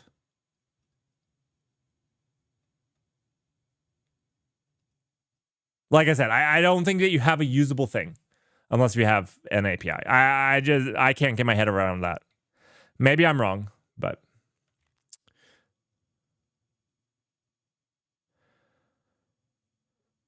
all right. I don't know. I haven't been to this. Frequent visiting Stack Overflow. You know, I do, but it's maybe like I might be a few times per month at this point. It's on like a random Google search. I'll get it. But I don't use it very much anymore. Maybe on a bad week, it will be a few times per week. Let's count. I want to do this. Let's count because I really only use it on stream. So let's count for a week and see how many times I hit Stack Overflow.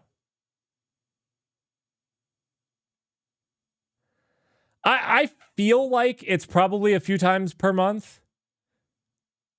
But where randomly a thing that pops up will be from Stack Overflow. I want to say that I probably fall here. I'm not sure. But I haven't got, that's just a feeling.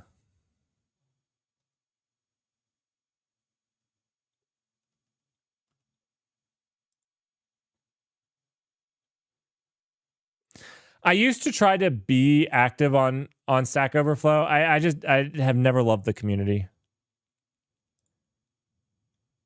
And I'm not somebody to hate on. I think this is something we also have to be careful about. Just because I don't like a community doesn't mean that it's necessarily a bad community.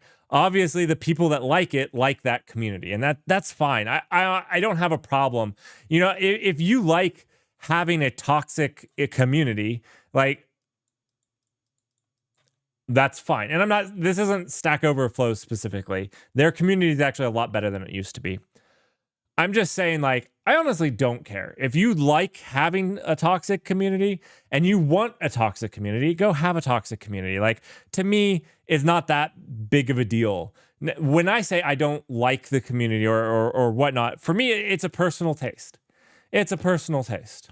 It's like what your goals are, what type of group of people you are. And I'm not saying it as and I make this clarification because I want to make sure that as a pseudo influencer, I don't influence people away from something that they might like.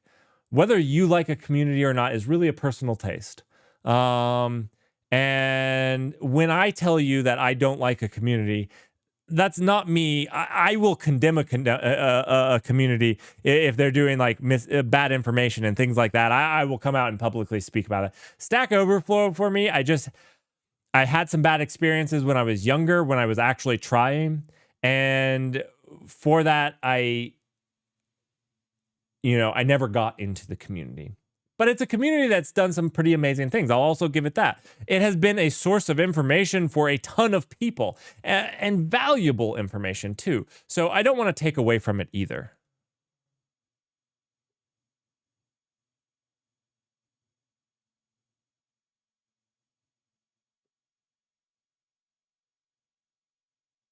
Yeah, I've done that too, Russell, where I probably fall into that clicking it and ending up there and then clicking back after the top answer is wrong.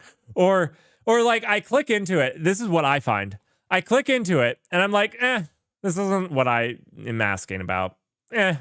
Or yeah. Like I haven't found it as useful recently as I used to. I used it really heavily when I was first starting, when I sucked. I only kind of suck now. I used to really suck. Like, I was not a great developer when I started.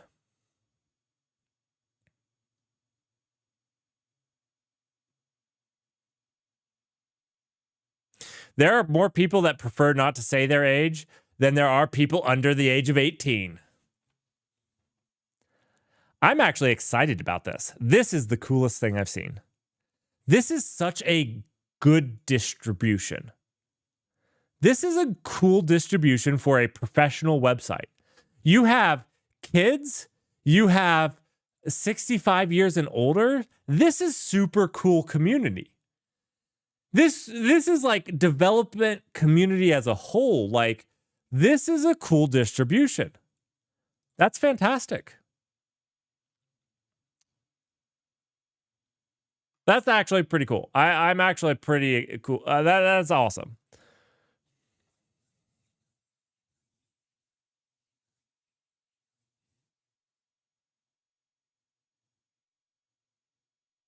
I don't get this.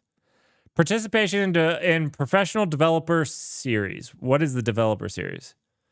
What is that?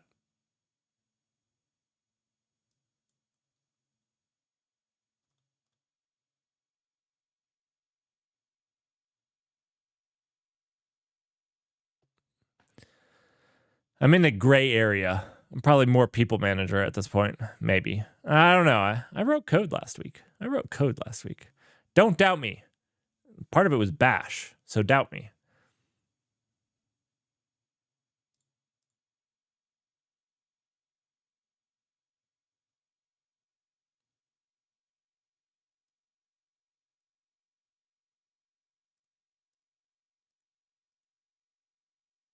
There are people managers with 1 to 4 years of coding experience.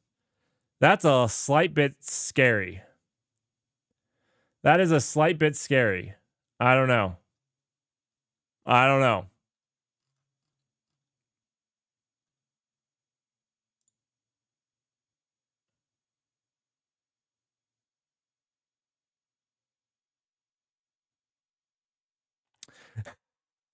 Russell is a professional PM. PM found. There is a PM in chat, people. A non-developer in chat. Oh my goodness. PM in chat. Watch what you say. He'll make a Jira ticket out of it in Excel. He has a plugin, so he can put it in Excel, and it shows up in Jira. Yeah. He's like a 10x PM.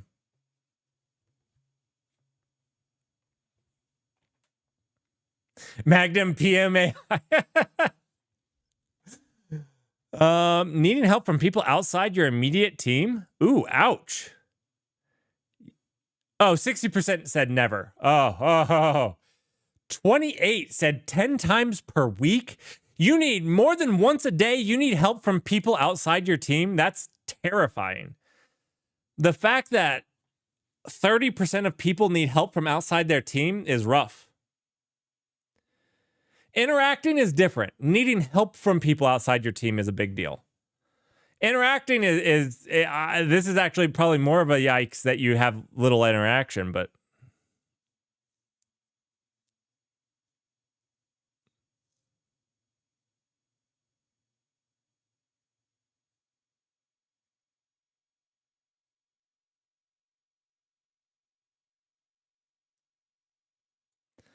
that's pretty rough.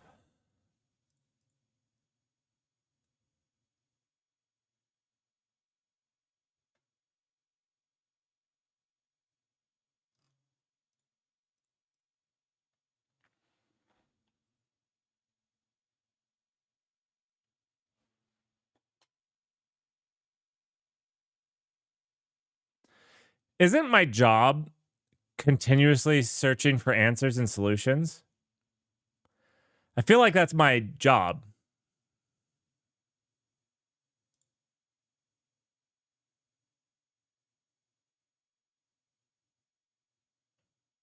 I guess do they mean like searching the internet? Okay. I guess I probably don't do, I probably do like 60 to 120.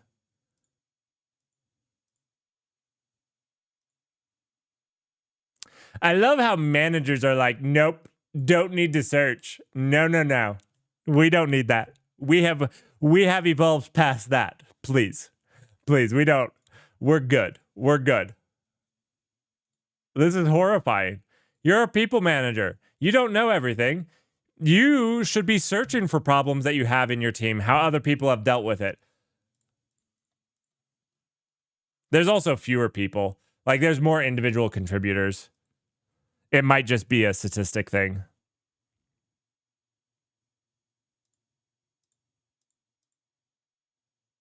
Good. This is good. People managers are helping people. That's good. They're spending more time answering questions. I would love to see this based on experience. What I would love to see is, you know, those people that are like 50 years old with 30 or 40 years of experience spending a little bit more time answering questions. The managers have hired a person to search for them. That name is Llama. Their name is Llama.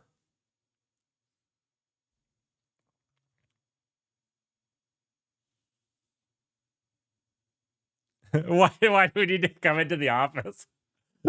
Because I've told you, okay? I've told you, Russell, we have to come into the office because I have no idea, zero ideas on how to collaborate and innovate without randomly finding you at the water cooler. If I don't randomly find you at the water cooler and have that conversation where the next big idea is going to come off my head, the top of it, right off the top, I don't know how we're going to innovate. That's why we have to come into the office. Please, Russell, please stop this nagging.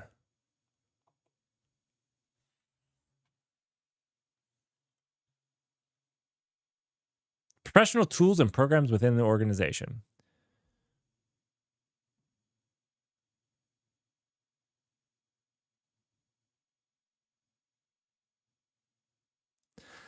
This is like so broad, it's hard.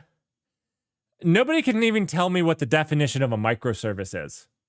I would bet $10 that no one in chat can give me the concrete AWS approved definition of a microservice. If you followed, you might be able to. I don't bet it that. Most people that I talk to don't even know what a microservice is. What do they mean by automated tests? This is terrifying. This is terrifying. I know here on Twitch I test in production, but you need to be having some automated testing. Almost half of you do no testing or no automated testing? Really? And we know that there's only 0.9% of you are QE engineers, and you have no testing. This is terrible. AWS certified answer. A microservice is not a good fit for video encoding. You know what I hated about that? Is it was step functions were not designed for video. They just were, it was a classic, we misused a tool, but they completely miswrapped it. I called AWS out on that. I made a video about that. That was a bad article on their point. And I'm not even a microservice enjoyer.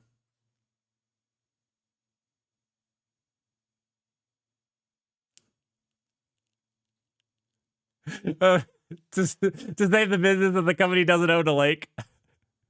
The artificial internal lake. That's what the water cooler is.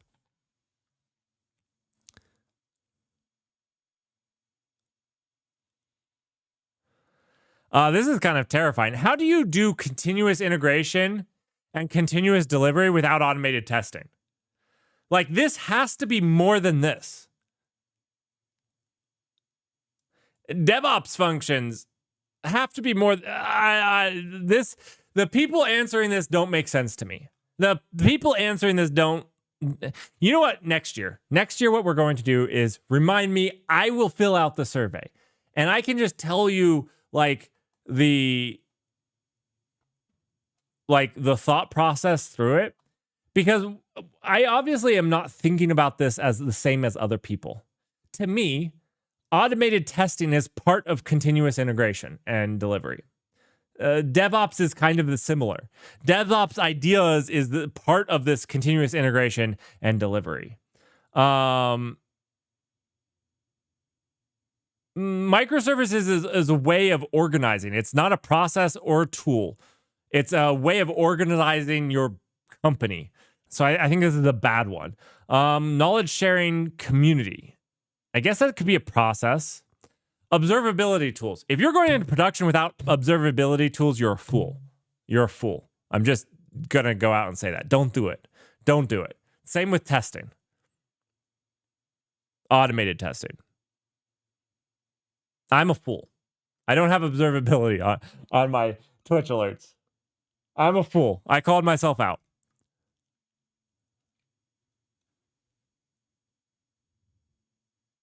No, we're on-prem. We're on-prem, people. We're on-prem.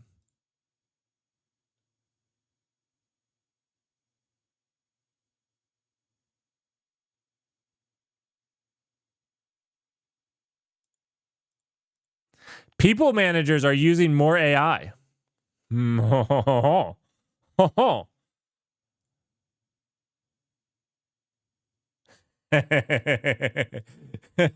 Look, this is fantastic. For all of you out there that are frustrated with how much your manager doesn't care about technical debt, you're dead wrong. They care more. More managers care about the amount of technical debt that you're doing. That is of a high priority and very frustrating for them. Oh, I am a cloud employee. I like it, Russell. I like it. We're cloud employees, not remote employees.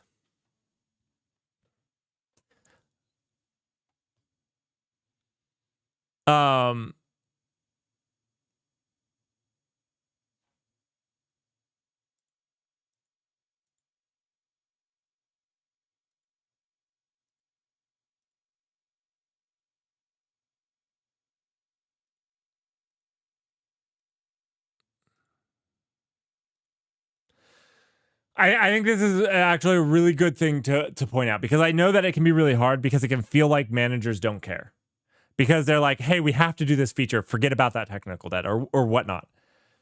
And generally what I have seen, this is not true. They are just as worried, if not more worried about it.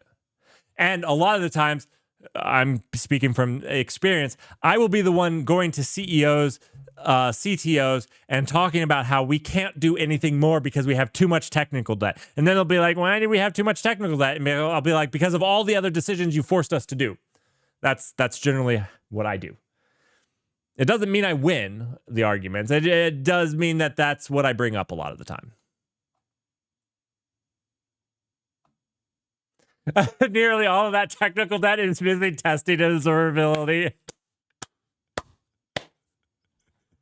It is this. It's all of you who said that you don't have testing. The 50 or the 44% of you. It's the 42% of you that don't have continuous. It is the oh gosh, where is the observability? It is the what? 62% of you that don't have observability tools. That's your technical debt. Oh, this fits almost perfectly. 62% and 60. What? What? All the technical debt in the world is proven to be the lack of observability tools in production. Stack Overflow proved it. Don't question my math. That was math live on Twitch. It's notorious to be bad.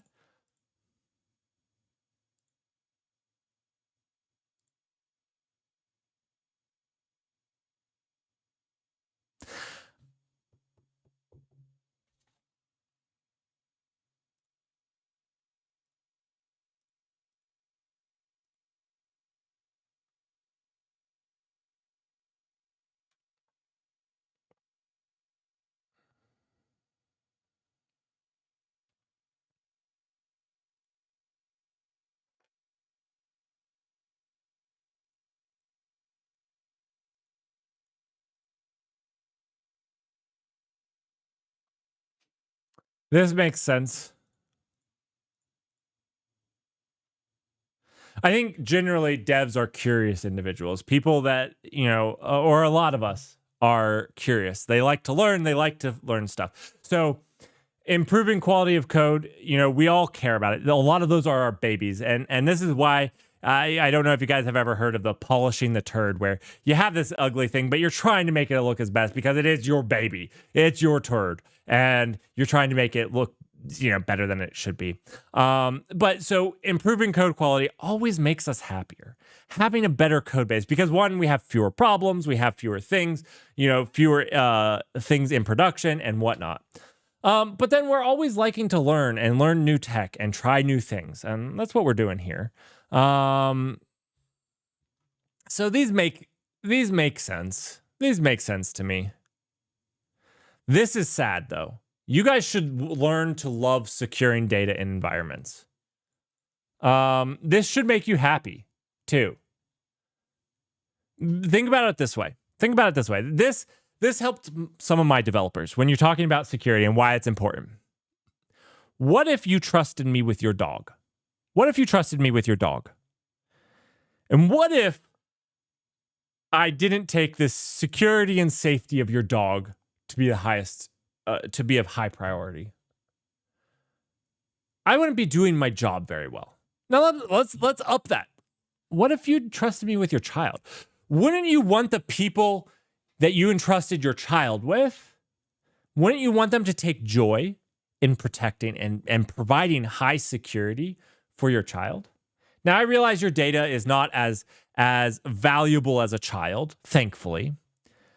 But when somebody honors you with entrusting their data with you, you can take valuable joy in protecting it. It's like a bank. They can take joy in protecting my money. That's part of what you pay them and use them to do. So you can actually look at it, and this kind of can help you look at it as like less of a task of these people are giving you something to protect. You can take some joy in that. Is it a Texas dog? Which is in fact a tiger. Texas dogs, for those of you that don't know, are tigers.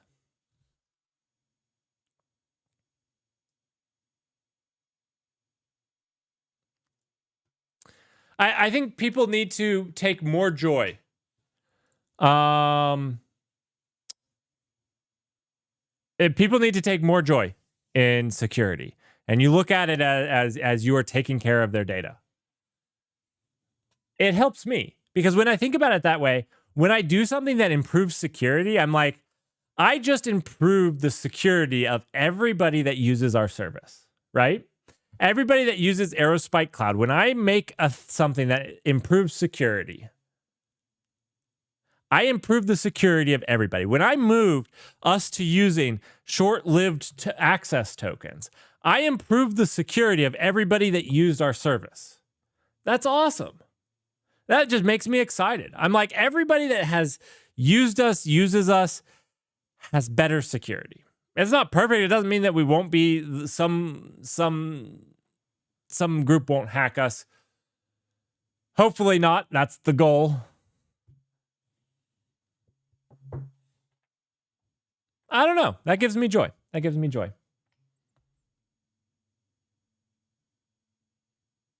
All right. Thanks, everybody. I have to go. I'm actually overtime. I meant to be done an hour ago. Next year, I'm going to do the survey with you all. I think that will be more fun. I actually think that will be more fun because honestly, I don't know how to read the results people were giving, right? None of the results made sense to me. Not none. Few of the results. The only one that made sense was that everybody wanted to use Rust. That's the only thing I took out of this. Everybody wants to use Rust. They are confused about their feelings about AI. They both think that it makes them more productive, and they don't think they can trust it, which is confusing to me, which just makes me think that people are confused.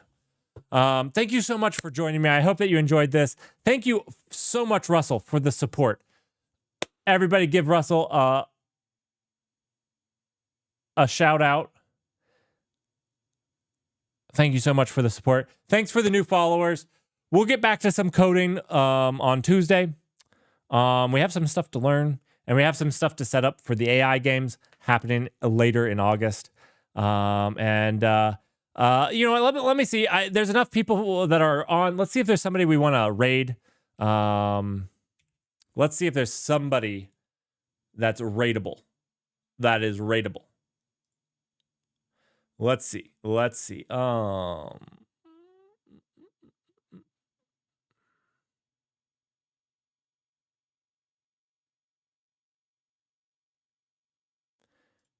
Here's a Zig static site generator, a Zine.